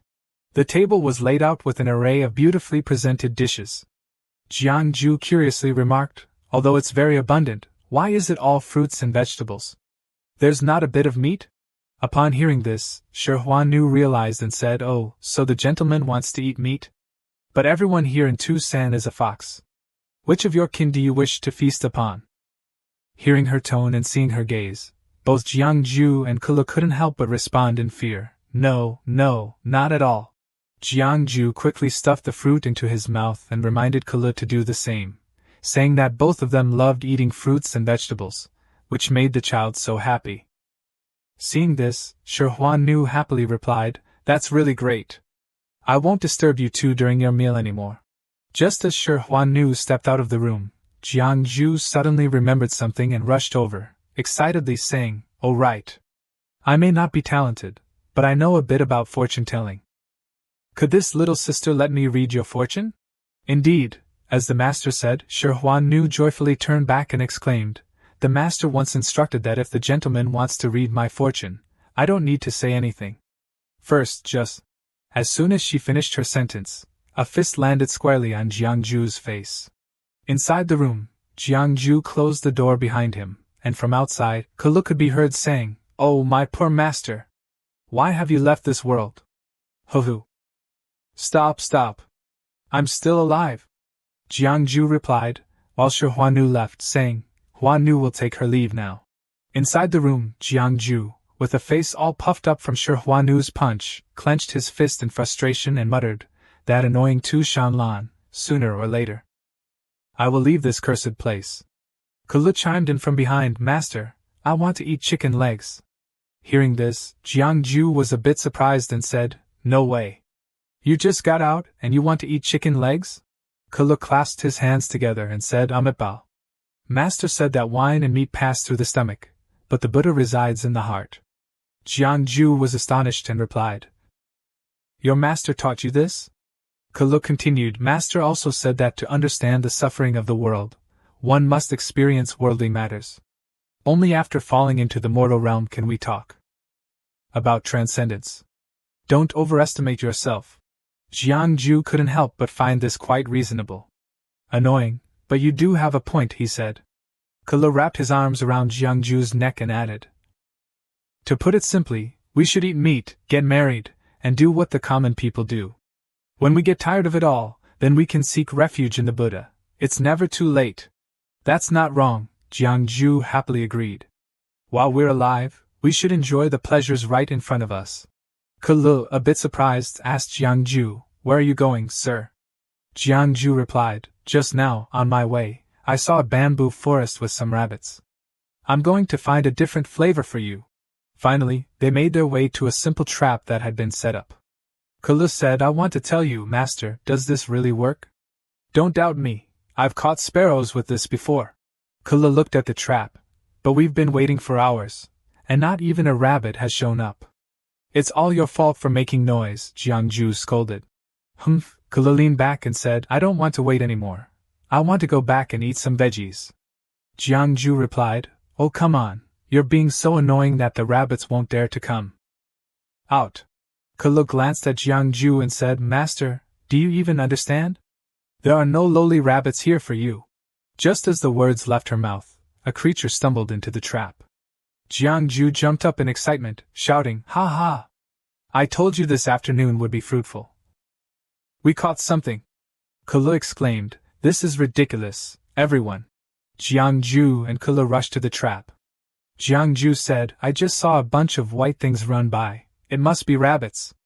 Let's wait to feast." Kulu replied, "I'm really curious about what this dim-witted rabbit looks like." Jiangju opened the trap and was astonished. "Huh! What's this?" Inside was Tu San Nin, munching on a carrot with a frightened look, saying, "Who dares to ambush me?" Jiangju exclaimed, "A fox that can speak human language? Looks like you have some skills." Kulu asked, "Can the little fox eat?" Tu San Nin jumped back and shouted, "How dare you set such a lowly trap to ambush a lady? And you want to eat me? Lady?" Jiangju was surprised. "May I ask who you are?" Tu San Nin proudly declared, "Indeed, I am Tu San Nin, in the quiet." "Who are you two?" Jiangju thought for a moment. Tu San? Could it be that you're of the pure-blooded lineage of the Tu San fox spirits? Jiangju stood up politely and introduced himself. "I am surnamed Jiang. With the given name Ju, you can call me Sir Jiang." Upon hearing this, Tu San Nin was a bit surprised and said, "Sir, are you a teacher?" Jiangju cheerfully held up a token and said, "I am a fortune-teller." Tu San Nin replied, "Ah, I see. You're the swindler of the martial world. My sister says all fortune-telling is a scam." "Ha ha ha!" Jiangju laughed heartily and said, "Your sister's understanding is quite peculiar. But I haven't asked, what is your sister's name?" "Humph," Tu San Nin declared loudly, "listen closely. My sister is the master of Tu San, the leader of the demon nation. Demon Lord Tu Shanlan." Tu San Nin shouted with great authority. Kulu gasped in shock and said, "Wow, no way." Jiangju replied, "Indeed." Tu San Nin continued, not hiding anything, saying that as you pass through this place, I am also on a quest to find my wealthy husband, who is also the husband of my sister.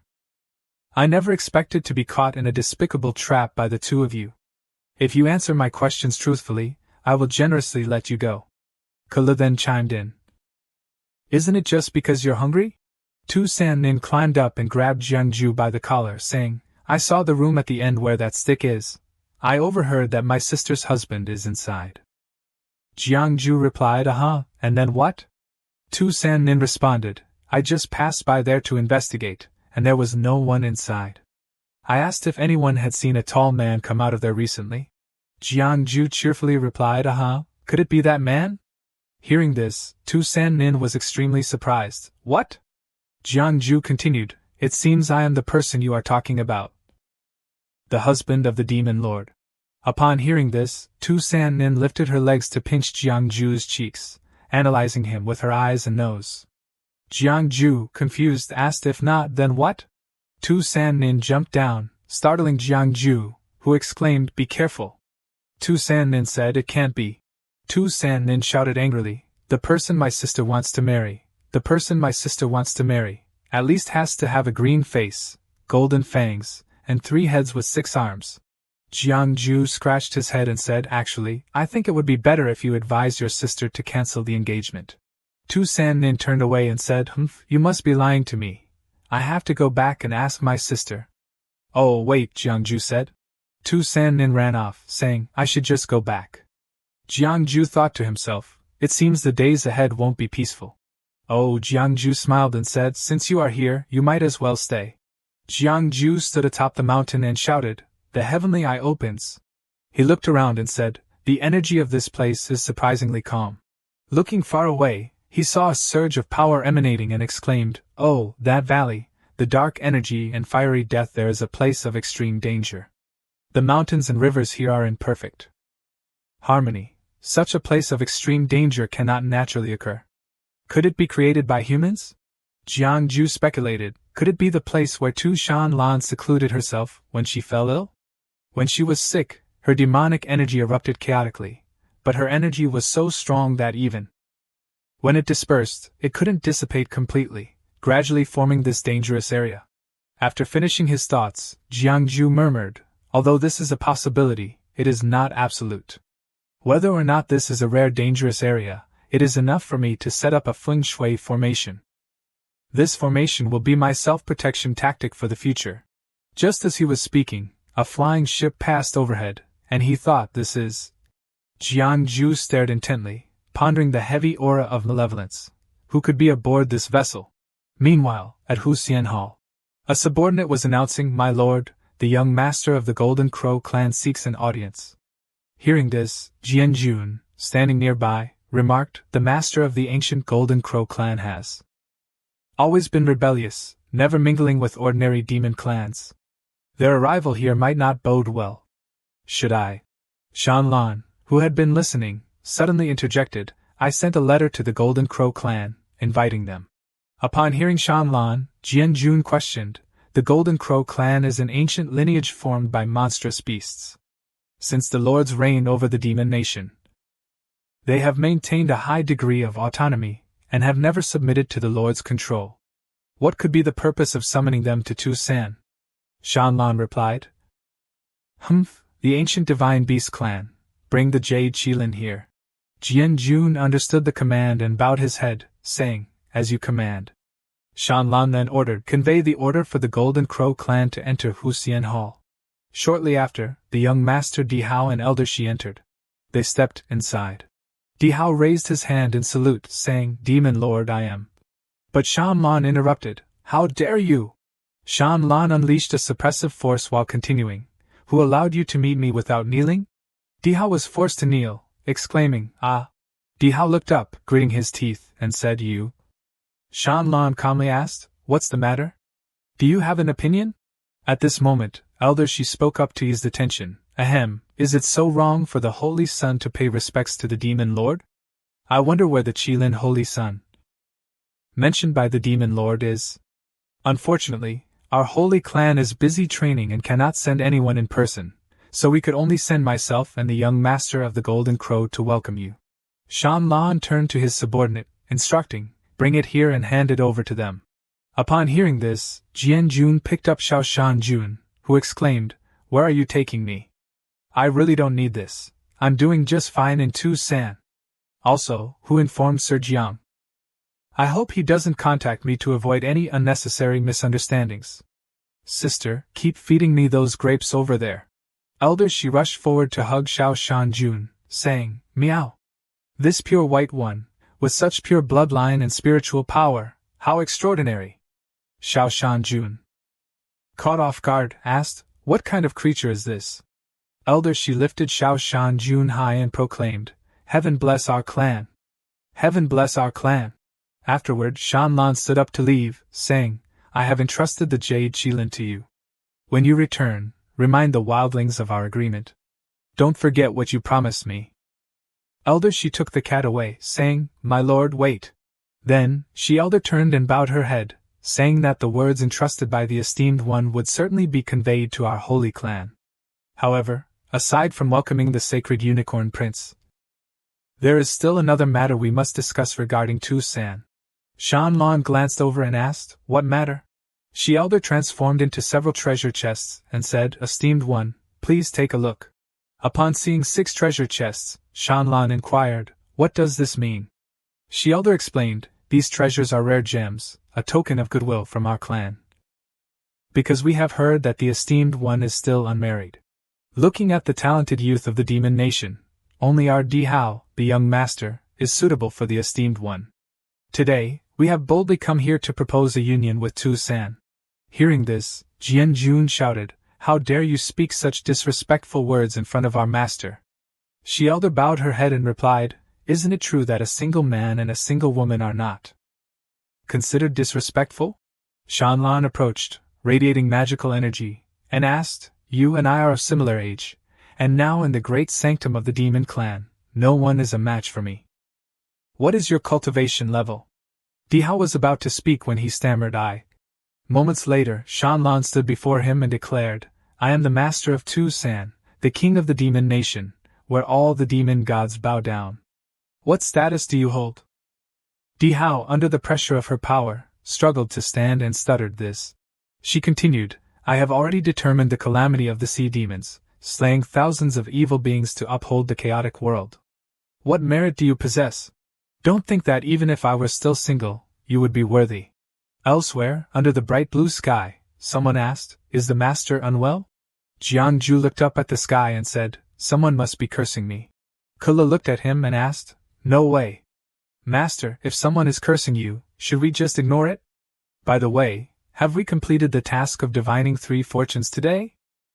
Jiangju replied, "Oh, it's done. Luckily, we had the 3 little demons that Huan Nu sent over." Kula, hearing this, joyfully picked up a chicken and said, "Great. Chicken bro, come into the kitchen with us. Let's boil some water. We have an extra dish today." Jiangju shouted, "Stop, stop." He tapped Kula on the head and said, "Please, this chicken has gained sentience. It's not food. Killing it could bring about karmic retribution." Kula, after being hit, hugged his head and cried, "I got it already." He said, "All right, sit down. Today, I'll gift you a piece of creation." Jiangju summoned and said, "The true king arises. The way that can be spoken of is not the eternal way. The name that can be named is not the eternal name. The nameless is the beginning of heaven and earth, while the named is the mother of all things." Grasping the duality of yin and yang, absorbing the essence independently, the most delicate of divine mechanisms, the gateway to the transformation of the universe. The parents of all hexagrams, the expansion of the cosmos, the central axis of the universe. A scroll of scripture floated in front of him, saying, "Isn't this concise and easy to understand? With the wisdom of these 3, they must have grasped something from it, right?" The 3 creatures stared blankly, and Jiangju asked, "Not a single word understood, right?" Seeing this, he continued, "I think we should just toss them into the pot." At Tu San's 9-hound peak, there was a commotion. Tu Shanlan was indeed being too much. Di Hao smashed a teapot onto the floor, declaring, "I am the young master of the great wilderness. How dare she look down on me? That's just not right." She elder calmly replied, "Young master, please remain calm. While the marriage alliance may be difficult, seizing the essence of the demon lord might still be possible." Di Hao looked over and asked, "What do you mean?" She elder explained, "What you may not know is that although the demon lord is a unique woman, having cultivated to a level that even our saintly race does not dare to underestimate, every full moon, her powers diminish and her mind weakens. That time is the best opportunity for you to seize the essence of the demon lord," she continued. Di Hao inquired, "Is this true? Do we have a solid chance against Lin Qingyi?" She elder chuckled, "In this world, what is ever guaranteed? This time, the unicorn saint's son has the support of our saintly race, and surely upon his return, he will shake your position as young master. If this plan fails, will you still be able to maintain your title as young master of the great wilderness?" Di Hao gritted his teeth. Wealth and danger go hand in hand. Finally, she elder said, "Then let's wait for the full moon 10 days from now." The next day, Shi Huan Nu stood before Shanlan. Shanlan noticed the silence and asked, "Where has everyone gone? I need an explanation." Shi Huan Nu clasped his hands and said, "If I'm not mistaken, they have likely gone to the 3-hound peak." Shanlan questioned, "3-hound peak? What's that?" Shi Huan Nu explained, "It's where the human fortune teller is imprisoned." Shanlan pressed on, "What are they doing at 3-hound peak?" Shi Huan Nu replied, "I heard they are listening to Jiangju's teachings." Shanlan leaned on his hand, puzzled. A bunch of great demons, even demon kings, going to listen to a mere 8th grade cultivator preach? Meanwhile, at Three Hound Peak, they were lining up neatly to enter. The creatures around were gossiping from a distance. I tell you, Sir Jiang's lectures are truly divine. I was next to Old Frog, and after listening, I immediately soared up and gave myself the title of Miraculous Fairy of the Toad. Oh, really? That's so amazing! I want to hear Sir Jiang's lecture too. While grabbing a ticket, Kula stepped out and had a little chat with the number dispenser. Then, the number caller swiftly grabbed the sign and placed it on the table, announcing that Sir Jiang's afternoon class was full. Tomorrow, make sure to arrive early and line up. For now, it's time to head home. A bunch of folks in line immediately erupted in frustration, saying they had endured 2 grueling days just to reach the foot of the mountain, so why on earth would they turn back now? They suggested, why not have Sir Jiang throw in another class for us? Absolutely, we're all in favor of that. At this moment, Di Hao burst onto the scene, proclaiming loudly, in my opinion, Jiang Ju is nothing more than a con artist playing tricks to cash in on his reputation. Most of the folks here just want to butter up this future royal consort. It's all just a bunch of ass-kissers. A creature standing nearby chimed in, that's not right. Do you even know that Sir Jiang managed to get 3 ninth-tier little demons to chat in just one day? Di Hao, still skeptical, shot back, no way. Other creatures chimed in, of course, Sir Jiang was no ordinary mortal. How else could he have caught the eye of the esteemed deity? It made perfect sense. Those who captured the attention of the divine were certainly not your run-of-the-mill characters. Suddenly, a sound approached, causing the creature in front of Di Hao to freeze, prompting him to turn and look back. Then, Shanlan and Huan Nu made their grand entrance. Hey, the little pig is still busy packing stuff into the chest without looking up, saying, today's list is all set. If you want to catch Sir Jiang's sermon, make sure to show up early tomorrow. Shanlan replied, oh, is that so? Hey, little pig, hearing that familiar sound quickly kneels down, stammering, Your Highness, Your Highness, Your Highness. Shanlan turned and said, take the supreme deity to meet Jiang Ju, and then I'll decide your fate later. On the other side, the system is preaching the divine decree. You can choose to conceal the heavenly secrets, for a reward of 30,000 fiery punishment points. Or you can opt to reveal the heavenly secrets, facing a penalty of 3,000 along with one of the following choices. A profound insight from the Underworld Commander. A top-tier spiritual treasure blueprint for refining the Fiery Guardian. Or a detailed map of Tucson, complete with forbidden areas. Suddenly, the door in front of me burst open with a dramatic flare. Shanlan strides in with arms crossed. She strolled over to where he said, clear the stage for me. Sending all the critters into a wild frenzy. Shanlan plopped down and said, I've heard you're quite the preacher. Why not share some of that wisdom with me? Jiang Ju scratched his head and chuckled, saying it was all too flattering. Shanlan interrupted, saying if he wasn't willing to lecture, then he didn't need to lecture at all. He suddenly remarked, when did you become so easy to talk to? But right after that, she pointed at him and said, Huan Nu, pull out his tongue. He recoiled in fear, like a character in a thrilling scene. Then Jiang Ju quickly climbed up the rock, settled in, and declared, let the show begin. Jiang Ju began to raise his hand to his forehead. Then summoned. He started to lecture, the revered one is the great saint of the demon clan who opened his own path of cultivation, the profound heart techniques are usually useless. I will talk about the side paths, the creation of heaven and earth is the supreme cauldron. The name of the husband of the mysterious void is unknown, but this word is the way. Shanlan widened her eyes in surprise and exclaimed, oh. She propped her hands and asked him, aren't you afraid to take out the innate treasure of the divine flower scripture from the divine mist palace? What if I snatch it away? Jiang Ju waved his hand and said, the essence of this technique has merged with the divine way of heaven, becoming a void object. I am merely using the technique to summon a projection. How could it be snatched away? Torturing me or soul-searching would be useless. Although I can look at the innate flower scripture any time, I can't remember all the content on it. Shanlan asked, why not? He replied, it records 3,000 great paths, but none of them are the way of self-cultivation and destiny that Jiang Ju learns. So what's the point of looking at it? He thought to himself, if I can predict others' destinies with my cultivation techniques, why should I waste effort training? If I have a golden hand and don't utilize it, wouldn't that make me a fool? At this moment, Shanlan stood up and stared, saying, if I kill someone, wouldn't the Divine Mist Palace mobilize all their forces since they haven't appeared in the world until now?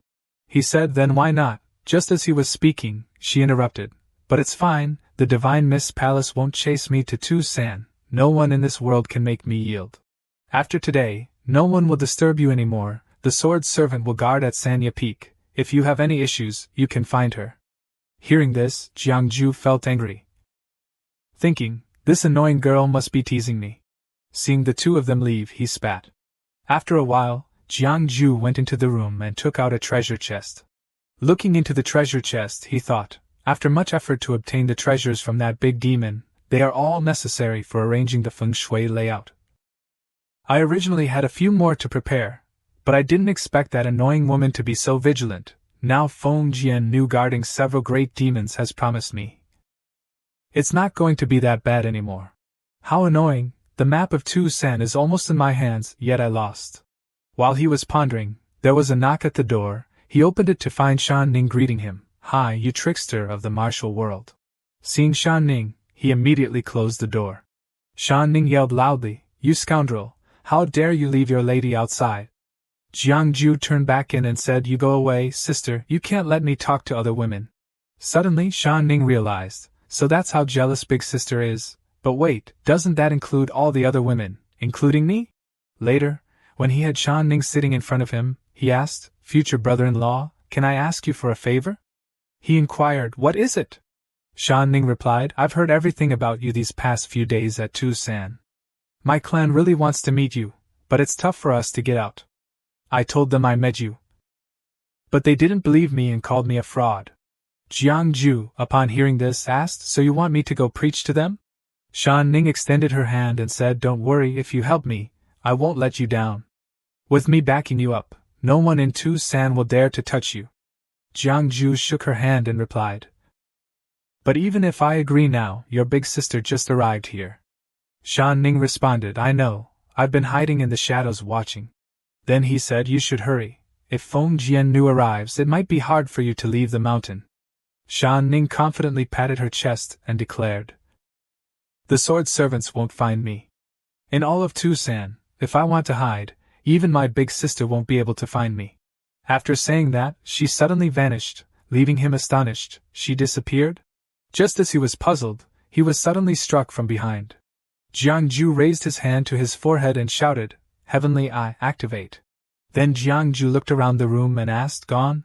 Suddenly, Shan Ning appeared, proudly asking, still here, how about that? Jiangju asked, how did you do that?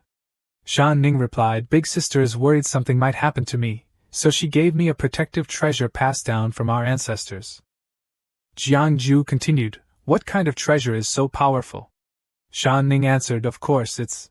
But as she was about to answer, she suddenly stopped and shouted, how could I tell you? Do you think Shan Ning is a foolish fox? He looked away and said, you're just bragging. If your big sister is that powerful, how could she not find you? Shan Ning immediately retorted, Shan Ning isn't bragging. I've sneaked into my big sister's chamber several times, and she never noticed me. Jiangju sat down on the floor, frowning, it's not impossible for me to go preach to you, but your sister's temper is fiery. If she finds out I left this place without permission, my fate will be quite tragic. However, if you help me with a small task, then I might risk your sister's punishment and join you on this trip. He then whispered into her ear. That night, Shan Ning took a small bag of goodies and left. After that, she jumped and vanished into the night. Meanwhile, he finished drawing the formation. Drawing the 8 fierce killing formation, he looked at it and smiled. Now this feels much safer. Under the full moon, the cicadas chirped incessantly, creating a symphony of sounds. But in the blink of an eye, everything froze. Beneath the moonlight, Hu Xian Hall exhaled a breath of green mist. Tu Shanlan's tail and ears peeked out, as she struggled to contain herself, soft whimpers escaping her lips. Huan Nu anxiously called out to her master, while Xian Jianjun understood the gravity of the situation, realizing that the fateful day had come again. Tu Shanlan walked barefoot on the ground, each step she took freezing the earth beneath her. She instructed the two of them to follow her, and they both replied affirmatively before departing together. Under the moonlight, the trio walked along the stone-paved path. Suddenly, Shanlan sensed something amiss, and cast a quick glance. Jianjun, noticing her reaction, asked, "What's wrong, master?" In the distance, a shadow flitted away without leaving a trace.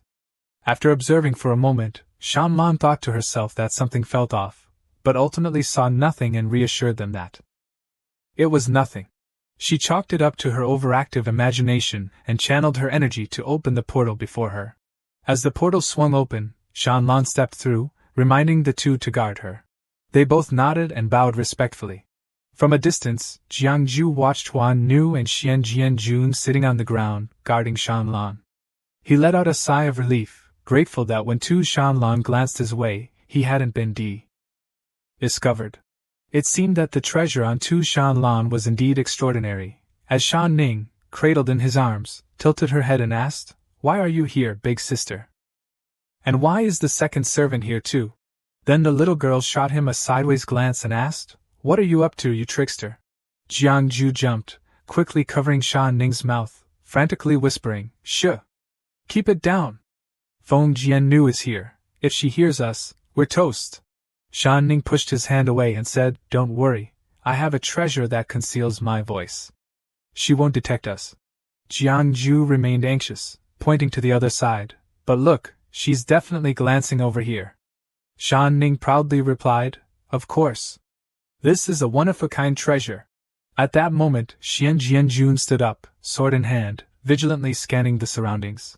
Seeing Jianjun approach with a fierce aura, Shan Ning screamed in fright, "What? Have we been discovered?" "No way!" A powerful wave of sword energy sliced toward Jiangju and Shan Ning, who clung to each other in terror, screaming uncontrollably. But that wave of sword energy didn't hit them. Instead, it stopped right behind their backs. Jiangju was utterly baffled, wondering what on earth just happened, totally missed the mark.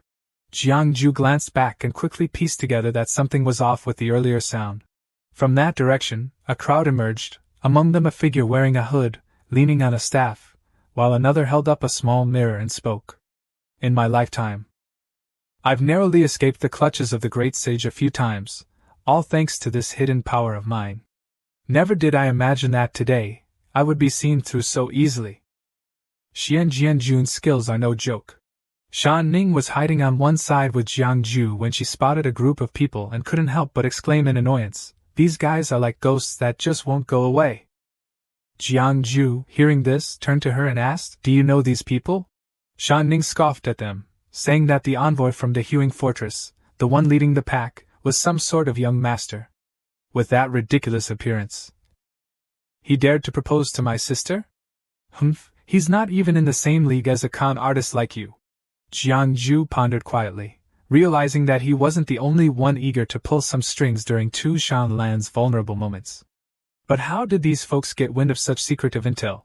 On this side, the leader of the newly arrived crew is chatting with Jianjun. If Jianjun is on guard here, it seems the intel is spot on. Looks like the illness of the esteemed one has flared up, and they're holed up here in seclusion.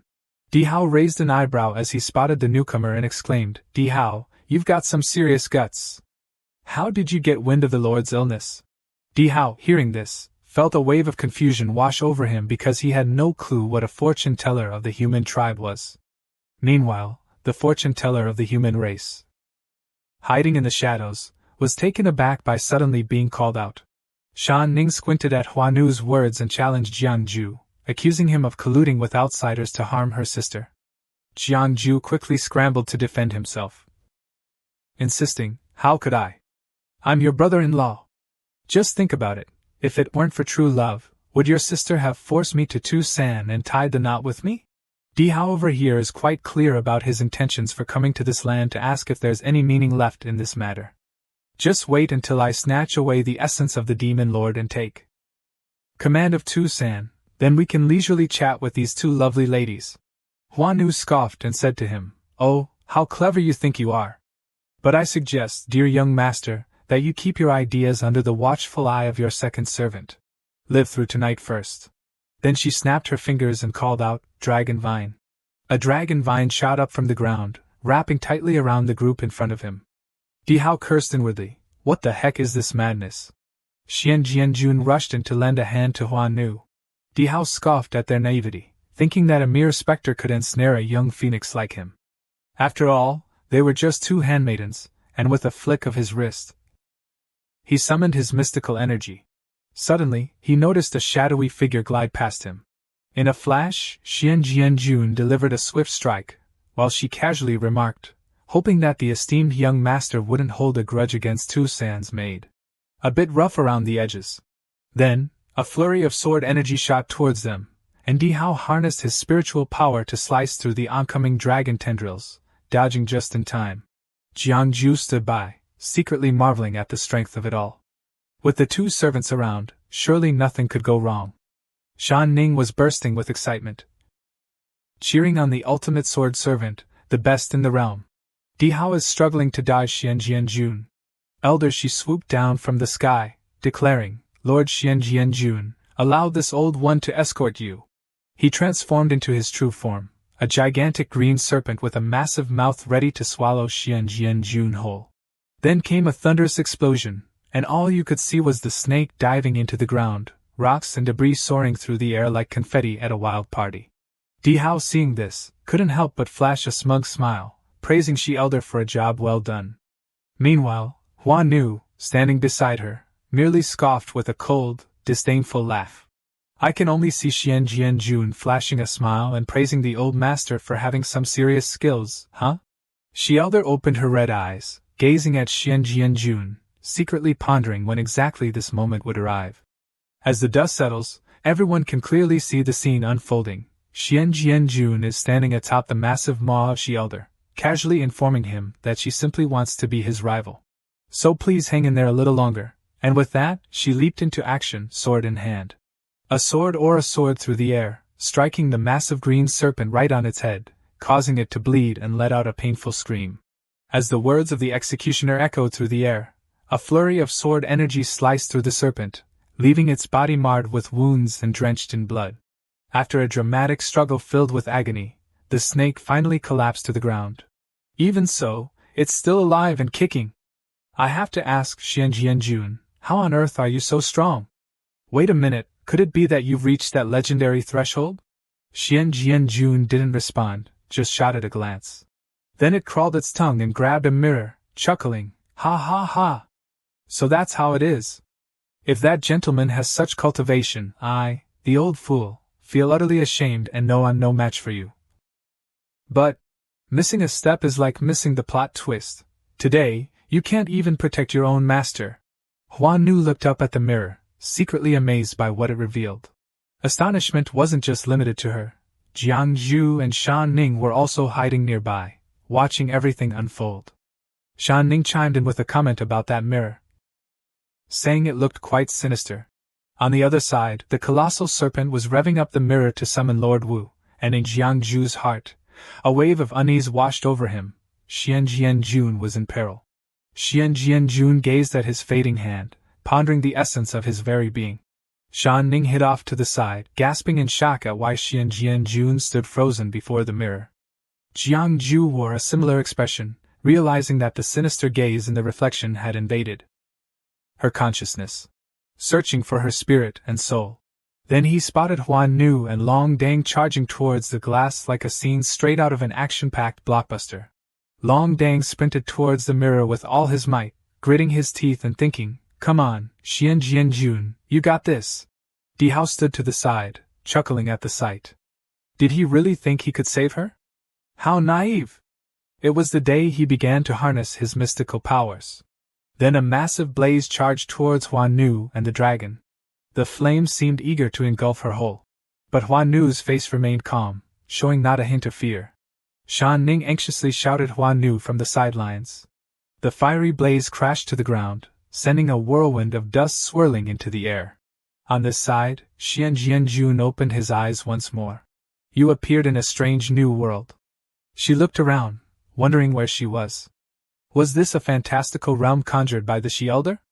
No, she had to hurry back to Hua Nu's side.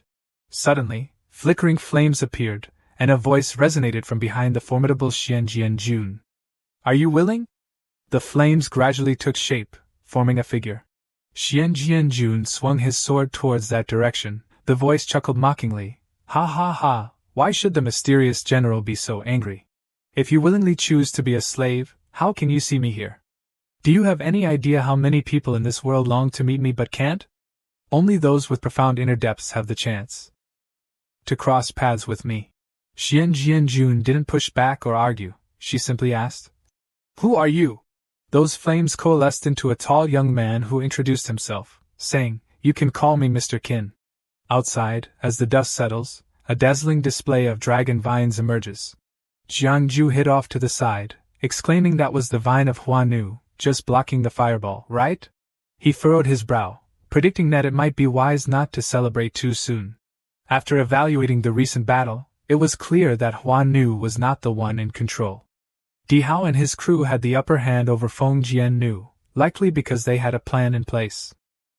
They might not be able to match Feng Jiannu in strength, but they were certainly no ordinary foes. Although Huanu managed to withstand the last blow, she was left injured. The golden crow represented fire, while Huanu was of the wood element. She was already a celestial master.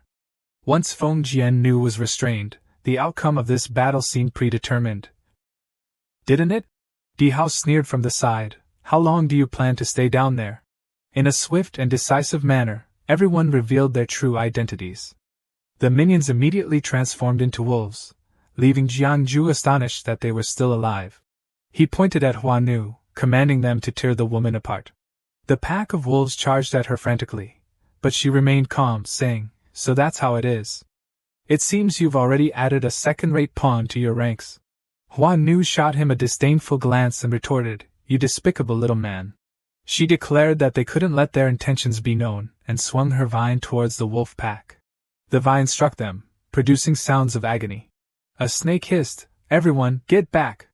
before darting swiftly towards Huanu. It spat out a stream of purple venom. With a smug tone, it said, "Sure, Huanu, my dear, how does it feel to experience the power of the serpent? If I'm not mistaken, the vine is connected to your source of spiritual energy. Even if the vine could hold it back, the snake's venom would still invade her body." Huanu glanced at her hand, now tainted with poison. Suddenly, a flame surged towards her. Huanu was struck, and in pain, she fell to the ground. Seeing this, Shan Ning, who was hiding nearby, couldn't help but shout, "Huanu!" She wanted to rush in but was held back by Jiangju, who quickly reassured her. "You don't understand. If you go out there, you're just asking for death." Huanu was covered in wounds, her clothes tattered and in a pitiful state, blood spilling from her mouth, as she couldn't help but groan. Jiangju furrowed his brow, thinking that continuing like this wasn't a good idea. He had no choice but to resort to that. Shi Elder, standing beside Di Hao, smugly suggested, "Young master, why not deliver the final blow and send her off?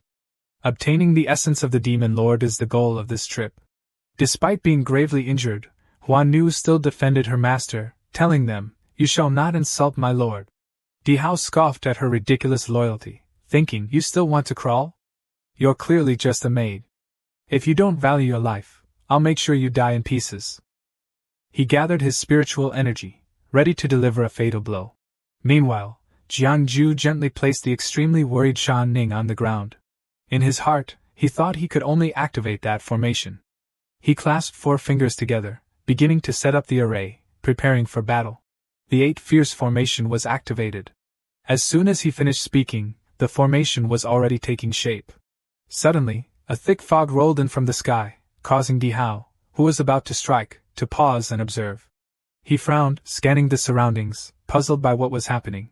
The white mist, swirling from nowhere, enveloped him completely. Weakly sitting on the ground, Huanu wondered about this sudden fog. Could someone be setting up a formation? Elder Shi, surrounded by the thick mist, cursed under his breath, "Damn it! This fog is so dense I can barely see the path ahead. Who is this mysterious expert behind this?" Shan Ning, witnessing the scene, generously praised Jiangju. "Wow, I didn't expect you to be able to pull this off. With your skills, surely Huanu will be saved." "Right." Jiangju, feeling a bit smug, reassured her, "Don't worry, Huanu is temporarily safe. In this formation, no one can see clearly except for me." Shan Ning turned to him, joyfully exclaiming, "That's great! Let's hurry and find Huanu and the others." Jiangju replied, I'm afraid we can't go looking for Hua Nu right now because I have something important to take care of. After apologizing, he pushed her behind him and dashed off. Jiang Ju ran into the secret chamber, ignoring Shan Ning's angry shouts, "You trickster!" He continued deeper into the cave, thinking, "Sorry, everyone, but I have to seize this opportunity to find the Demon Lord." Before long, he found himself hugging his body, lamenting, "Ugh, it's freezing. What on earth is happening in this cave? It's like ice in here. What is she doing?"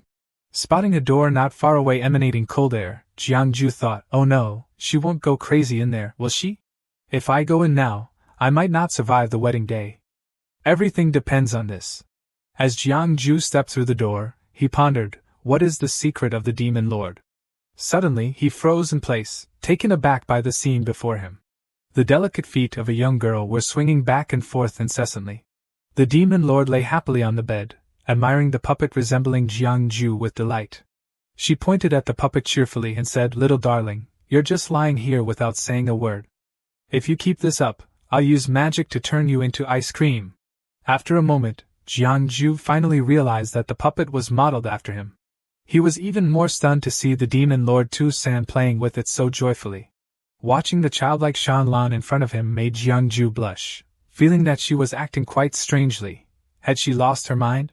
Once he regained his composure, Jiang Ju said to Shan Lan, "Little darling? Who's your little darling? And where did you get that ragged toy?" Suddenly, Jiang Ju froze as a long, bushy foxtail wrapped around his body.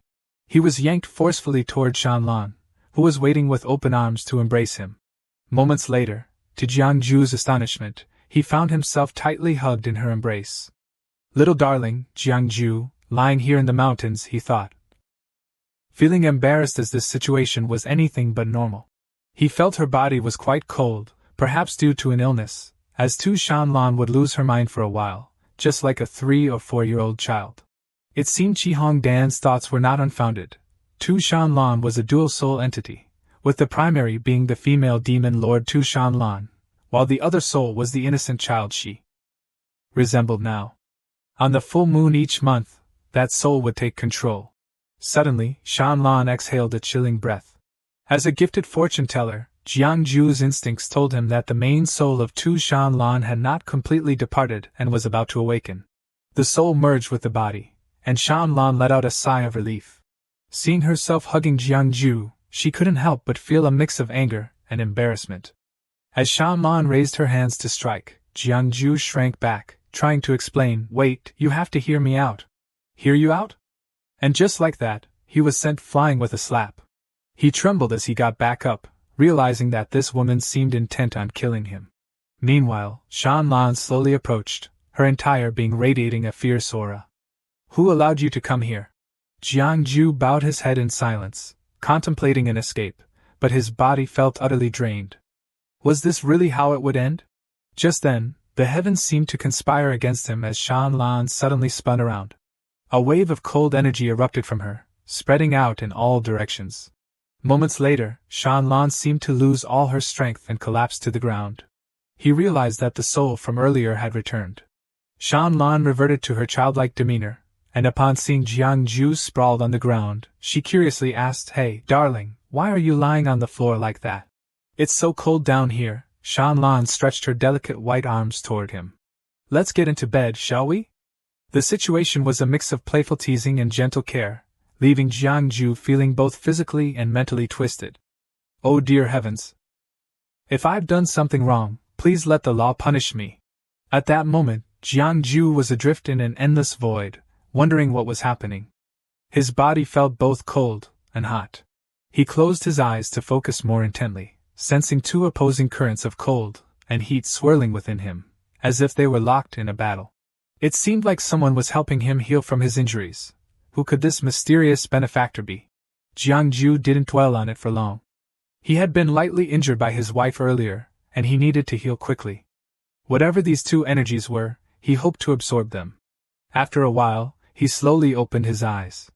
Thankfully, these two energies had protected his life and kept his lungs functioning, allowing him to advance to the 7th level of the Kamli realm. But something felt strange. Jiang Ju awoke from his daze to find himself sharing a bed with Shan Lan, and they were both completely unclothed.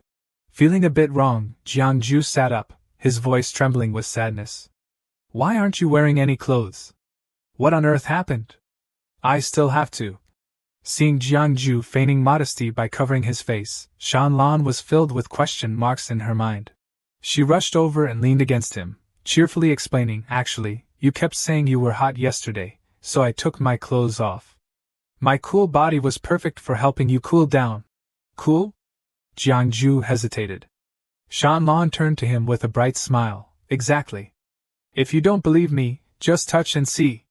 It was then he realized the coolness he had absorbed was the precious essence of the enchanting Shanlan. Being a straight-laced guy, Jiangju quickly grabbed a robe from the bed and draped it over Shanlan, reminding her not to let her body temperature drop. He pondered the heat from the previous day. The shimmering red crystals sparkled brightly, and he recognized this as the warm jade bed. As he dressed Shanlan, he thought to himself that this warm jade bed must have been intentionally set up by Shanlan to suppress the cold energy within her. Yet, he had accidentally absorbed the enchanting essence she had released, along with the fiery energy from the warm jade bed. Just as he finished putting her clothes on, Shanlan dashed over to hug him, demanding a story. Ahem, let's keep it PG, shall we? Hands and feet, behave. Shanlan peeked out from the Super VIP Pro book written by Jiangju, her cheeks flushed with embarrassment as she stammered, This story isn't for kids. And how on earth do you have it? You can't read that. Shanlan pouted, her face a picture of sorrow as she snuggled closer to him, whining, I don't like that. I want to hear a story, come on, tell me. The male lead, unable to resist this temptation, cradled his head in despair and muttered, No wonder Shanlan locked you up here. Alright, I'm really at my wit's end with you. Thus, Jiangju became the reluctant storyteller for this little fox. In the Song dynasty, there was a charming young man named Kote-man, known simply as Khan. After reading for quite a while, Jiangju set the book down. The story was still long, but time was running out. At some point, Shanlan had dozed off on Jiangju's lap.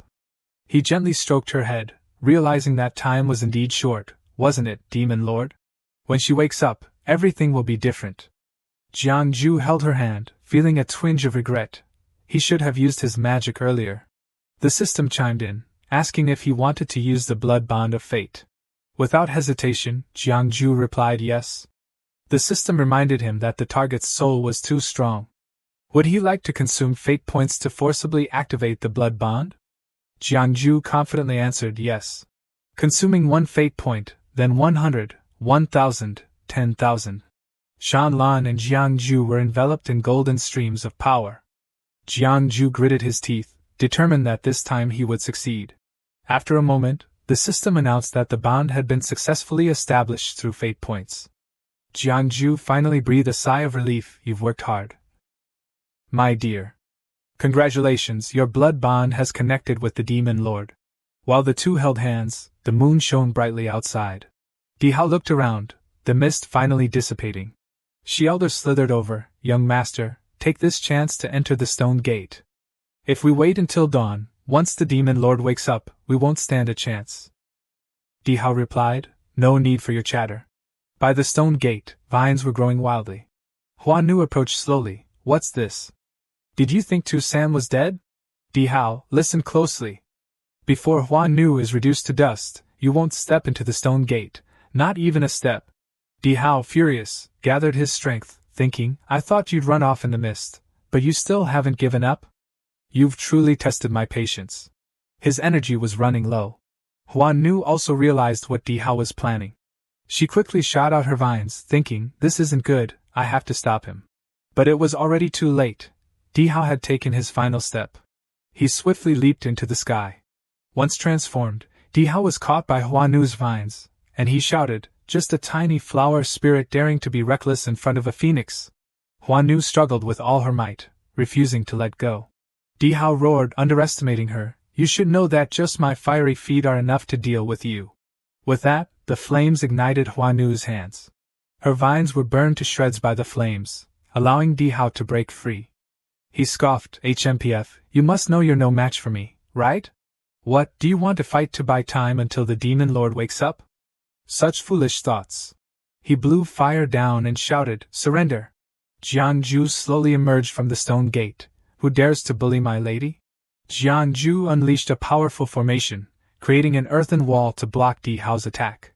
Both Di Hao and Huanu looked towards the gate, thinking, "Wait, is that really Jiangju? When did he enter the stone gate?"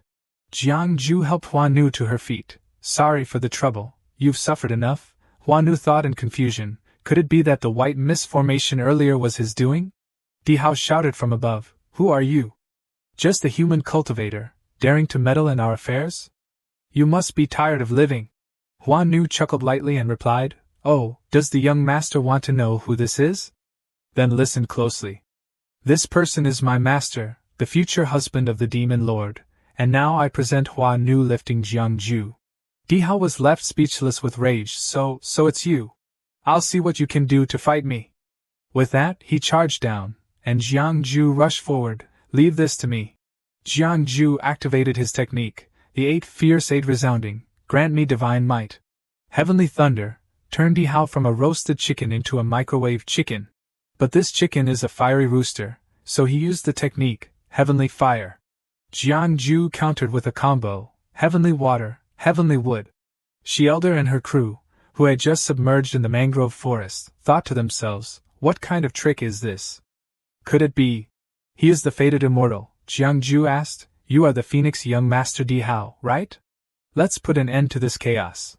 Naturally, being called out by the authorities made the fiery chicken hesitate for a moment.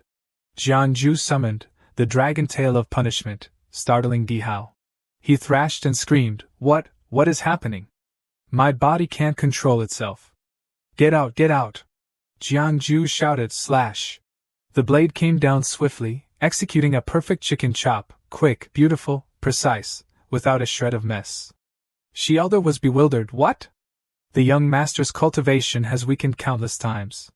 Could it be the heavenly fate weapon? I must leave quickly and report this to that esteemed lord." Meanwhile, Jiangju was ready to end this battle. Then an announcement rang out, a warning. The host wants to dissolve the blood pact, sending shockwaves through Jiangju's people. The dragon tail punishment technique faltered and backfired slightly, causing Huanu to panic and shout, What is happening?" Then a voice called out, "Master, you've finally entered seclusion." Jiangju turned to see someone emerging from the stone gate, affectionately calling his name, Jiangju. Shanlan seemed affected by the breaking of the blood pact, saying, "Look what trouble you've caused." Jiangju remained silent, while Huanu rushed over, exclaiming, "Master, you've finally entered seclusion." Di Hao was stunned. What? The demon lord has entered seclusion? I must leave quickly." With that thought, he turned and flew away in a hurry. Shanlan was furious, trying to run away. "Are we?" In the blink of an eye, Shanlan appeared right in front of him. Shanlan, stroking the chicken's head, demanded, "Di Hao of the Great Wilderness Clan, what gives you the courage to challenge me? Do you know I am the sovereign of the demon nation? I am the master of the heavenly demon."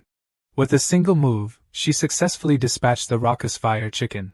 Jiangju looked at the scene before him, feeling a bit bewildered. Shanlan slowly descended with the freshly hunted chicken, asking, "Do you see clearly now?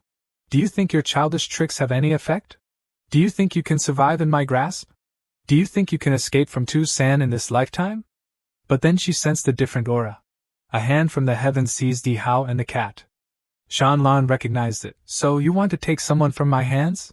Xiao Shanjun caught Di Hao, saying, "Jiangju, don't worry too much." Jiangju, seeing a familiar face defending the wrong person, shouted in worry, "Xiao Shanjun." Shanlan, furious, declared, "You ignorant fool, this place is not one you can come and go as you please. Let me show you the consequences of provoking Tu San." Her voice echoed as she chased after her prey. A few hours later, Jiangju was lounging in the depths of the Tu San hell, completely unaware of how Xiao Shanjun was faring. Suddenly, a slap across the face jolted him back to reality. With a bruise blooming on his cheek, Jiangju chuckled softly. "Little fox spirit, if you've come, why not show yourself?" Shan Ning appeared, fuming, "You deceitful scoundrel!" Jiangju feigned innocence, asking, "Shan Ning, why such harsh words?" Shan Ning retorted, "You still dare to speak? That day you said you wanted to go preach with me. But you deliberately led me to the mountain gorge, didn't you? From the very beginning you tricked me, making me help you set up a trap to harm my sister. Jiangju patted his foxtail, saying, Who said I wanted to harm your sister? I'm your brother-in-law, you know. Shan Ning scoffed, stepping aside. HMPF, Shi Huanu has told me everything. You can't fool me, I'm not that naive. Jiangju defended himself. I saved her life, and this is how she treats me? But I can't blame her. She already has a prejudice against me, thinking I'm unworthy of your sister. Jiangju switched tactics. Little Shan Ning, that day I saved your sister, Feng Jian knew, and Shi Hua knew, didn't I? If it weren't for me, your sister. Shan Ning pondered for a moment and replied, That's true. But then she jumped up. Wait, that's not right. Why would my sister lock you up? Jiangju sighed in exasperation, gently explaining to the little one, Your sister is deeply in love with me, but alas, I have grand ambitions and am not swayed by romantic entanglements. She fears I might run away, which is why she locked me up. This can't be right, can it? As her sister, shouldn't you help her steer clear of love and focus on greater matters? Shan Ning's mind conjured an image of her sister, the tyrant, playing a game of hide-and-seek with Jiangju. Frightened by her own thoughts, she hurriedly asked, So, how should I help you? Jiangju beamed. Shan Ning, thank you for understanding human emotions so well. However, this requires a long-term plan. Now lean in close. Just as he was about to charm the little one, Jiangju suddenly sensed something and promptly shut his mouth. Huan Nu had appeared out of nowhere. She smiled and said, Unlock the chains binding him. Jiangju smiled politely, So it's you, Sister Huan Nu. How's your injury? He thought to himself, This lady really knows how to pick the perfect time to visit me. Huan Nu chuckled, If I hadn't witnessed your abilities that day, I would have thought you were just an ordinary person. Jiangju rubbed his wrists and said, Now that you've seen my skills, aren't you afraid to unlock me, thinking I might run away? Huan Nu approached and asked, Master, you are the top fortune teller. Can you predict if the master will return to the mountain today? Jiangju was taken aback. Huan Nu gestured invitingly, By the master's command, I invite you to meet the master. As the two stepped outside, Jiangju noticed something. It was a chicken head and pig trotters hung up by Shanlan to dry. Jiangju thought, Looks like the great Huang clan is paying a much bigger price than I imagined to appease the demon lord.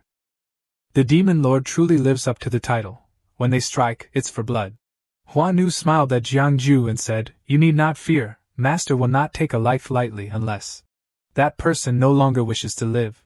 Jiangju clasped his hands together and coughed, The demon lord is indeed formidable. I am in complete awe. Inside Huxian Hall, Shanlan asked, Feng Jian knew, You initially lost to me, and I had no intention of lingering. You voluntarily pledged your loyalty to me, swearing to serve me for life, correct? Feng Jian Nu knelt below and replied, That is correct, master. Shanlan inquired, Now that you serve as my sword, do you have any grievances? Feng Jian Nu answered, I dare not. Shanlan, irritated, huffed, I see you are quite bold. Did you not wish to become a saint? Who exactly is this Master Jing? Feng Jian Nu said, Master, I realize my mistake. Master Jing seems to see through people's hearts. I was momentarily enchanted by him, putting the master in danger. I am unworthy of life.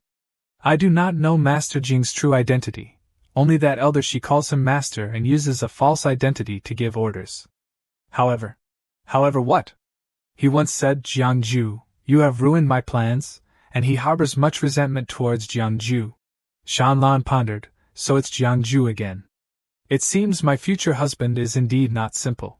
Huan Nu appeared to report, Master, Jiangju has been brought here. Shanlan welcomed him in. Jiangju also clasped his hands respectfully and said, I pay my respects, esteemed one. Shanlan stated, 3 months from now is the wedding. Do you have any close friends you wish to invite? Jiangju grimaced but managed to respond normally, The wedding will proceed as usual. I wonder who you have made arrangements with, yet you keep your word so well. It really isn't necessary. Shanlan frowned, Tu San does not keep those who are idle. You have just begun to preach. In the future, you may enlighten the Tu San clan, responsible for guiding those demon tribes that have yet to awaken. Jiangju helplessly smiled, Although I am a master, I am not a teacher. Shanlan gently asked if he had any opinions, to which Jiangju stubbornly replied, I dare not. Then she asked, Do you know Master Jing?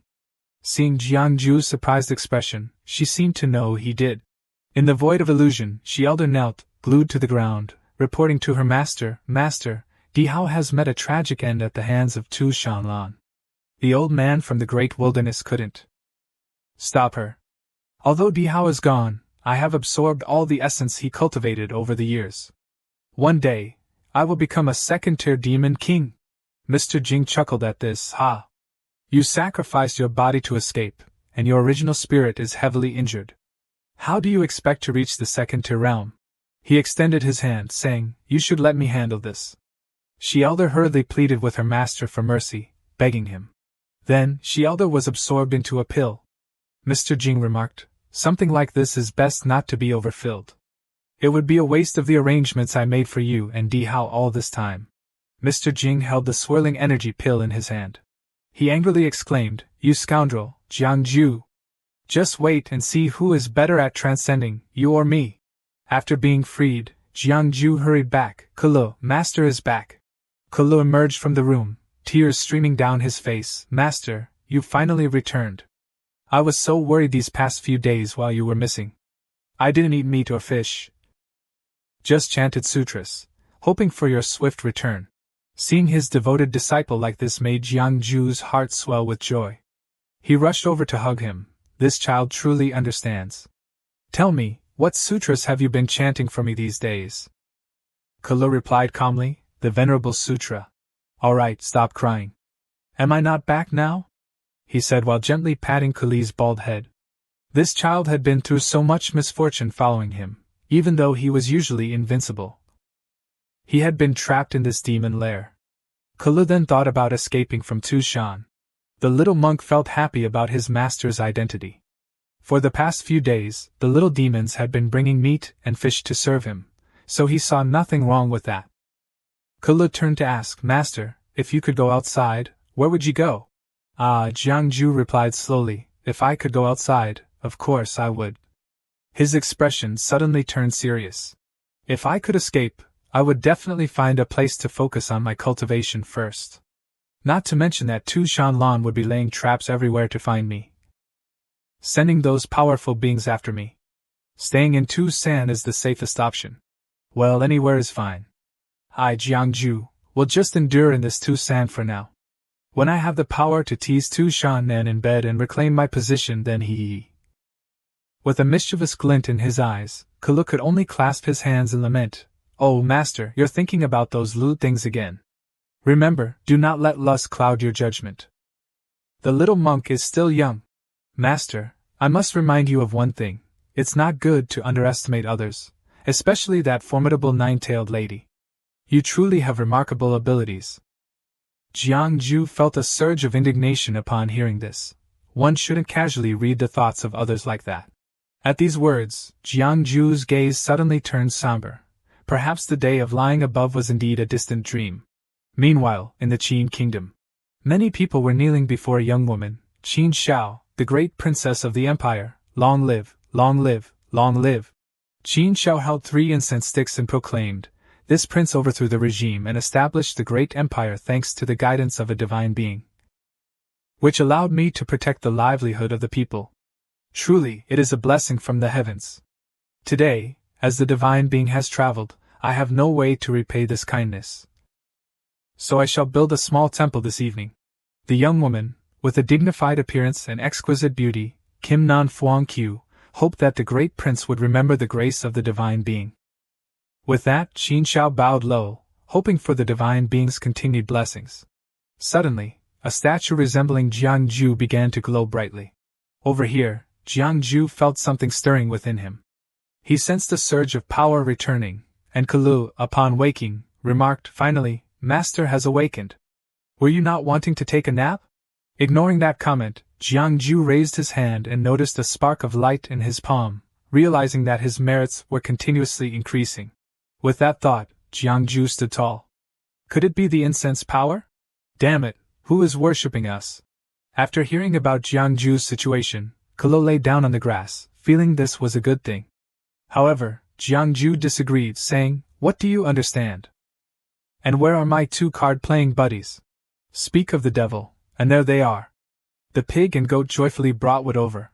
Jiangju kneaded the branches in hand and felt pleased. Sorry to trouble you too, but aren't you here to play cards? Seeing Jiangju so focused on the pile of wood, the pig curiously asked, What do you need this wood for, Sir Jiang? Jiangju remained fixated on the branches, ignoring the pig's question, and instead asked, These branches must be at least 100 years old, right? None older? Hearing this, Jiangju replied, If it were 1,000 or 10,000-year-old wood, it would have long since turned into a spirit. How could it be chopped for you?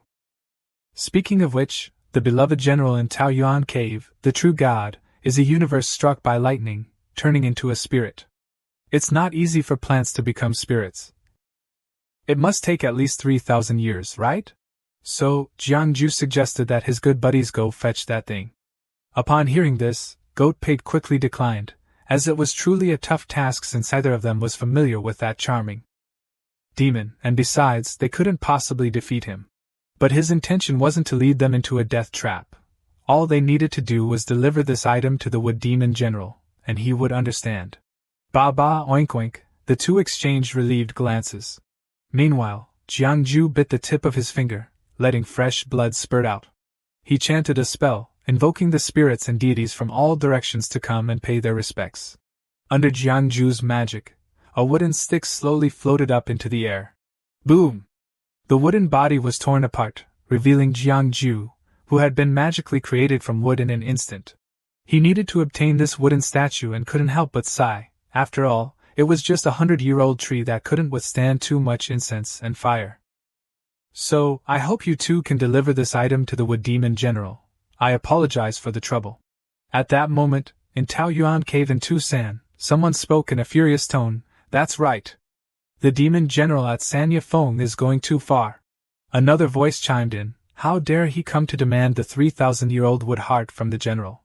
This cannot be overlooked. We must report it to the Demon Lord.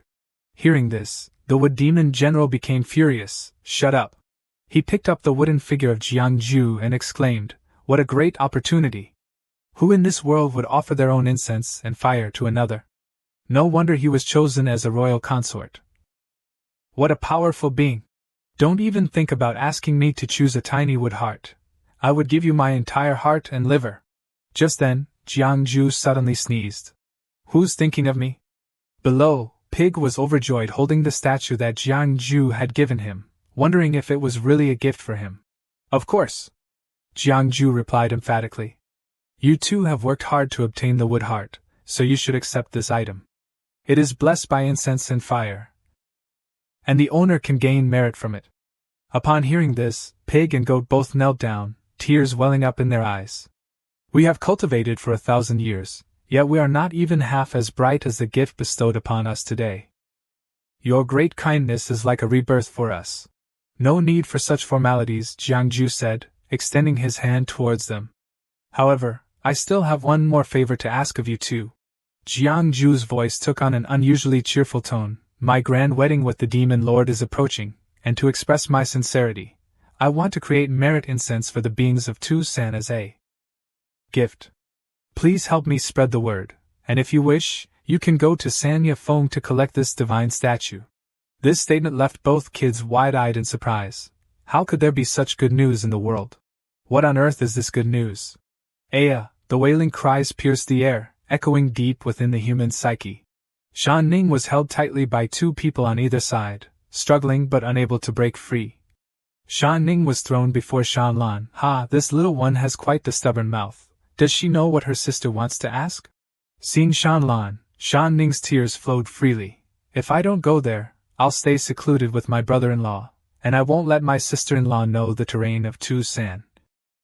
Nor will I secretly sneak into the prison to visit my brother-in-law, and all of this is slander, slander. Oh ho, Shan Lan has just realized that this fox truly hides many secrets. She asked Shan Ning if Jiangju had said anything to her.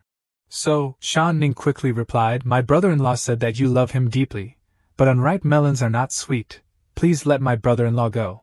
This statement shocked Shan Lan a bit. She asked again to be sure, Did my brother-in-law really say this to you? Yes, Shan Ning replied firmly, My brother-in-law said that you are blindly in love. Unrequited, a lovesick fool, infatuated with handsome men, and it won't end well." Hearing these words, Shan Lan's expression darkened. "It seems my sister has learned quite a bit from him recently. Hua Nu, hang her up, bring me a whip." So Shan Ning was hung up.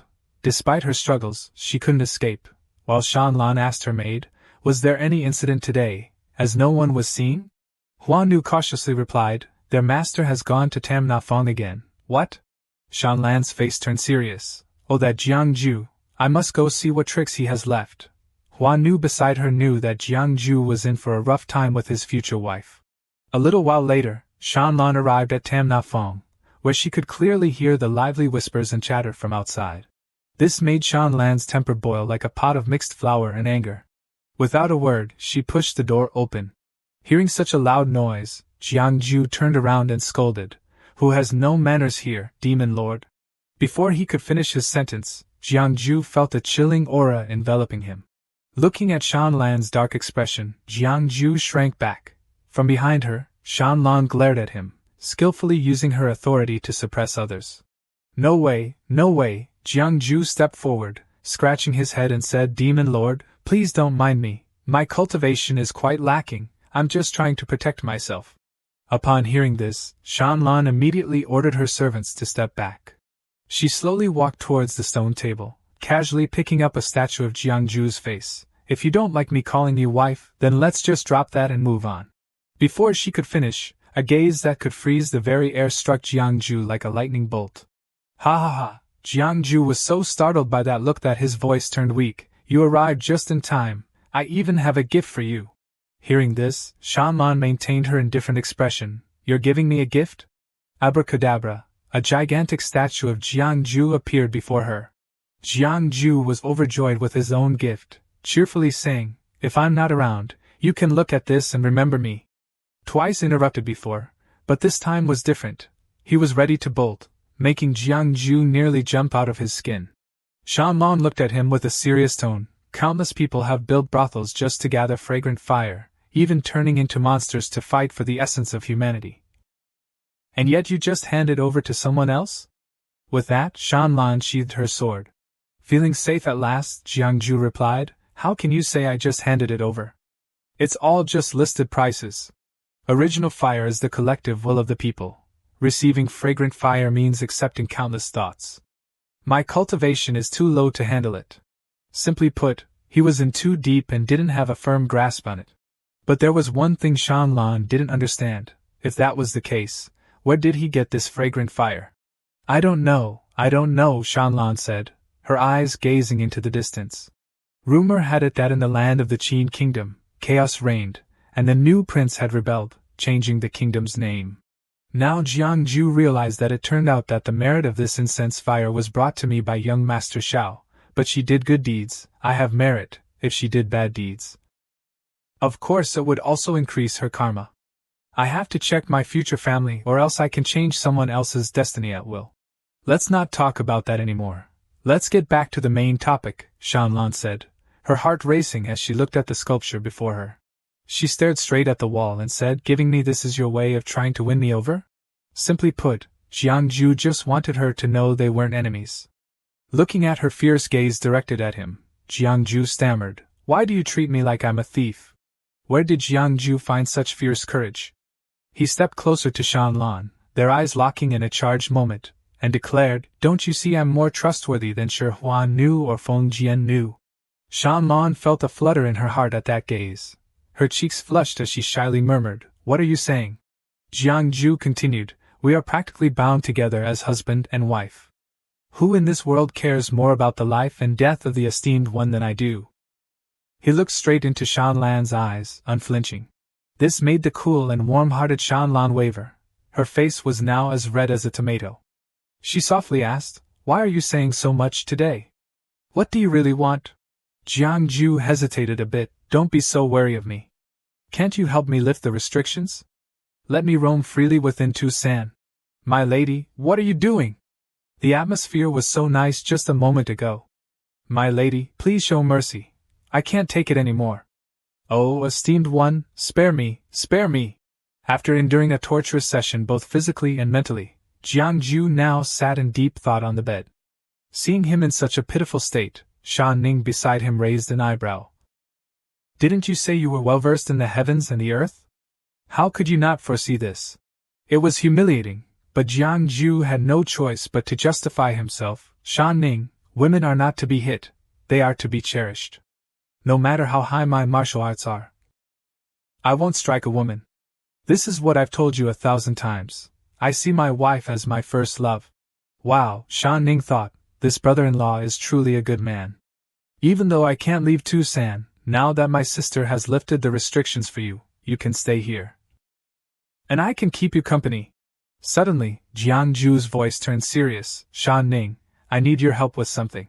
Before he could finish, Shan Ning scolded him. You said that before, and I ended up hanging on the fox lightning for days. I promised my sister I wouldn't help you with anything. Not helping? Oh no, Jiang Ju said, pulling out a bag of spirit stones in front of Shan Ning. Is this enough? Indeed, material wealth influences consciousness. Shan Ning happily agreed. Brother-in-law, just let me know what you need, and I'll ensure your safety. Jiang Ju then pulled out a letter from the bag and asked Shan Ning to deliver it to the White Moon Lake. Also, could you find out how little Xian Jun is doing since being brought to Tucson with me? Looking at the letter in front of her, Shan Ning felt a bit aggrieved. But what does a wealthy guy like Jiang Ju do to make someone suffer while working for him? After this, you won't be short on benefits, trust me. Jiang Ju pulled out a jade pendant. Keep this safe. Once everything is settled, use it to let me know. At this moment, in a castle floating high in the sky, Shan Lan is playing Go with an old man. This character is named Lord Yin San, and he boasts a pair of extraordinarily long eyebrows. Suddenly, he jolted awake from an unexpected nap attack. He looked up at Shan Lan with sincere apologies. Your Excellency, please forgive me. At my age I tend to forget things. Where did I put that just now? As someone with both strength and power, Shan Lan doesn't sweat the small stuff. Lord Yin San, we were just chatting about Jiang Ju, the husband you snatched away, right? Shan Lan held out a jade pendant, ready for action, as he needed this precious gem in that moment. Gazing at the jade pendant before him, Lord Yin San remarked, holding the piece that his beloved had requested, that he really should have just handed over some cash to that old lady instead of taking this pendant all those years ago. But in the end, who would have guessed that the one holding this jade pendant would be a seemingly ordinary man, yet still larger than life? Suddenly, Shan Lan gripped the jade pendant tightly, declaring with determination, Jiang Ju is anything but ordinary. Lord Yin San realized that his esteemed master had fallen for the allure of the mortal realm. If you, my esteemed leader, make a call to action, I can only stand by your side, but there's a little twist. There's a line I just have to drop. Sure, let the illustrious Lord Yin San take the stage. Your Majesty's successor, let's just let the little girl Shan Ning go.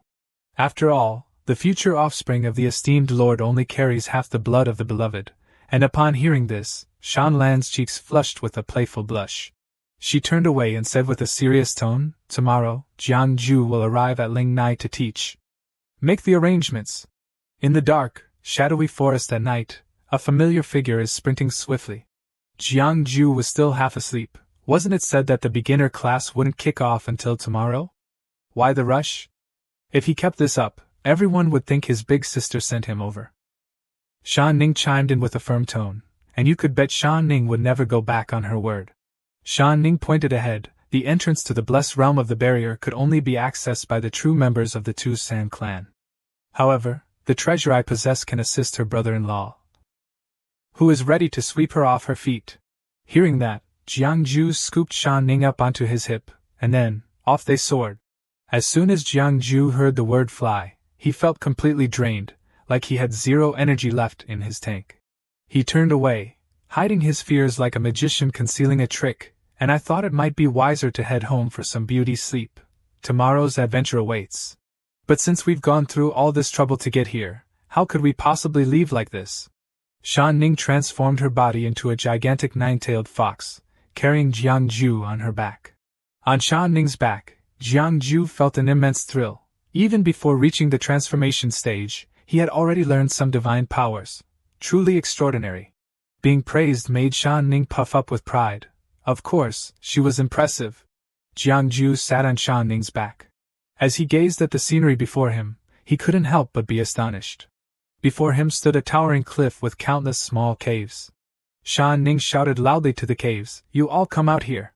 Suddenly, numerous pairs of eyes appeared, and they began chattering about how Shan Ning had brought back a human. "Hey, finally Shan Ning is eating humans. She must be tricking us again. Where did she pick up this human?" Jiangju broke out in a sweat upon hearing them. Shan Ning, hearing this, angrily yelled, "What nonsense are you talking about? I don't eat humans. This is my husband." In the next moment, countless figures rushed out from the caves. A group of fox spirits appeared, surrounding and curiously observing Jiangju. Shan Ning told them, "This is my brother-in-law. I already said I would bring him to meet you, and I'm not lying." The fox spirits were skeptical, saying, "How can that be? He doesn't even have a tail. The husband of Our Lady must have 3 heads and 6 arms, breathe fire, and spit water. He should be an ancient demon with ultimate power." Jiangju was left dumbfounded. He quickly explained, "I am the fiancé of Your Lady. I assure you, I am the real deal." He sat down in front of the fox spirits and asked, "Do you want to know why Your Lady wants to marry me? Well, let me take you back a long time ago. A long time ago, a fox spirit accidentally crossed the boundary between the human and demon realms into the land of humans." The fox spirit's eyes sparkled at this tale. A few days later, Lord In-san praised Jiangju, saying, "Young master, you truly are remarkable. In just a few days, you've helped over 10 little fox spirits from our clan learn to speak. And some even broke through to the transformation stage, facing the heavenly tribulation." Jiangju politely replied to Lord In-san, "You flatter me. Even if my teachings are good, without the cultivation methods you provided, it would just be empty theory." Lord In-san, his face wrinkled with age, smiled and said, "At first, when Our Lady announced she would marry you, some elders in the clan were a bit critical. But now it seems, if they were truly blind, then we old folks are indeed foolish. Speaking of which, the tale we weave today has a bit of a backstory involving the young lady." Upon hearing this, Jiangju said, "Lord In-san, please continue." Lord In-san bowed his head, lifted his teacup, and spoke of the human rebellion, mentioning that Yusu Shi was also involved. "We have dispatched powerful figures to the Qin kingdom." Jiangju, intrigued, questioned Yusu Quan, "Is Yusu Shi so audacious as to disturb the mortal realm, causing chaos among the people? Do they think there are no humans left?" Lord In-san replied, "Young scholar, you are mistaken. The Yusu Shi clan is a major clan within the demon nation, with strength rivaling our Tu San clan, though they lack a figure like our esteemed ancestor. Moreover, this time they have been invited by the Qin kingdom's ruler and blessed with protection.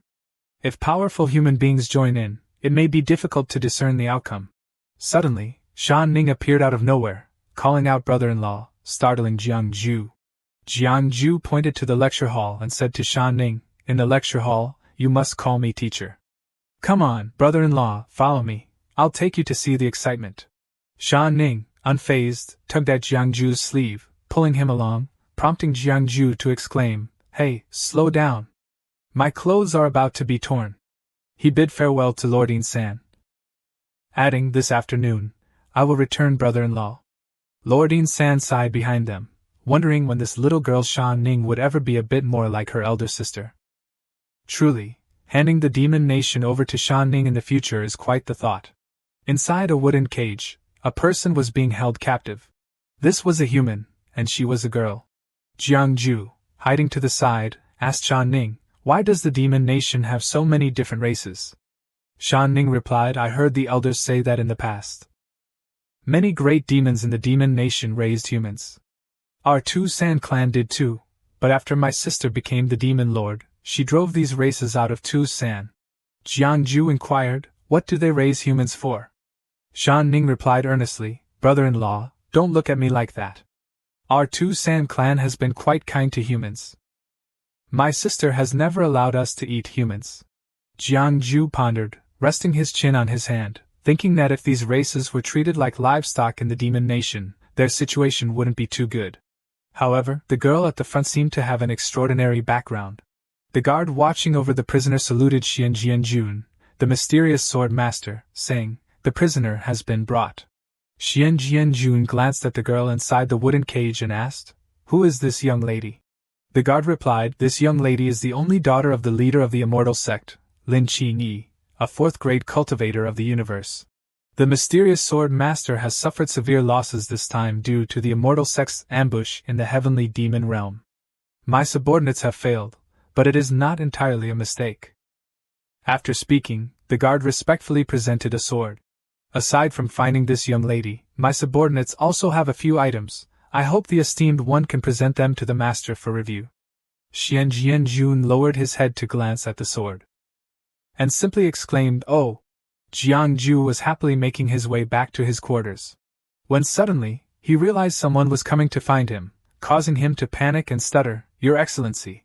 Tu Shanlan, observing his startled expression, asked, "Are you that surprised to see me?" Jiangju explained, "Isn't the master usually busy? Why are you free to come here and relax today?" Tu Shanlan, feeling a bit shy, scratched her face and said, "Tonight is the full moon." Upon hearing this, Jiangju immediately reassured her, "Rest assured, I absolutely won't cause any trouble tonight." Tu Shanlan blushed slightly and said to him, "Later you should come with me to the secluded place." Jiangju stared at her in disbelief, thinking to himself, "Why does the great demon king seem a bit adorable right now?" Out loud, he said, "If there's still time, would the master like to stay here for a meal?" The sky was blue and the clouds were white, making it a wonderfully beautiful day when suddenly a voice rang out, "The chicken soup is here." Jiangju picked up a plate of food and then spoke to the others already seated at the dining table. Seeing Kula munching on a pork leg, Tu Shanlan couldn't help but ask, "Even the monk eats meat?" Jiangju chuckled and pointed at the little one, saying, "He's a fake monk." Kula, hearing this, held the pork leg in one hand while pretending to chant, Amitabha Buddha.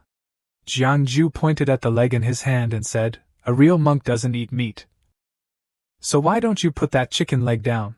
Kulu, in response, took a big bite of the leg and said, "Then the little monk won't be a real monk anymore." Tu Shanlan, sitting nearby, also took a sip of soup. The very next moment, when Jiangju asked her how she found his cooking skills, she spat it all out. After wiping her mouth, she replied, "Not great at all." Jiangju, undeterred, enthusiastically introduced another dish. "Well, master, you should try this seasonal vegetable. It's incredibly fresh." Tu Shanlan coldly shot back, "I don't like that dish." After finishing their meal, the two got down to business. Tu Shanlan looked at the sword placed on the table, and said to Jiangju, "This is something we retrieved from the rebel forces of the D. Tianming. You should be able to see if there's anything unusual about it." Before the Golden Sand River formed, the great demons had a habit of keeping the populace as servants. Since I took this position, I intended to find a place for them to restore their vitality, but they instead established the Tianming, using the rescue of the common people to amplify their power, frequently attacking the territories of the great clans. Hearing this, Jiangju picked up the sword, admiring it while saying, "This celestial sword looks like it hasn't been forged for more than 100 years, but where did those folks from the strange immortal sect get it?" Tu Shanlan told him she didn't know, only that this kind of magical weapon was contributed by each member of the strange immortal sect, and there was a seal engraved on the hilt. Tu Shanlan's expression turned serious as she said to Jiangju, "The Divine Arrow Pavilion has to go around the Golden Sand River." Jiangju asked her directly, "Are we going straight through the Demon Nation?" He quickly explained, "I was kicked out of the Divine Arrow Pavilion after a few months and I'm not even considered a disciple. I'm really not close to them. You, being from the tribe and knowing how to read fortunes tomorrow."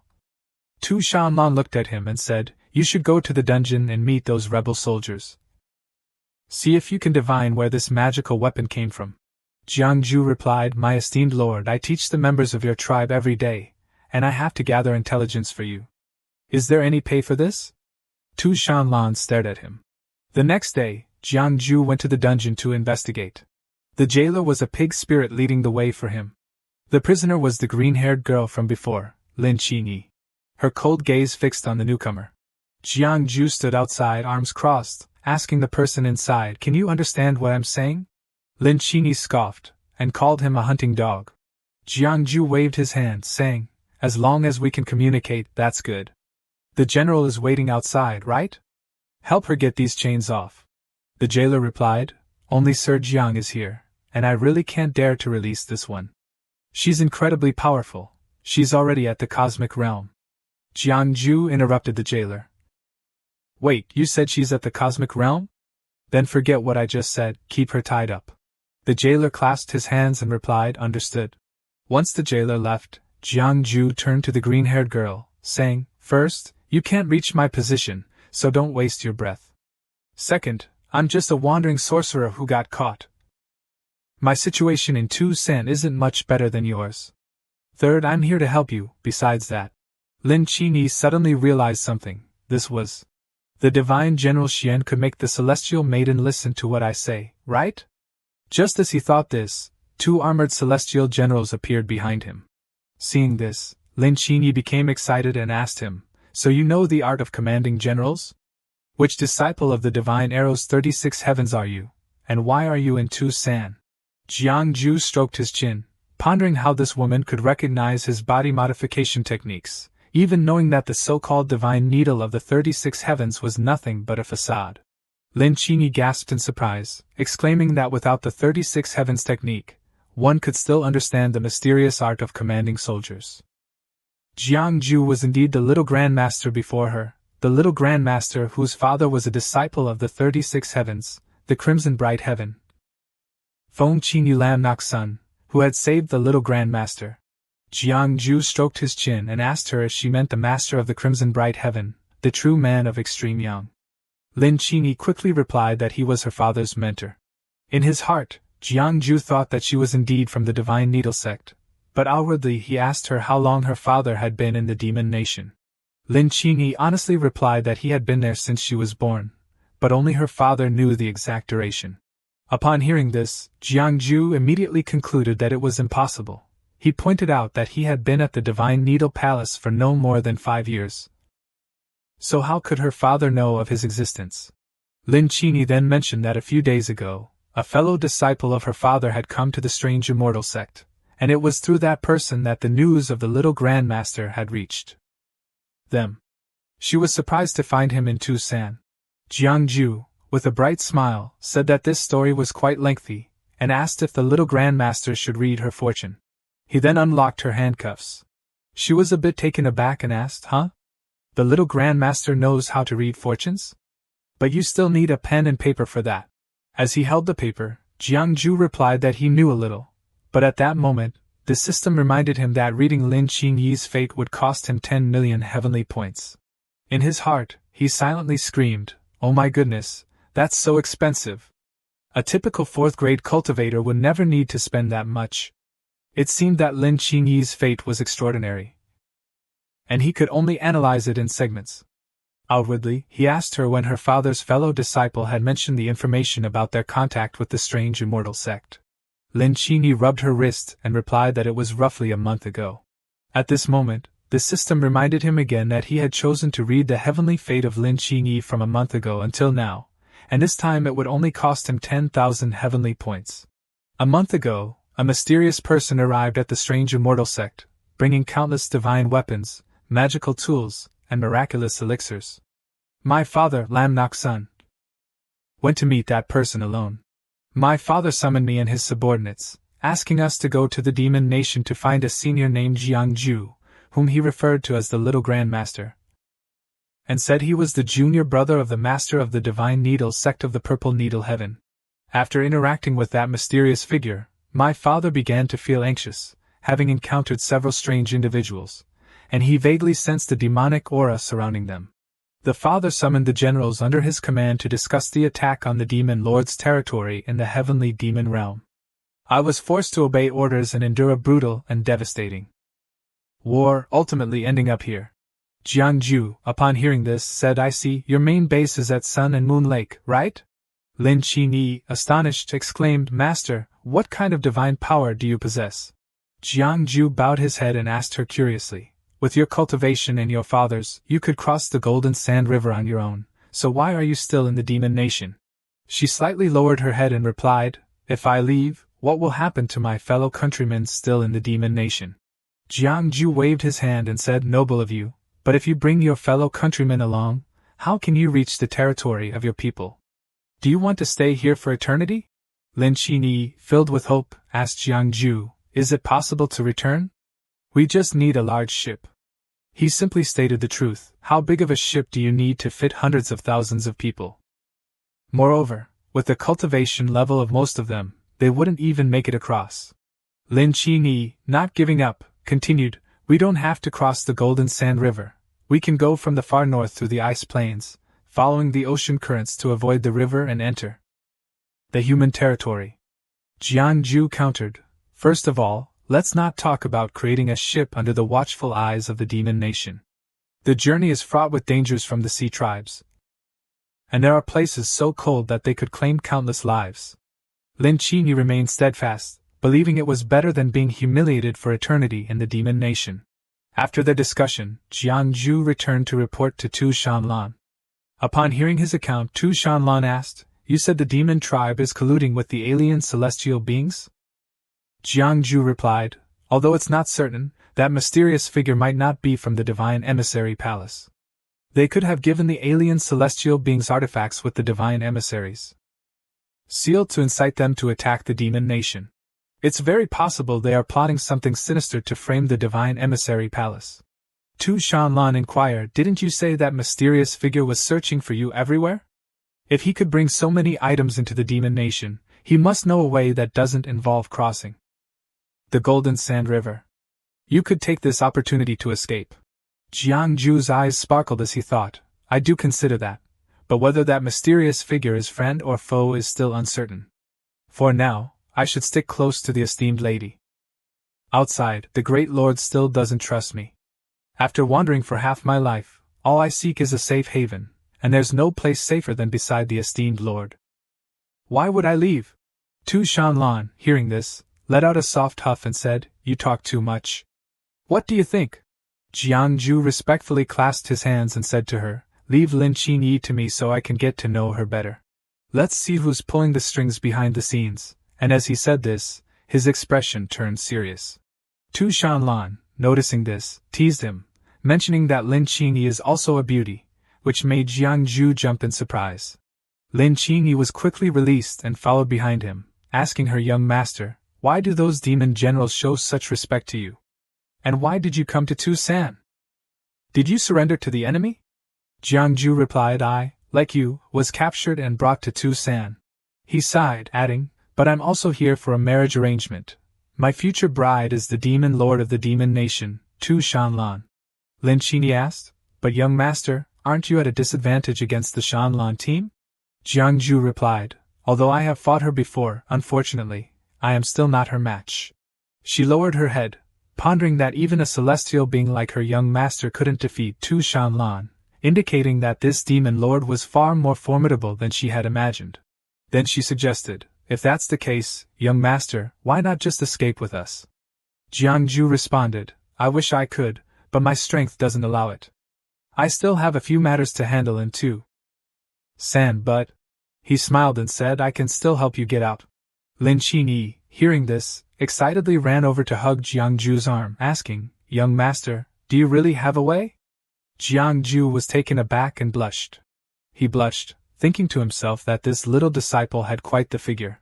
Suddenly, they heard a cough and looked down to see Kalu, the little boy, who said to Jiangju, Master, women are a disaster. Jiangju, seeing him, said, I heard you were called to see Tu Shanlan this afternoon.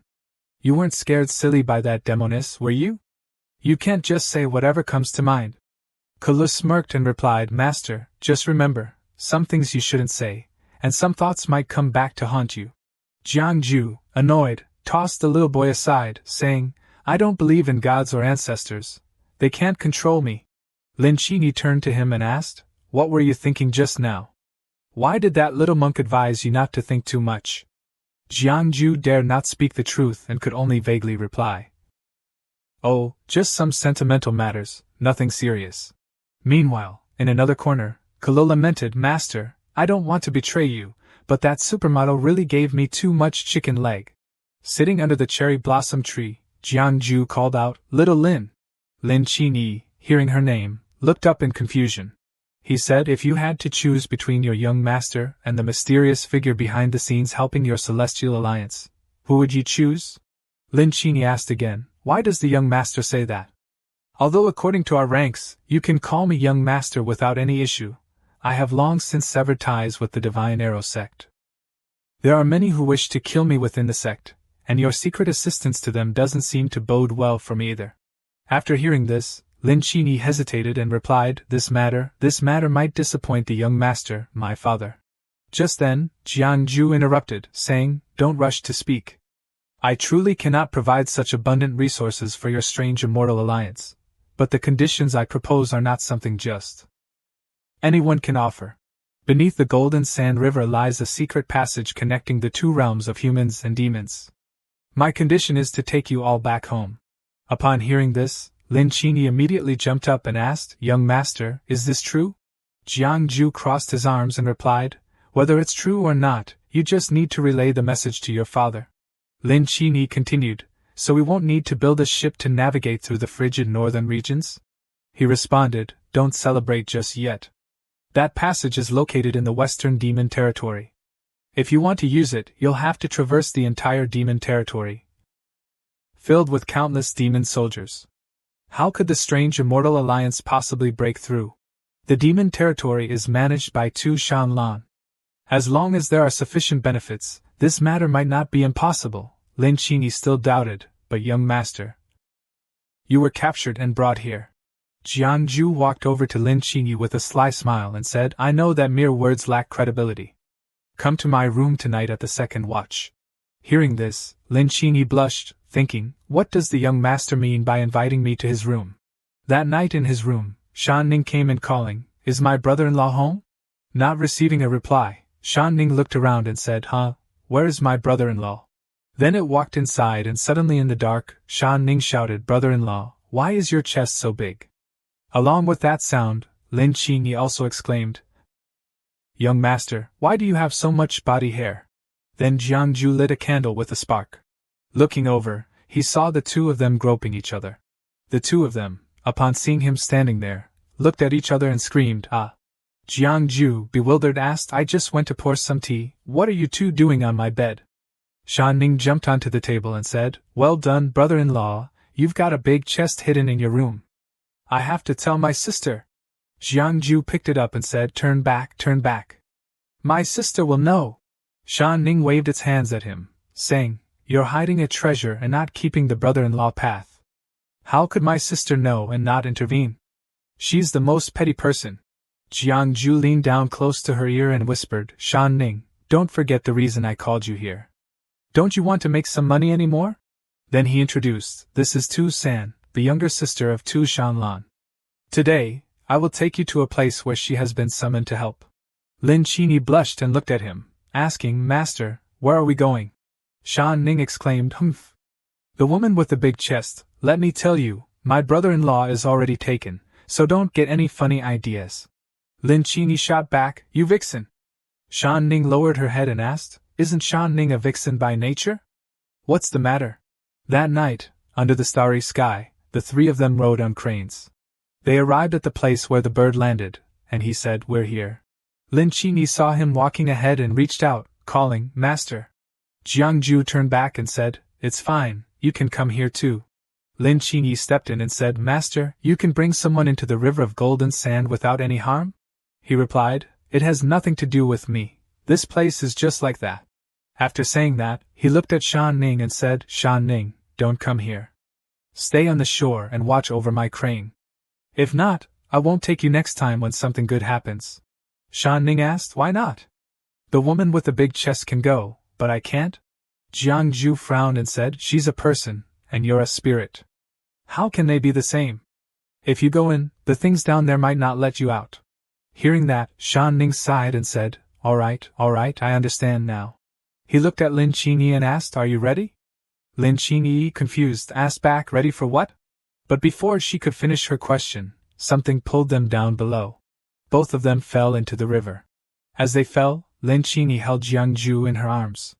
Landing on the ground, he smiled and said, Ah, thank you. You can let me down now. This position is a bit embarrassing for someone like me. Jiangju looked around the cave. After surveying, he said, The feng shui here uses the principles of yin and yang to arrange itself. No wonder it can last for thousands of years without losing its effectiveness. Suddenly, A light illuminated the area, and Lin Qingyi, standing behind him, said, "Master." The statue opened its eyes and spoke, pointing at another statue. But he raised his hand to stop her, saying, "Don't point at these old ancestors. They are the heroes of humanity who sacrificed themselves for the Tao. Besides, these people are still alive and can see." Looking at those statues, he wondered, still alive? Then she hugged his arm and shouted loudly, "Ah, look over there!" He replied, "Don't be afraid, this is the technique of fate, borrowing the power of heaven and earth to sustain us." These individuals relied on the essence of heaven and earth, absorbing its brilliance, but unable to endure, they were transformed into stone statues, even if their divine consciousness remains immortal. It's likely just a flicker of instinct. Not only these 5, but others too, due to their bodies perishing in the path, probably won't last much longer either. Lin Qingyi asked, "Why are these old seniors here?" He answered, "Of course, they are here to guard this place, deterring the demon clan. If the great calamity of humans and demons reoccurs, that will be the moment they emerge to slay the demons." After that, Jiangju summoned 3 incense sticks. He then bowed and said, "Respected seniors guarding this place, I, a junior of the human race, admire you greatly. Lighting these 3 incense sticks of merit can help you maintain your divine consciousness for 100 years. I respectfully offer this incense." After speaking, Jiangju planted the incense down, and the 5 statues inhaled the fragrant smoke. The 5 stone statues gradually absorbed it. Then the 2 of them entered, and he asked, "How long will it take you to travel 100,000 miles using your movement technique?" Lin Qingyi replied, "About a day. I guess." He continued, "With the 2 divine talismans, it should be about the same. So take me there." Hearing this, Lin Qingyi was puzzled and asked, "Huh?" After that, Lin Qingyi picked up Jiangju, making him think, "This position is quite humiliating, isn't it? But if she doesn't mind, then whatever." Jiangju took out 2 talismans and read aloud, "I summon the wind god to descend personally." As soon as he finished speaking, both of them were sucked into the next scene. At the Shamlan Immortal Hall, she sat on her throne and said, "This paper is a written message, the heartfelt words of the Master. In the river of gold sand between humans and demons, it can lead to the treasures of the demon realm. Should I even mention this old hag to San?" After reading it, she angrily clenched the paper, grinding her teeth, and said, "That old hag, ha ha ha." Kala quickly waved his hands and said, "Master, sometimes the Master doesn't even call you that." Hearing this, she became so furious her eyes turned red and asked, "Oh, what else is there?" Kala honestly replied, "The little girl is a domineering female demon head." Shanlan was so enraged that she radiated fury, saying, "Jiangju really has some guts." Kala clasped his hands and said, "Ahmedba, Master, please be gentle. The Master isn't used to being hit." Shanlan thought to herself, Jiangju is scheming to sway the otherworldly sect to his side. Has he already devised a plan to deal with that mysterious figure? The return of the otherworldly sect to the human realm is not a big deal for Tu San. The key is that I can secretly assist the otherworldly sect in eliminating the aberrant beings within the clans. The trade between the 2 races. Does Jiangju really just want to make money? Or is his true intention to help the human slaves of Demon Nation return to their kind? Perhaps he wants to seize this opportunity to aid that individual from Qin Kingdom. Oh, Jiangju, you're about to become my husband, yet you still can't forget your past love. After that, he approached the Shi Huanu temple to invite him inside. He clasped his hands and bowed his head, saying, "My lord, I intend to release Lin Qingyi from Tu San." He thought to himself, convincing this arrogant and self-absorbed lady will not be an easy task. Her gaze narrowed as she stared at him, a chill beginning to envelop the air. It sent shivers down his spine, filling him with dread. Shanlan lowered her head and said, "Correct." Hearing this, he was taken aback and asked, "Huh, does that mean you agree? Or should I explain to my lord why I'm doing this?" She replied loudly, "Shut up." He responded, "All right then." Shanlan stood beside him, cracking her knuckles. "In less than 2 months, it will be the day of our wedding. Remember, if you are to be my husband, having low cultivation will only invite ridicule. Since I have some free time today, I will personally guide you in your training." Jiangju, terrified, quickly waved his hands. "How could I trouble my wife to personally instruct me? I can find." Before he could finish, Shanlan had already begun to take action. After a while, 2 creatures carried Jiangju, who was completely bandaged, out. Lin Qingyi saw this and called out, "Young master." Jiangju looked up and said, "Don't worry, I've convinced Tu Shanlan. She agreed to let you go." Hearing this, Lin Qingyi pouted, thinking, "Young master fought against the demon lord for my sake, yet had to pay such a painful price. I will definitely remain loyal to my young master." Seeing Lin Qingyi's determination, he thought to himself, "Don't let me down this time. I've already committed a grave sin." Then Lin Qingyi said, "Young master, don't worry. I will definitely persuade my adoptive father." A month later, the peach blossoms bloomed. Shi Huanu stood beside him, reporting, "Master, most of the clans have returned the invitations, saying they will send envoys to attend the wedding. Only the Eastern Sea's 5 Immortal Valley and the Red Hua clan have yet to respond." Shanlan held the paper and read, "The envoy of the underworld demon king often traverses the Taoyuan cave, commanding the blood-red wind to send forth orders to several tribes." Shi Huanu bowed her head and asked, "Has the envoy for the Eastern Sea been chosen yet?" Shanlan replied, "Let's send that servant girl to fetch the sacred horn of the sea tribe to decorate my wedding room." After finishing her task, Shanlan turned and asked, "Speaking of which, Jiangju is resting today?" Shi Huanu responded, "Yes, Sir Jiang is taking a break today." Shi Huanu inquired, "Why does the master keep mentioning Jiangju lately?"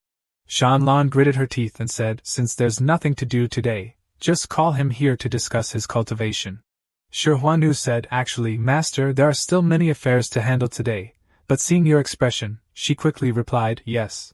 After a moment of calling him, he arrived and asked, "Could you use a different excuse next time, my lord?" She immediately replied, "No." Jiangju said, "Well, I've been wanting to find an opportunity to meet with you, my lord, for the past 2 days. I want to." Before he could finish, Shanlan interrupted. "No," he said, "but I haven't said anything yet." She replied, "There's nothing else except to change your guard to a female demon." Jiangju said, "In your eyes, am I like that, my lord? The main reason I came this time is that I want to visit Sun and Moon Lake." Shanlan leaned closer and asked, "What do you want to do at Sun and Moon Lake?" He replied, "In the demon nation, the only good friend I have is that old dragon god. I want to go out and visit my friend. If you allowed the guard to accompany me, that would be fine." She lowered her head and said, "No need for the guard to accompany you." He was surprised and wondered, "Is Tu Shanlan so clear-headed today?" She continued. Jiangju quickly dismissed it, saying, "I will personally accompany you, my lord. To be honest, I don't really want to go. I suddenly remembered that the school is holding the monthly exam this month." But she ignored him and insisted, "Let's decide on this. We'll set off in 3 days. At Sun and Moon Lake, Eastern Sea Mountain. In a house, 2 people were on guard. Inside there was someone. Upon closer inspection, it turned out to be Lin Qingyi, who was tied up. Suddenly someone entered, causing a few objects to clatter together. At that moment, Lin Qingyi slowly regained consciousness. She woke up, looked up, and asked, "Father, what do you want to do?" Feng Qingyi grinned wickedly. Lin Qingyi continued, "Didn't you always say that your lifelong wish was to lead our people back to our homeland? Why don't we choose to stand with the young master?" As she spoke, she suddenly froze. "Father, you..." At that moment, Feng Qingyu's smile twisted even more. There are a few ghosts behind Feng Qingyu, chuckling, "Hee hee, does he call someone father? Why doesn't the servant remember this little sister? Oh, third sister? Why rush? We can just wait until her divine consciousness runs out, and then snatch this body directly. Why go outside at all? The third sister is eyeing this skin and is afraid we might snatch it away. Her mother's original spirit is almost depleted too. We can make our move soon. Once she has the body, what about you sisters? You still don't have one." Lin Qingyi, feeling uneasy, asked, "What exactly are you?" Feng Qingyu replied, "Shut up. I haven't even asked about Jiangju yet. Who let you all out? If we delay our master's business, we'll all be dead." Lin Qingyi shouted even louder, "Who are you? What have you done to my father?" After her scream, the wound on her forehead began to bleed. Feng Qingyu continued, "Oh, don't get so angry. Be careful not to harm our body. It would be a waste after we provided you with so many resources. If that stubborn old man Feng Qingyu would just submit to my master, I wouldn't have to risk taking over this old man's body." Her mother, seeing this, asked, "Why not let me take over her body?" I could bring Jiangju along. I've heard he's quite handsome. Feng Qingyu shouted, What do you mean maybe? Jiangju is a destined being, untouched by evil. You ghostly creatures without bodies want to lay a finger on Jiangju? If you want to die, don't drag me down with you. Great lady, come here. This woman's body belongs to you. A shadow appeared and said, As you command. After that, the shadow slipped into the hole in Lin Qingyi's forehead. She cried out in pain and then collapsed. After a moment, Lin Qingyi, seemingly possessed, looked up and said, Mother, aren't you going to let me go? The carriage was ready to set off. Jiangju sat with his arms crossed, letting the little fox spirit bounce with excitement. He said, Calm down, don't hurt my eyes. It's just a trip outside, is it really that thrilling? Tu Sannin, excitedly looking around, replied, This is my first time out, of course, I'm thrilled. Tu Sannin continued, Brother-in-law, you're so nice to say you'd take me out to play. Jiangju, still with his arms crossed, declared, Of course. How could I forget you when I have something good? Jiangju then happily picked up Tu Sannin, saying, This time, it's not just about taking you out to play. We're also going to make a lot of money. Tu Sannin frowned and asked, Brother-in-law, are you doing something behind my sister's back and making Shan Ning suffer? Jiangju immediately started to wail and whine, claiming that it was indeed slander. Oh Shan Ning, I never expected you to be such a sly fox. Tu Sannin, boiling with rage, rushed towards Jiangju and shouted, Brother-in-law, do you think I'm some gullible woman in your eyes? Jiangju flicked Tu Sannin's forehead and said, This person can't even transform into a proper human. How can she be considered a woman? Come here, brother-in-law has some heartfelt words to share with you. From another carriage, Shan Lan's voice rang out. During this time, keep an eye on your master. If he has any unusual thoughts, report it immediately. Do you understand? Kulu replied, Master, what do you mean by unusual thoughts? While munching on a chicken leg, Kulu asked, Does Master often think about pressing you onto the bed, hitting your you know? Shan Lan angrily replied, It's those things he wouldn't dare say in front of me. But he still has the outer fortress to do. Kulu responded, Oh my Buddha, the little monk understands now, just like that full moon night before, when Master cut off the tail of Mistress to make a scarf. Upon hearing this, Shan Lan realized, No wonder my tail has been feeling chilly these past few days. Finally, they arrived at their destination. In front of them was a crowd waiting eagerly. It seemed that the crowd had been waiting for Shan Lan's carriage for quite some time. Shan Lan gradually lifted the curtain and stepped out. The sound of fireworks exploded in the sky as the crowd bowed respectfully, welcoming the Demon Lord, warmly greeting the Demon Lord to offer guidance. Shan Lan's expression was extremely serious at that moment. Shan Lan looked around and said, It's been a while since I visited Sun and Moon Lake. It's still as lively as ever. At that moment, Jiangju also cheerfully opened the door and stepped out. However, what greeted Jiangju were looks filled with deep resentment. Shan Lan approached the Dragon King and said, I've heard the old dragon god mention that this husband of mine is a childhood friend of yours, and by rights, he should be a distinguished guest of Sun and Moon Lake. Why do you seem to harbor such animosity towards my husband today? Upon hearing this, the Dragon King thought, calling him husband so naturally, this is quite close, yet not long ago at the Iron Gate, he was always borrowing my golden command to deal with Jiangju. It seems my old brother Kwang is quite formidable. The Dragon King stepped over to Shan Lan and said, Demon Lord, you may not know this, but in the past, our dear friend Kwang was incredibly enthusiastic at my place, casting lots for many spirits. There wasn't a spirit left cold, all wanting to know how they would meet their tragic ends, whether their wives were unfaithful, or if there were sibling rivalries. But Kwang, with his extraordinary skills, would always say that if something was going to happen, it definitely would. I can only blame myself for not paying attention. By the time I realized that all the spirit kings were pooling their resources to hire an assassin to take him out, Kwang had already packed his bags and left Sun and Moon Lake that very night. Jiangju, standing behind, overheard and chimed in, Hey, I heard that. At this age, there's really no need to talk behind someone's back. And finally, the banquet inside the Dragon King's main hall began. Jiangju leaned over to pour wine for Shan Lan and said, My lord, these things could easily be done by someone else, yet look at Shi Huanu standing there, bored out of her mind. Shi Huanu, feeling the jab, puffed her cheeks, thinking, "You little brat, you're definitely asking for trouble." Shanlan replied, "Today, you're acting in the Kappa fortress of my husband, so if not you, then who else should handle such intimate matters?" Jiangju, holding the wine jug, retorted, "In a husband and wife relationship, it should be equal, right?" Shanlan shot back, "You should first survive one of my attacks in a day before you bring up equality." Suddenly, Jiangju picked up some food for Shanlan, while Shanlan looked away in surprise and said this. His eyes were glued to the dancers performing on stage, and Jiangju's eyes sparkled with two heart shapes. Ahem, Shanlan signaled to Jiangju. But Jiangju was completely oblivious, prompting her to slam her hand down on the wine cup. The wine splashed directly into Jiangju's eyes, causing him to yelp in pain. "Ouch, it stings." The Dragon King, sitting above, looked down with amusement and said, "The affection between the demon lord and his husband is truly harmonious, making others envious." Shanlan shot a sharp glance at the Dragon King and said, "If wearing the long dragon attire isn't suitable, I can send a few divine doctors to Sun and Moon Lake." The Dragon King replied, "I see that Kwong is quite fond of these dancers. If the demon lord doesn't mind, I could gift him a few." Shanlan responded, "Do you think I wouldn't mind?" Jiangju, overhearing this, felt incredibly delighted and thought, "Is there really such good news?" Jiangju then approached the Dragon King's seat and asked, "Hey, old brother Gale, do you have any cattered girls over there?" The Dragon King looked puzzled and asked, "What do you mean by cattered girls?"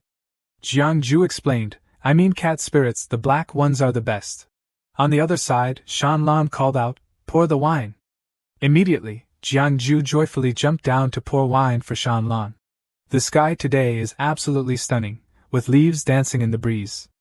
Shanlan stands outside, and Jiangju follows suit. Jiangju says, "Master Tun, you don't need to think about me. The Dragon God is an old friend of mine. It's been ages since we last met. We're just preparing to reminisce about the good old days." Shanlan quickly turns away and retorts, "Reminisce? More like going to beg for a favor." Shanlan storms off and slams the door shut. After that, Jiangju steps into the room, ready with his magic at hand. He gently touches the forehead of the Dragon King. Jiangju opens the system array from the Dragon King's mind, and the Dragon King exclaims, "Young friend Kwong, what is this?" Jiangju angrily replies, "Your old man, forgetting loyalty for profit, selling friends for glory. I set up this feng shui array for you, and today, I'm going to destroy it." Upon hearing this, the Dragon King snaps to attention. He swipes a cup of wine forward with one hand. The wine splashes right onto Jiangju's hand. The Dragon King rushes over to Jiangju, cheerfully saying, Wait. Brother Kwong, let's talk this over. I've used a ton of talismans to trade for this feng shui array. You can't just destroy it like that." Jiangju shouts again, "You still have the nerve to say that? If you hadn't hidden the royal talisman from Shanlan, I wouldn't be in this mess today." The Dragon King, confused, responds, "What mess? Isn't everything great right now? You're the husband of the Demon Lord. That's something you could only dream of for 10 lifetimes. You've found a huge support." Jiangju yells once more, "But my life was almost taken away." Jiangju crosses his arms and says, "Forget it. Talking to you is pointless. In short, I've been completely played by you this time." The Dragon King replies, "I've reached the peak of the holy transformation 9th realm. I'm just one step away." Jiangju then realizes, "You're even more formidable than Shanlan." The Dragon King chuckles, "Don't think too much. I've lived this long, relying on my cultivation to extend my life. And your young wife has already reached the holy transformation 9th realm. If we really fought, you'd lose, and you could only return to heal. But if she captures you, it's game over." Jiangju presses on, "Why hasn't your Sun and Moon Lake accepted the immortal sect?" The Dragon King pulls out an object and says, "Because of this." Jiangju takes the object in his hand and says, "The beast skin scroll from the Divine Arrow Pavilion? You want to go to the Divine Arrow Pavilion? Feng Qin Yu actually entrusted this to you? Isn't he afraid of his sect coming after him?" The Dragon King spoke slowly, saying that ever since his heart had opened, he had encountered countless extraordinary talents over the years. Love and people could surpass the ordinary scenery. And some could even pass through the heavenly gate, transforming into celestial beings, but such instances were exceedingly rare. However, this person, even if they stepped onto the final bridge to the heavens, would eventually return to the mortal realm. Moreover, many would soon grow despondent and perish. Now, there was only one person who had once crossed the bridge to the heavens without dying, and that was the divine envoy and their master. The Dragon King continued, wanting to ask a question. Years ago, when the weapon was forged atop the three flowers, surpassing the first great realm, guided by the heavenly gate leading to the bridge of the heavens, why did they step onto the bridge only to turn back? What lies beyond the heavenly gate, and what is behind the additional gate? Why did those who had seen and not speak of it to future generations, returning only to die one by one? At that moment, Jiangju thought about how all beings were in disarray, deceiving one another, driven by a bit of greed in the mortal world.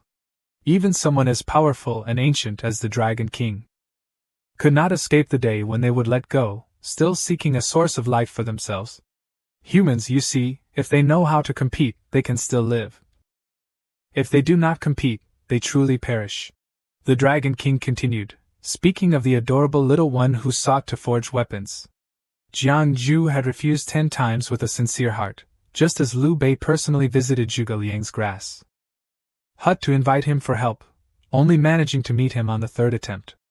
Even when asking someone to teach a magical weapon, they still hesitated, wanting more materials. Little did they know, everything was right here.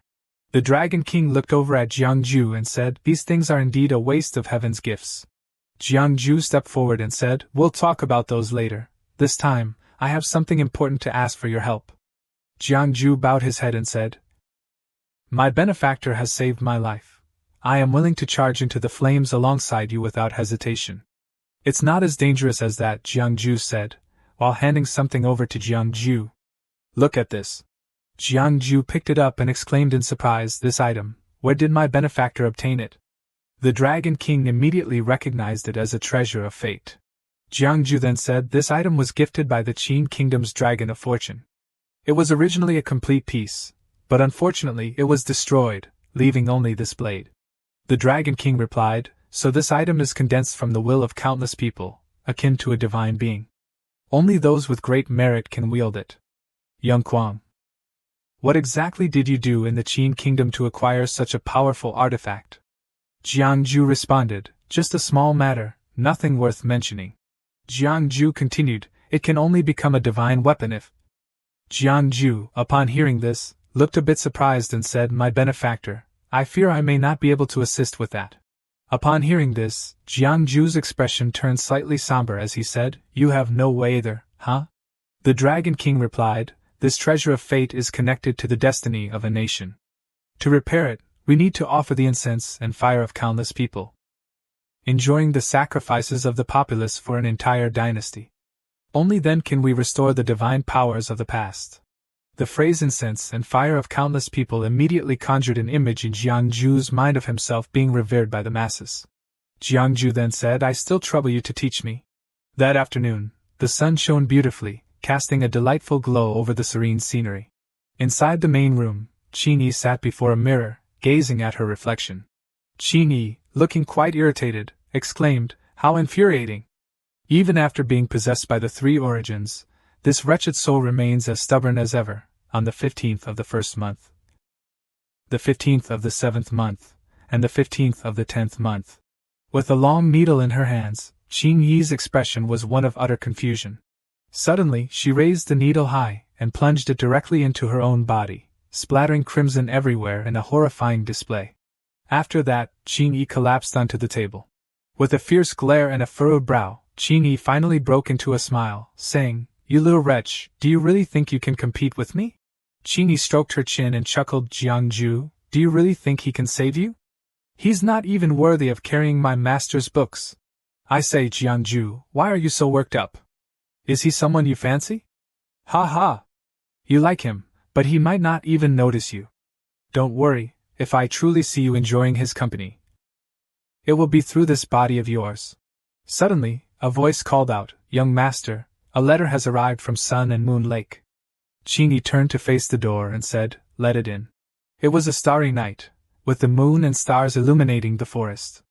As Feng Qin Yi read Jiangju's letter, she remarked, Jiangju wants to personally visit the immortal realm. Qingyi exclaimed, Mother, this is a great opportunity. Jiangju, without Shanlan's protection, is just an 8th grade cultivator. With a single breath, we could send him into oblivion. Feng Qingyi replied seriously, a powerful dark force like Jiangju cannot be measured by mere cultivation levels. Moreover, our master is not here. This is definitely not a good opportunity to deal with Jiangju. The ghostly whispers suddenly emerged, saying, Mother, big sister is right. Jiangju is just a small cultivator. Not to mention, with your strength, dealing with him would be as easy as flipping a pancake. Mother, this is an opportunity knocking at our door, don't let it slip away. Mother, every day you worry that the master might be in a good mood and grant us our bodies. Can't you just let us handle this ourselves? Shut your mouths. A sharp shout accompanied by a swift strike sent the 3 spirits into a panic. A bunch of brainless scoundrels. Jiangju is someone even the master has to be cautious of. You bunch of wicked spirits, are you not afraid of his summoning techniques or his golden virtue? As Feng Qingyu spoke, she lashed out with her whip, causing the spirits to wail in pain. Mother, spare us. We know we were wrong. Please don't hit us too hard. Big sister, save us. Qingyi quickly moved closer to Feng Qingyu, saying, Mother, if I had known Jiangju could summon the celestial deity, I would have prepared better. The summoning ritual requires choosing an auspicious day, bathing, changing clothes, and preparing for 3 days.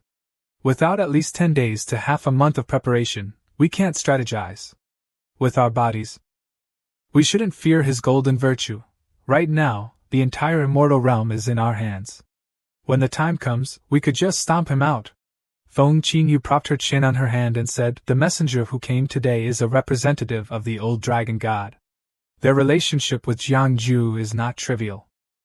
The old dragon of Sun and Moon Lake is someone even the master doesn't want to provoke. Suddenly, Qingyi leaned in close to Feng Qingyu and whispered something. Mother, how about this? Qingyi continued, If we can kill Jiangju, it would be a tremendous achievement. Then the master will reward us for our contributions. Upon hearing this, Feng Qingyu became excited and said, All right, let's try it your way. Meanwhile, in a hidden chamber, Jiangju was practicing his spells. His expression was one of intense concentration. Suddenly, Jiangju shouted loudly, and a surge of power erupted, leveling up. In an instant, a protective talisman circle enveloped Jiangju. Each talisman began to ignite, and Jiangju proclaimed, I summon the dragon transformation, heavenly path at the foot of the true Lord. Suddenly, an image of the divine Lord appeared behind Jiangju. At that moment, they seemed to merge into one, the divine Lord manifesting both yang and yin energies more vividly. Seizing the opportunity, Jiangju shouted, Lord of the celestial void, heavenly right, great chaos, heavenly right, Lord of the celestial void, savior of the suffering, ancestor of the mysterious path. Bless the people of great chaos, thank you, may peace and tranquility prevail. Suddenly, all the power and genius launched an attack towards the furnace in front of Jiangju. The water inside the furnace surged, revealing the liquefied gem. Jiangju then raised his hand to his forehead. After that, he pulled out a golden thread from his brow. Without hesitation, Jiangju shot it straight ahead. Jiangju's power merged with the liquefied dragon gem from earlier. In no time, a sword materialized. The remaining power suddenly shot up into the sky with immense force. In the grand celestial chaos, under the bright moonlight, a voice echoed, Infinite child of the true origin, the savior of the suffering. The Dragon King over here was utterly astonished, saying, Is this how you summon the deity? This isn't how you invite a god. Where's the ritual altar? Where are the offerings? This is clearly an announcement. Jiangju, on the other hand, was quite intrigued by the results he had created, saying, All right, all right. Without saying more, Jiangju raised his hand forward. Instantly, the sword flew towards him, and Jiangju caught it perfectly. Jiangju then stroked the blade, feeling the powerful blue energy. The Dragon King bowed his head in congratulations, young friend, on acquiring a treasured weapon. Jiangju looked down at the hilt, and said, This sword deserves a new name. From now on, you shall be known as the Great Chaos Sword, Jiangju said, looking at his sword with great satisfaction. In the night sky, a beam of light burst forth. Shan Lan, in deep meditation, sensed something unusual. Huan Nu beside her remarked, "The divine weapon has emerged. It seems the old dragon god's power has increased a level." "This divine weapon may not belong to the old dragon god," Shan Lan said coldly. "Why would you say that, master?" Huan Nu asked curiously. "Didn't you hear the prayers of the countless people of Great Chaos?" Shan Lan smirked. Then she suddenly remembered to ask, "What about Jiang Ju?" Huan Nu replied, "He's in the Yin-Yang cave, I heard." At this moment, Huan Nu realized the true origin of the Child of the Infinite, the new Emperor of Great Chaos. Could it be that Jiang Ju has an unsavory relationship with the Empress of the People? Shan Lan lightly tapped her fingers, commanding, "Send another wedding invitation to the Empress of Great Chaos." "Yes, I will obey." Huan Nu bowed in compliance. As Huan Nu walked away, she pondered, sending a wedding invitation? Is Master jealous? No, surely Master wants to seize the opportunity amidst the human turmoil to meddle in their affairs. This time, the commander has a grand plan. In contrast, the cold and aloof Shan Lan pouted in annoyance, wondering why Jiang Ju still hadn't arrived at the fairy realm. How foolish! Didn't he realize that if he didn't want her to know, he could at least come up with a decent excuse to lure her elsewhere? Meanwhile, Jiang Ju stood frozen for a long moment. The Dragon King, filled with concern, asked if there was something wrong with the letter. Well, nothing was technically wrong, it was just, "I never expected that some people could be so straightforward in person but turn into a completely different character when writing letters," so Tsundere. Jiang Ju felt a whirlwind of emotions as he read the letter. Tsundere? The Dragon King didn't understand Jiang Ju's strange lingo, so he decided to let it slide, pretending he hadn't heard anything. Jiang Ju didn't want to explain further and tucked the letter away. With a dark scowl, Jiang Ju crumpled the letter in his hands, thinking about how restless he felt at night, waiting for some kind of ghostly rendezvous. It was as if the little disciple of his was watching them. "I plan to make a trip to East Nai Mountain in the next couple of days," Jiang Ju announced. "The Demon Lord is still around. Is there any way to keep him from finding out?" The Dragon King asked, worry etched on his face for Jiang Ju. Jiang Ju rushed in, insisting that this trip was too dangerous for his benefactor to undertake personally. He should just send his subordinates instead. Jiang Ju raised a hand to stop him, stating that this was no small matter, and he should go himself. Bowing respectfully, he added, "If that's the case, I hope my benefactor can wait a moment." With that, Jiang Ju clasped his hands together, and began chanting some incantation. Then, with a flourish, Jiang Ju activated a mechanism that caused treasures to rise from the ground before him. Before his benefactor lay a multitude of precious items. Jiang Ju looked at the generosity of Jiang Ju, exclaiming in surprise, "Isn't this a bit over the top?" Jiang Ju leaned in close, enthusiastically saying, "It's not over the top. My benefactor must be cautious when entering the dragon's den or tiger's lair." Jiang Ju sighed, wanting to refuse. "This time, when I go to the fairy realm, I have my own plans. Besides, I can always call Jiang Ju for help whenever I'm on Sun and Moon Lake territory." Jiang Ju scoffed, saying, "My benefactors should understand their own situation." Stung by the truth, Jiang Ju fell silent, thinking to himself, "Do you even realize how much trouble you can cause? Even in a safe place, calamity seems to follow you. My benefactors should allow their subordinates to assist you," Jiang Ju suggested, and with that, Jiang Ju had to sigh and accept the reality. The next day, at the training grounds, Shan Lan was already waiting, having changed into a more comfortable purple outfit. In stark contrast, Jiang Ju was decked out in armor from head to toe. The two stood on the arena floor, just waiting for the other to make a move. "Hey, the ones munching on melon seeds are Kalil and Shan Ning." Shan Ning, worried, exclaimed, "Oh no, oh no. My dear husband is about to get beaten to a pulp by my sister again. His life is truly miserable, even worse than mine." Kalil, chewing on candy, sweetly reassured Shan Ning, "This time the master won't let it go that far." Shan Ning immediately crushed Kalil's optimism, saying, "You're still just a kid. You don't understand. Besides me, my husband is the only one who gets beaten by my sister and still lives. He's been hit before, and he'll probably get hit a few more times. Oh, it's starting." Shan Ning was instantly captivated by the unfolding battle. Jiang Ju called out a challenge, "Wife, you better be careful this time." Shan Lan just smirked. Without further ado, Shan Lan charged in for the attack. Jiang Ju pulled out a bone fan from his gear. With a flick of the fan, he unleashed a cross slash. Shan Lan dashed forward but quickly leaped high to dodge, spinning in midair to land right in front of Jiang Ju. And then, a friendly punch was delivered. It sent Jiang Ju flying back several meters. Jiang Ju, caught off guard, had no choice but to slide across the ground. He groaned in pain. Ouch! He fished out a healing pill and popped it into his mouth. But Shan Lan was quicker, grabbing his mouth and forcing him to spit it out. Shan Lan turned Jiang Ju's face to meet hers, and he stammered, "Wife, you're being too rough." In response, Shan Lan unleashed a flurry of punches and kicks on him. Eventually, Jiang Ju, with a swollen face, waved a white flag. "No more fighting. I surrender, I surrender." Shan Lan, hands on her hips, questioned, "Did you come to Sun and Moon Lake to extort money? Cultivation is all about relying on oneself. If you keep depending on external things, it'll just become a hassle," Shan Lan lectured after a while. Jiang Ju could only scratch his head and say, "Yes, yes, you're absolutely right, my dear wife." Shan Lan turned halfway to look at Jiang Ju in silence, and he couldn't help but blush at her expression. Suddenly, Shan Lan asked, "How do I compare to that Empress of the Great Sun, the demon lord of the demon nation?" Jiang Ju's heart skipped a beat, thinking, "Oh no, this is a loaded question. Do you really want to know?" Jiang Ju leaned in to inquire, and Shan Lan huffed, waiting for his answer. Jiang Ju, confused, thought, what does that huff mean? Does she want to know or not? Women are truly complicated. Putting that aside, Shan Lan announced, "There's some movement from the Yusu Shi tribe. I'll be heading there tomorrow. Master has been away for a few days," and Jiang Ju inquired if he would return in 2 days.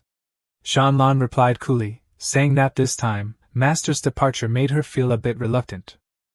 "If you feel that way, are you going to join him?" Shan Lan asked. And what came back was the excitement of Jiang Ju, who was all about early arrivals and smooth sailing. At this moment, Shan Lan just wanted to knock some sense into this thick-headed Jiang Ju. Shan Ning sat beside her and asked, "Kalu, how do you know that? Do you read fortunes like a billionaire?" Kalu replied with a touch of swagger, "Of course I do." Kalu hugged her rosy cheeks, her eyes sparkling with thoughts of her master, who daily pondered the idea of pressing his beloved on the bed. Meanwhile, his beloved eagerly awaited news from him.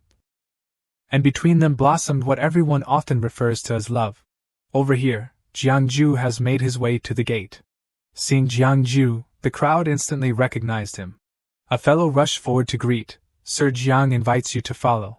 Our young master has been waiting for you for quite some time. Apologies for the inconvenience." Jiang Ju was ushered into a cliffside chamber, where he settled at a tea table, eagerly awaiting his guest. Jiang Ju gently called out, "Shan Ning," while holding a cup of tea. Shan Ning kicked Jiang Ju's hand. He sighed, understanding the situation like a seasoned actor in a dramatic scene. To strut in like this, could it be that the mysterious figure is secretly aiding the immortal of the otherworld, or perhaps... At this moment, footsteps approached. Qingyi joyfully called out to Jiang Ju, the young master of the clan. In the spotlight, Jiang Ju's eyes sparkled with a watchful intensity. Qingyi paused for a moment, caught off guard. Jiang Ju's attitude did a complete 180, bursting with joy as he spread his arms wide to call out to Qingyi, "You clever little one."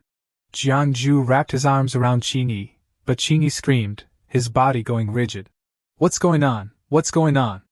Jiang Ju anxiously asked Qingyi, who was in a state of turmoil. Qingyi pushed Jiang Ju away, raising a hand to stop him. "It's nothing, really. I just haven't seen my young master for ages, so I'm a bit too excited," she thought to herself, secretly cursing. What kind of creature is this? A good soul reincarnated 100 times can't compare to him, yet he radiates such powerful golden virtue. Young master also really misses someone who hugs him a little more. Jiang Ju still carelessly invited Qingyi. Qingyi, on the other hand, gasped in surprise. "Step back 3 meters before I dare to say, 'Hold on, young master, I have something important to report to you.'" "What's the scoop?" Jiang Ju asked. Qingyi closed her eyes and let out a sigh of relief. But who would have guessed that Jiang Ju would suddenly wrap his arms around Qin Yi? Alright, let's put everything else on hold for now, we'll sort it out later. Oh, my clever little one, I've missed you so much. The power of Jiang Ju's good deeds radiated out like a dazzling spotlight. Qin Yi felt like she was suffocating, cursing to herself, realizing that Jiang Ju was even more of a weirdo than she was. How could he possibly cultivate such dense golden merit like this? Qin Yi was overwhelmed by the merit, collapsing onto the ground. What's going on? Jiang Ju looked at Qin Yi in confusion. Come on, young master, let me help you up. Jiang Ju reached out to assist Qin Yi, but she reacted fiercely, backing away and insisting, I can stand up by myself. After a moment, Qin Yi still tried to keep as much distance from Jiang Ju as possible, bowing slightly and offering tea. Young master, you've had a tough journey, please drink some tea first. Qin Yi smirked mischievously, thinking, no matter how skilled you are, Jiang Ju, your cultivation level is still low. Just let him drink this soul tea. Jiang Ju didn't think much of it and picked up the teacup. As the tea neared his lips, Qin Yi was extremely anxious and hopeful.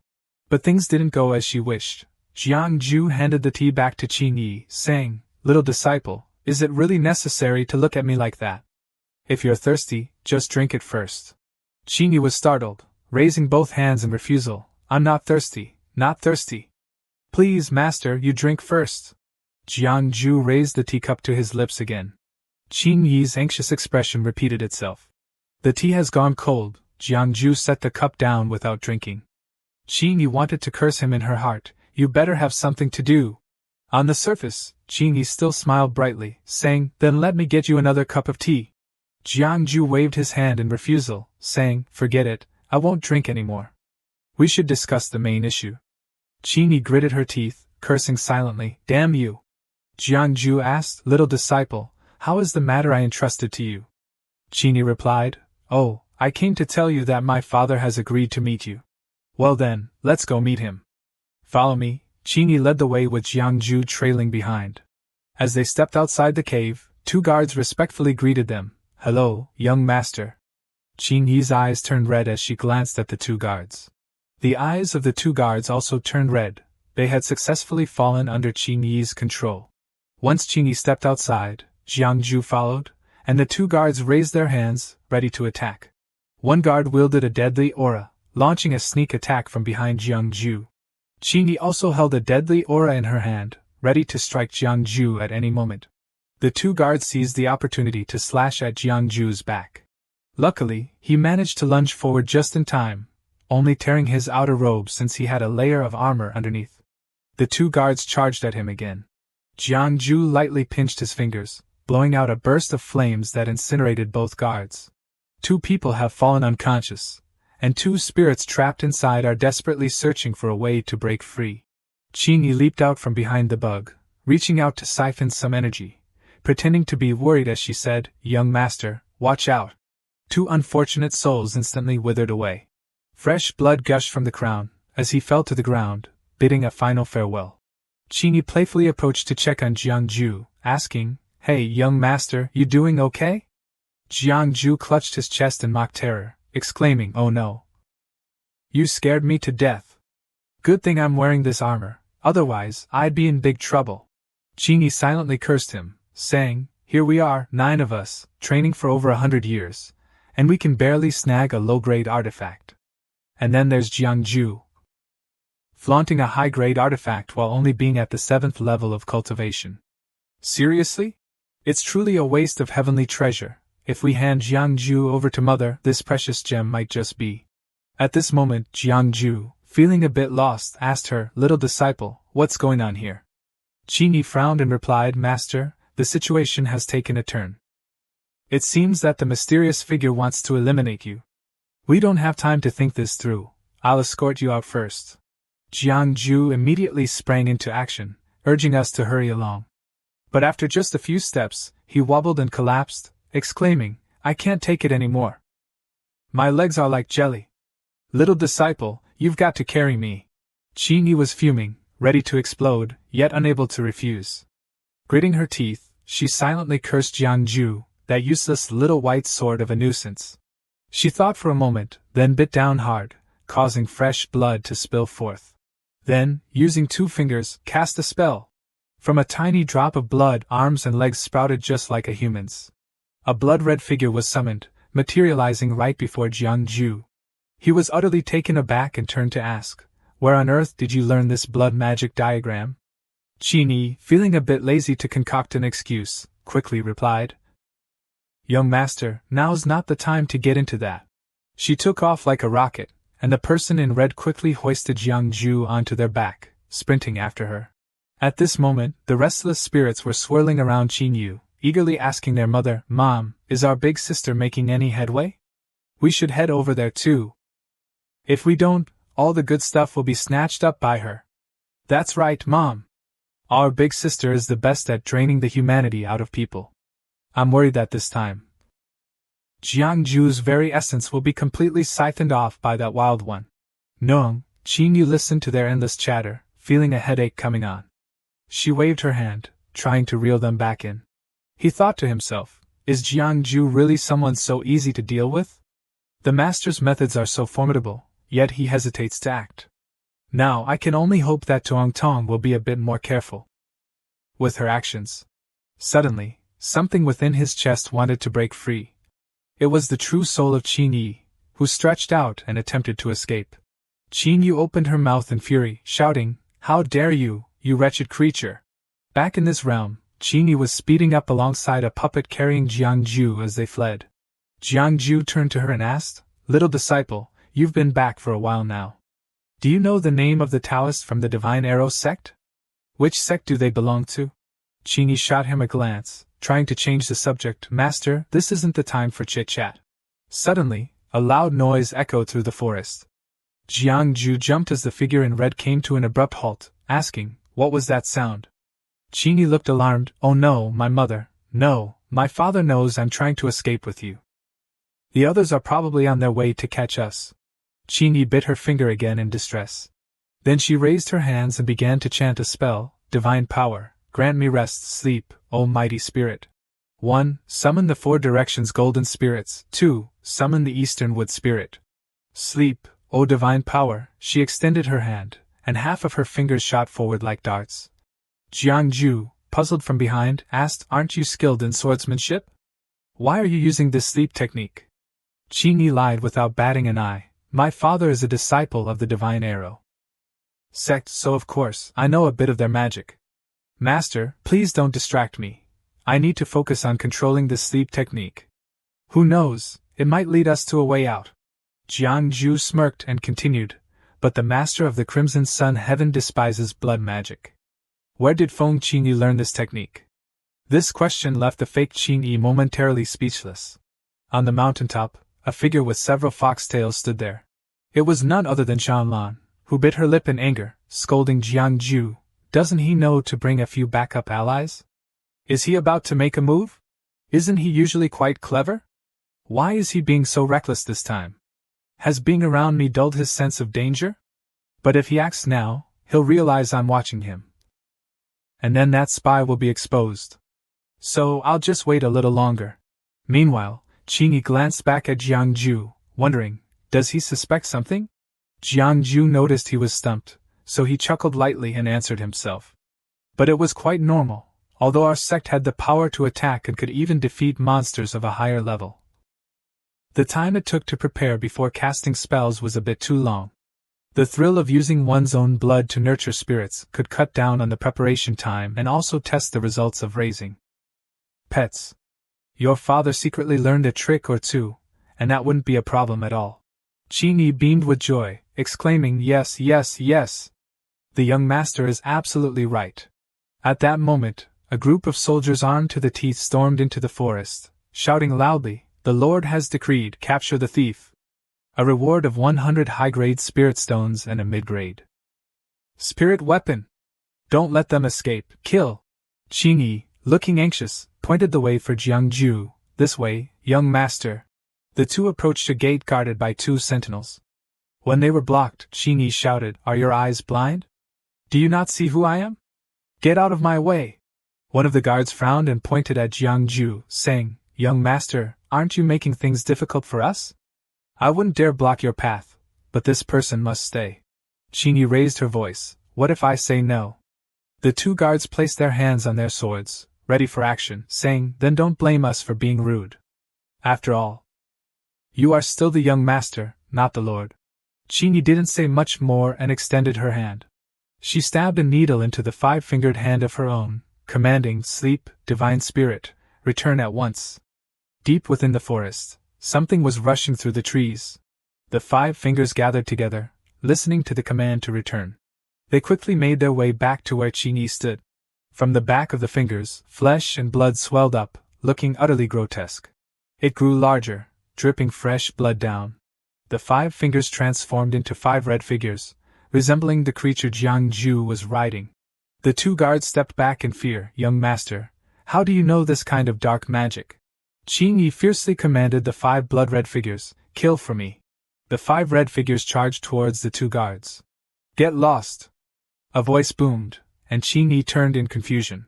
Jiang Ju had somehow appeared behind them, slashing at the mount with a smirk. Little disciple, you actually took in such a vile technique?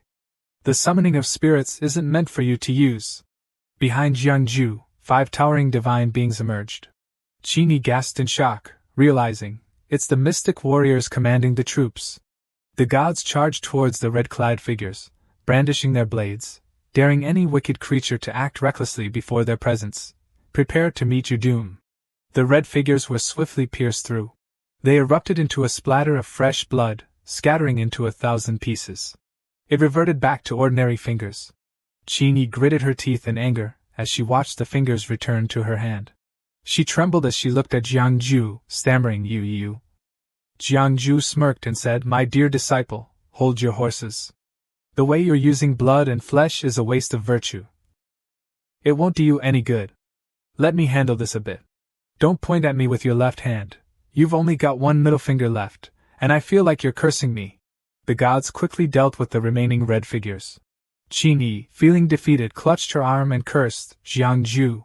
Jiang Ju leaped into the air, brandishing his sword, saying, TSK, being too hot-headed isn't suitable for a mount. He forcefully pierced the chest of the last creature. Then he jumped and lunged towards Qingyi.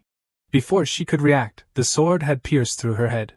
The soul escaped from Qingyi's body, furiously shouting, Jiang Ju, you knew all along, didn't you?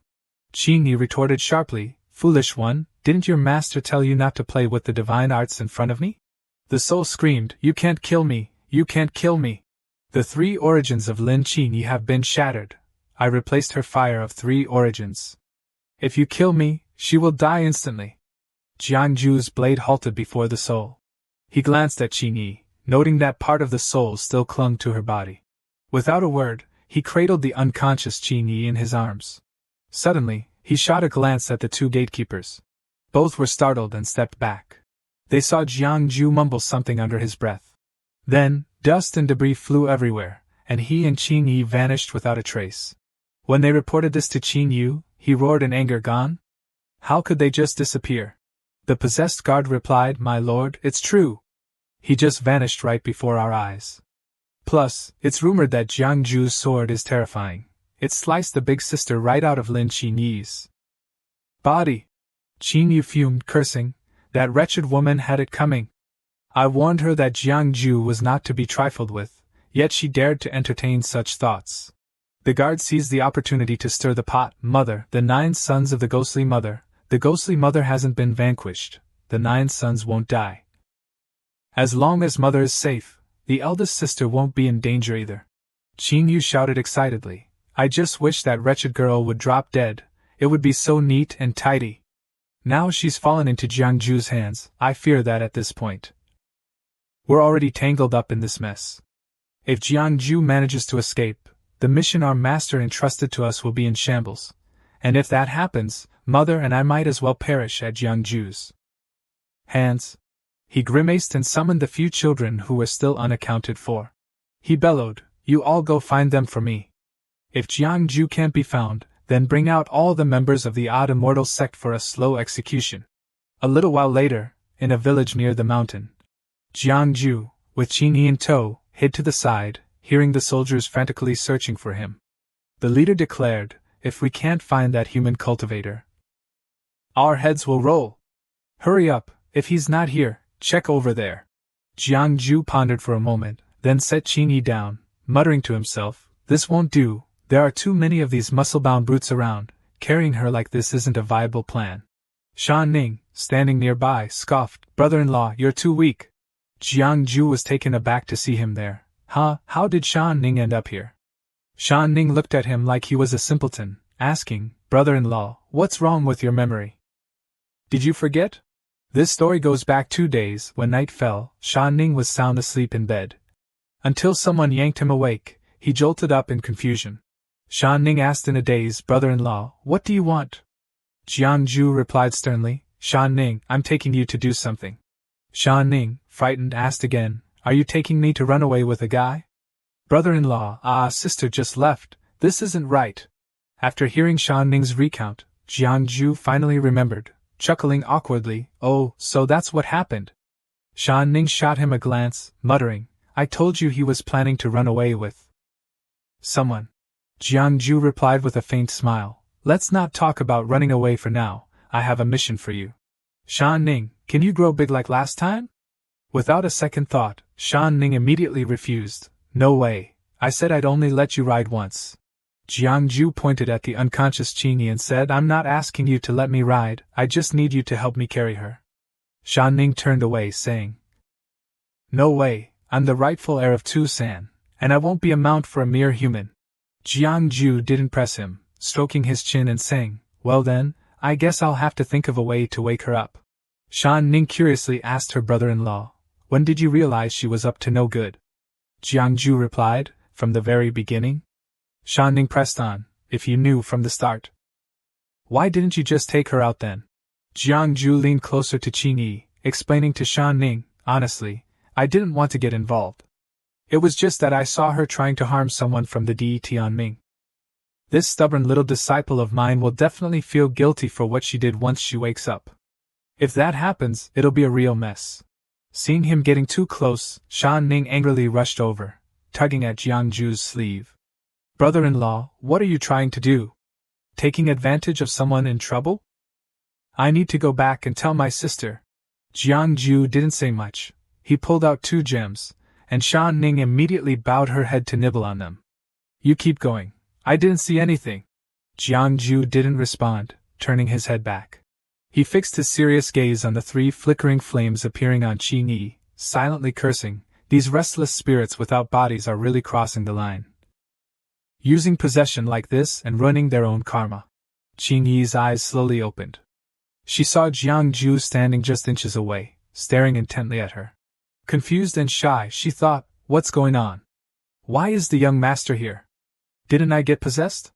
The young master is so handsome up close. What does he want? A kiss? What should I do? He's so powerful, I can't resist him, can I? So she puckered her lips, waiting for a kiss. Jiang Ju raised his hand to cover her mouth, chuckling lightly, little disciple, have some self-respect. Qingyi stammered, I thought it was about you, young master, this situation. Jiang Ju interrupted her, pointing at Shan Ning beside them, I get it, but my sister-in-law is right here. Shan Ning then walked over to Qingyi, loudly declaring, brother-in-law, she's awake. Hurry up and take her out. Qingyi turned pale with fear, thinking, I just wanted a kiss. And now I might get chopped before I even get the chance? Is the Tu San family law really that strict? Jiang Ju flicked Shan Ning's nose, reminding her, what are you talking about chopping? This is the real deal. Qingyi looked at Jiang Ju like he was her lifeline, thinking, I can't believe the young master came all this way for me, risking himself to save me. It's so dangerous. She grabbed Jiang Ju's hand, sincerely saying, young master, you shouldn't have come. Jiang Ju smirked, well, I'm here now. Qingyi, tell me what happened at Tianming. So Qingyi, with a sorrowful expression, began to recount, after I returned to Tianming, I lost consciousness after drinking a cup of tea, and then I was locked up in the dungeon. After spilling all the beans, she excitedly told Jiang Ju, the young master, that her father had also been possessed by them, and he really shouldn't come here. The demon immortal sect is extremely dangerous right now. Jiang Ju cleared his throat, his voice deep, saying whether it's dangerous or not is up to me to decide. He glanced at his swollen hand, pouting, "Just loosen up a bit, poor kid, such overwhelming power." He quickly stood up, pointing the great Khan blade at Qin Yi, the little disciple, warning that this dark entity still lingered in her consciousness. She just needed to close her eyes and endure. For a moment, and it would be over. Qin Yi, utterly bewildered, still obeyed and stood still. Jiangju asked, "Do you trust me?" Qin Yi nodded yes. Then she felt something stirring within her. The lingering soul suddenly leaped out, wailing, "Immortal, spare me! Immortal, spare me! I beg you to spare this humble one's life. I promise I will tell everything, I will tell everything." Jiangju replied coldly, "No need for you to answer. I'll ask you, do you want me to read your fortune?" The soul froze, "Huh?" Jiangju pointed his sword at its throat, sneering, "Do you really think the 9 lives ghost mother, the mother of the dead, won't die? If I imprison your soul here and nurture my 5 sounds divine, how long do you think that ghost mother of yours can hold on without abandoning your dead ghost?" Shan Ning watched, biting her lip, thinking, "My brother-in-law is terrifying right now." The threatened soul trembled, saying, "Jiangju, do you really want to force me? Do you know if I die, this little disciple of yours will only become a wandering spirit? Can you really do that?" Unexpectedly, Qin Yi chimed in. "Young master, you don't need to worry about me. Killing that dark entity is the priority. At worst, I'll just dissolve my cultivation path." Jiangju reassured her. "With the young master here, you won't die, just relax." The soul, frightened, began to wrestle with its thoughts. If it revealed its master's identity, the master wouldn't spare it, but if it didn't comply, Jiangju would surely make its life a living hell. The only plan now was... Suddenly it burst into tears. "Mother, your daughter knows she was wrong! Your daughter knows she was wrong!" Jiangju's blade sliced through the soul, which cursed. "Jiangju, in my next life, I will definitely not spare you!" He frowned, realizing something was off. The soul seemed to be trying to escape. Jiangju raised his hand, chanting a spell. 5 sounds, heed my command and imprison this soul for me." The 5 sounds immediately emerged, capturing that wandering soul. Jiangju sensed something approaching in the surrounding air. From the rocky wall, dozens more souls crawled out, rushing towards them. They laughed loudly, mocking, "Big sister, why do you look so disheveled? This time, mother is really angry, big sister is doomed, haha, calling her big sister? Once she comes back, she'll be the weakest little sister." The souls gradually faded, but the ruckus continued. "You scoundrels, Jiangju, I will never forgive you." Jiangju quickly leaned the unconscious Qin Yi against the wall, calling out, "Shan Ning, Shan Ning!" Shan Ning dashed over eagerly. At that moment, the souls released a strange aura. It transformed into a binding thread, instantly ensnaring Shan Ning's body. They lunged greedily towards the subdued Shan Ning. "This body is so beautiful. I will take it. No one can compete with me." Jiangju unexpectedly leaped in front of Shan Ning, blocking the souls from getting any closer. He raised his hand and commanded, 5 sounds, 5 deities, heed my call." The 5 deities appeared, launching an attack on the souls. Shan Ning lay weakly on the ground, calling out, "Brother-in-law," as Jiangju waved his hand to dissolve the binding threads. He comforted her, "It's okay, don't be afraid." Suddenly, the ground shook violently. A massive, grumbling monster charged in, angrily declaring, "Jiangju, you killed my daughter." The vengeful spirit mother had come looking for him, furious, "Jiangju, you killed my daughter." Countless souls surged from the monster. A multitude of hands reached out towards Jiangju. But as they got closer, they realized Jiangju had vanished without a trace. Qin Yu stared in disbelief. How did he disappear? How could he just vanish? "Find him. Immediately find Jiangju for me," she shouted in rage. Meanwhile, having reached a hidden cave, Shan Ning asked, "Brother-in-law, why don't you just wipe out those ghosts? Use the powerful stuff you set up for Big Sister's retreat." "That powerful stuff?" Jiangju replied, "The feng shui arrangement isn't easy to set up, that's a borrowed formation. The feng shui in this mountain cave isn't special, I can't set it up." Shan Ning inquired again, "So what should we do? Should we go back and call Big Sister to subdue them? We can sneak out, aren't you afraid of being tied up and beaten by Big Sister?" Jiangju hesitated, not afraid. Shan Ning pouted, "You're not scared, but I am." Jiangju replied, "All right, no need to worry, we have backup." Sha Ning, in a hurry, exclaimed, then what are we waiting for? Call the backup. Little did she know, Jiangju refused, now is not the time. Qin Yi, who had been unconscious, finally stirred, trembling as she let out a sound, as if she were facing something in a dream. Jiangju raised 2 fingers to his chest. He then focused his energy, and transmitted it to Qin Yi. 2 nails were pulled out by his force. Qin Yi coughed violently, spitting out a mouthful of fresh blood. Jiangju immediately took out a talisman and pressed it onto her forehead. Jiangju told Sha Ning, her 3 origins have been disrupted. This calming talisman can only temporarily stabilize her soul. Sha Ning, you should take her back to Sun and Moon Lake. Sha Ning, slightly worried, asked, but what will you do if I leave? Jiangju smirked as he drew his sword. Me? I'll just go and enjoy some killing. Back on this side, the group from the demon clan was frantically searching for Jiangju in every nook and cranny. Hurry up, move faster, check over there. One person questioned, what was that earlier, Captain? The captain replied, that was an enemy infiltrating our demon clan, named Jiangju, a master of ghostly techniques. What we just saw was definitely a monster controlled by Jiangju. The other person gasped, so that's it. The captain really knows a lot. The captain shouted to everyone, the urgent matter at hand is to find Jiangju quickly. If he escapes and reveals our base location to the demon lord, our demon clan will surely face disaster. At that moment, several people suddenly looked frightened, pointing behind him. Captain. The captain turned around in shock. Jiangju had come to them, holding a jar in his hand, and asked, Gentlemen, are you looking for me? The captain shouted, Jiangju.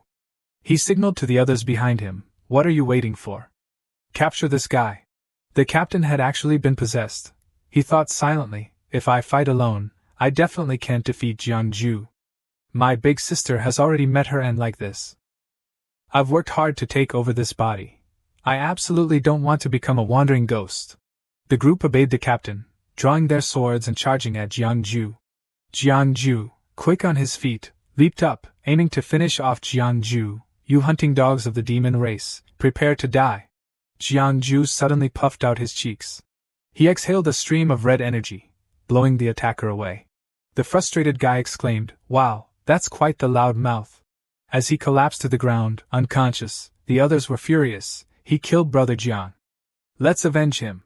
Jiangju stood to the side, hands clasped, uttering a single word, start. 2 streams of green and red energy burst forth from the vial. The captain behind watched in panic as his team was engulfed by the energy, thinking, what in the world is happening? What is this? He realized the energy was also heading straight for him. In no time, it swallowed him whole. Jiangju swung his blade through the energy.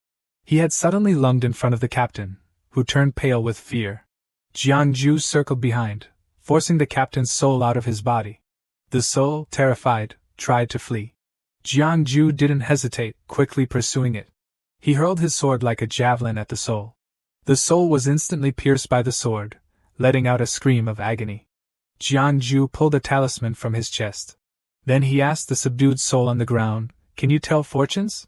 Seeing it didn't respond, he shook the sword, causing the soul to cry out, please spare me. Jiangju asked again, can you or can't you? The soul wailed, calling out for its mother, Mom, Jiangju is here. Save me. Jiangju stood up and commanded, 5 sounds he might call. Instantly, they bound the soul tightly. Jiangju threatened it, if you obediently follow me, I can help you avoid being controlled by the ghost mother. In the future, I can help you cleanse your ghostly energy. Becoming a spirit god is not out of reach. The 5 sounds chimed in, if you don't comply, you'll just be our meal. The soul, utterly terrified, quickly surrendered. I give up, I give up. A voice boomed, then let's get moving. The talisman Jiangju had placed on the soul ignited. The soul's body gradually began to dissolve. A green mist enveloped it, and the soul screamed, no, please. I was wrong. Mom, I know I was wrong. Jiangju frowned as he watched the green mist consume the soul. After it was completely obliterated, only a black orb fell to the ground. Jiangju walked over to pick up the orb. He felt a bit annoyed. The ghost mother had caught wind of him. Meanwhile, Qin Yi was furiously shouting, Jiangju. The wandering soul that had possessed Qin Yi couldn't help but chuckle, haha, it seems you're not the most pitiful one after all. Qin Yu, fuming with rage, shouted, "Shut your mouth." She thought to herself, to bring the eldest back to life, she had already depleted quite a bit of her essence. And now, reluctantly, she had to kill the second child. It was like suddenly severing a layer of her cultivation. Ironically, she still hadn't truly faced off against that Jiangju fellow. She swore that this grudge would never be forgiven. The wandering soul beside her said, "Mother, the important thing now is to call the remaining sisters back. Jiangju knows the soul-calling technique. You want to be alone?" Qin Yu closed her eyes and commanded, "Bring them all back to me." The wandering soul asked anxiously, "But mother, all the sisters are already back. What about Jiangju? If he wants to escape, it seems we have no way to stop him." Qin Yu's face darkened as she replied, "He won't be able to escape. Before the master left, he left the teleportation talisman behind. With that treasure, where could he possibly run to?" The wandering soul exclaimed in a panic, "Mother, have you lost your mind? If you activate the teleportation talisman, the master will definitely find out. Do you not want to return to the bone cave?" Qin Yu's gaze turned fierce as she declared, "As long as Jiangju is dead, any mistakes will turn into achievements." She instructed her recently returned children, "For now, don't worry about Jiangju. Let the people of the otherworldly immortal sect hold him down while you protect me." The wandering souls responded, "Yes, mother." Meanwhile, Jiangju was still surrounded by soldiers. He spoke in a deep voice, "Gentlemen, please make way." The soldiers stubbornly formed a line, shouting, "Demon cultists, die!" Formed the formation. A stream of sword energy appeared, hurtling towards Jiangju. He waved his hand, unleashing a flurry of talismans. The two collided, resulting in a massive explosion that shattered the sword energy. The soldiers in formation simultaneously spat out mouthfuls of blood. They refused to give up, angrily shouting, "Kill him! Protect the sect leader! Protect the otherworldly immortal sect!" Jiangju lightly tapped his head and said to them, "Use your brains, will you?" Just then, Qin Yi appeared with Shan Ning, shouting, "Stop! Stop right now!" The soldiers were taken aback, recognizing her, young master." Qin Yi approached Jiangju and called out, "Young master." Shan Ning helplessly explained, "Brother-in-law." She woke up halfway and insisted on coming back. I couldn't hold her back. The soldier shouted loudly, "Young master, this person is a minion of the demon clan. The sect leader wants us to capture him." Jiangju silently turned his head to look at him. Qin Yi stepped forward to confront them, asking who gave them the right to treat her young master like that. "He is my benefactor." The others looked confused, wondering what was going on. "Young master, what is happening here?" Qin Yi explained to them, "I was possessed by dark forces, and without my young master, I would have long been taken over by a soul spirit. Not just me, but my father and my junior brother would have suffered the same fate. My young master is the elder of my father's sect. His cultivation level is not something you can comprehend. If it weren't for my father and my dignity, do you really think you could survive this?" At that moment, the captain was helped over by another person, who said to everyone, "What the senior sister said is true. I was also possessed by dark forces. Haven't you all noticed how our personalities have changed so much these past few days?" One person frowned and argued back, "But the young master and the junior captain both have talismans on their heads. They could also be under the influence of this dark magic." "So don't believe them!" Qin Yi shouted back, "This is a soul-binding talisman. The dark forces have harmed my three origins. Without this talisman from my young master, I would have lost my soul." The person replied skeptically, "How can this be proven?" Qin Yi hesitated, unsure of what to say. At that moment, Jiangju stepped forward and spoke up, "Your leader has yet to show himself. Is there still no way to prove it? If you still don't believe, let's go meet your leader together." A few minutes later, everyone headed to meet Qin Yu. Jiangju asked Qin Yi in a low voice, "We've come this far, why are we turning back?" Qin Yi smiled and said, "This is originally a matter of my immortal sect. If my young master is willing to help, I would feel guilty. Even if I can help my young master a little, that would be great." Jiangju asked with concern, "Are you okay?" Qin Yi replied, "For now, there's nothing serious. My young master's talisman is very effective." "Young master, thank you. I will repay this kindness," Qin Yi said. Jiang Ju nodded in agreement. Good, remember to repay it. Qin Yu was taken aback by the response. Shouldn't you be politely saying it's unnecessary? Suddenly, thunder and strange vines appeared from the mountain. Jiang Ju thought in shock, what is happening? A soldier anxiously said, Sir, you should go check it out first. Everyone stepped back behind Jiang Ju, cautiously looking up. It was the monster Jiang Ju had seen before, and now it was even bigger. A soldier fearfully asked, Is that the leader? Has the leader really been possessed by dark forces? Jiang Ju furrowed his brow, silently assessing the situation. What kind of demon was this? Had Min already played his hand? This nine-tailed demoness dared to reveal her true form in front of so many people. What was she planning to do? Qin Yu's head popped out from the creature, her voice booming, Infinite heaven. Countless souls return from the ages, infinite heaven grants eternal life. The path of immortality, how many can truly attain it? In the heavens there are matters of the heavens. 36 divine pillars, and the creature was surrounded by a sinister aura. Sensing the situation was spiraling out of control, Jiang Ju shouted to everyone, Fall back. Everyone, retreat. Qin Yu sneered, calling out to him, Jiang Ju. The 36 heavens have their masters. Why is there a deathly bow? Jiang Ju gritted his teeth, cursing silently. How did she know about the deathly bow? Who was her master, really? He reached for a talisman, channeling his energy into it.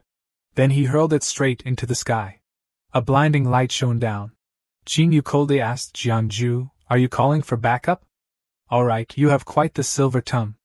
No matter where you are, there will always be someone to help. But don't rush. Go ahead and call for help. You only know about the divine bow with its innate creation scripture, but there's another treasure. Today, I'll broaden your horizons. A massive force gathered. Does this island in the sky look familiar to you? A gigantic island appeared from the heavens. Jiang Ju's eyes widened in disbelief. How could this be happening? Qin Yu laughed triumphantly. Ha ha, Jiang Ju, prepare to meet your end. The massive island drew closer and closer. Shan Ning anxiously called out, Brother-in-law. Qin Yi also wanted to rush forward, Young master. Suddenly, an unexpected force halted the island in its tracks. The power was immense, even causing the island to explode. Jiang Ju stared in astonishment. He saw Shan Lan standing before him, raising a hand to the sky. So it was she who had caught the island for him. Shan Ning joyfully ran over, asking, Brother-in-law, so you invited Big Sister here? Then it's all good. With her here, we have nothing to fear. Little did he know, Jiang Ju was still in shock, questioning, the person I invited was clearly. No, wait. How is Tu Shanlan here? Is she following me? The most shocked of all was Qin Yu, who screamed, How is this possible? How can this be? She cast another spell, calling out, In the outer heavens, there are still the 9 celestial realms, and in the world, there are the 9 heavy chambers. Shanlan frowned and turned her head. She boldly leaps towards the demon queen. The demoness unleashed a few restless spirits and commanded, Stop her for me. As soon as they got close, the air around Shanlan froze them in their tracks. She coldly asked the demon queen, Do you want to take out Jiang Ju? Qin Yu furiously demanded, Who are you, and why are you here? Its muscles began to ripple all over its body. Then a dark, ominous hole opened up in the front, spewing forth a cloud of shadowy gas towards Shanlan. Instantly, that dark mass morphed into a little monster, complete with arms and legs, crawling towards Shanlan. Qin Yu was fuming with rage, refusing to accept her fate as she shouted, I've battled in the White Bone Cave for thousands of years, devouring countless monsters to reach this point. How can I possibly die here? I will fight back.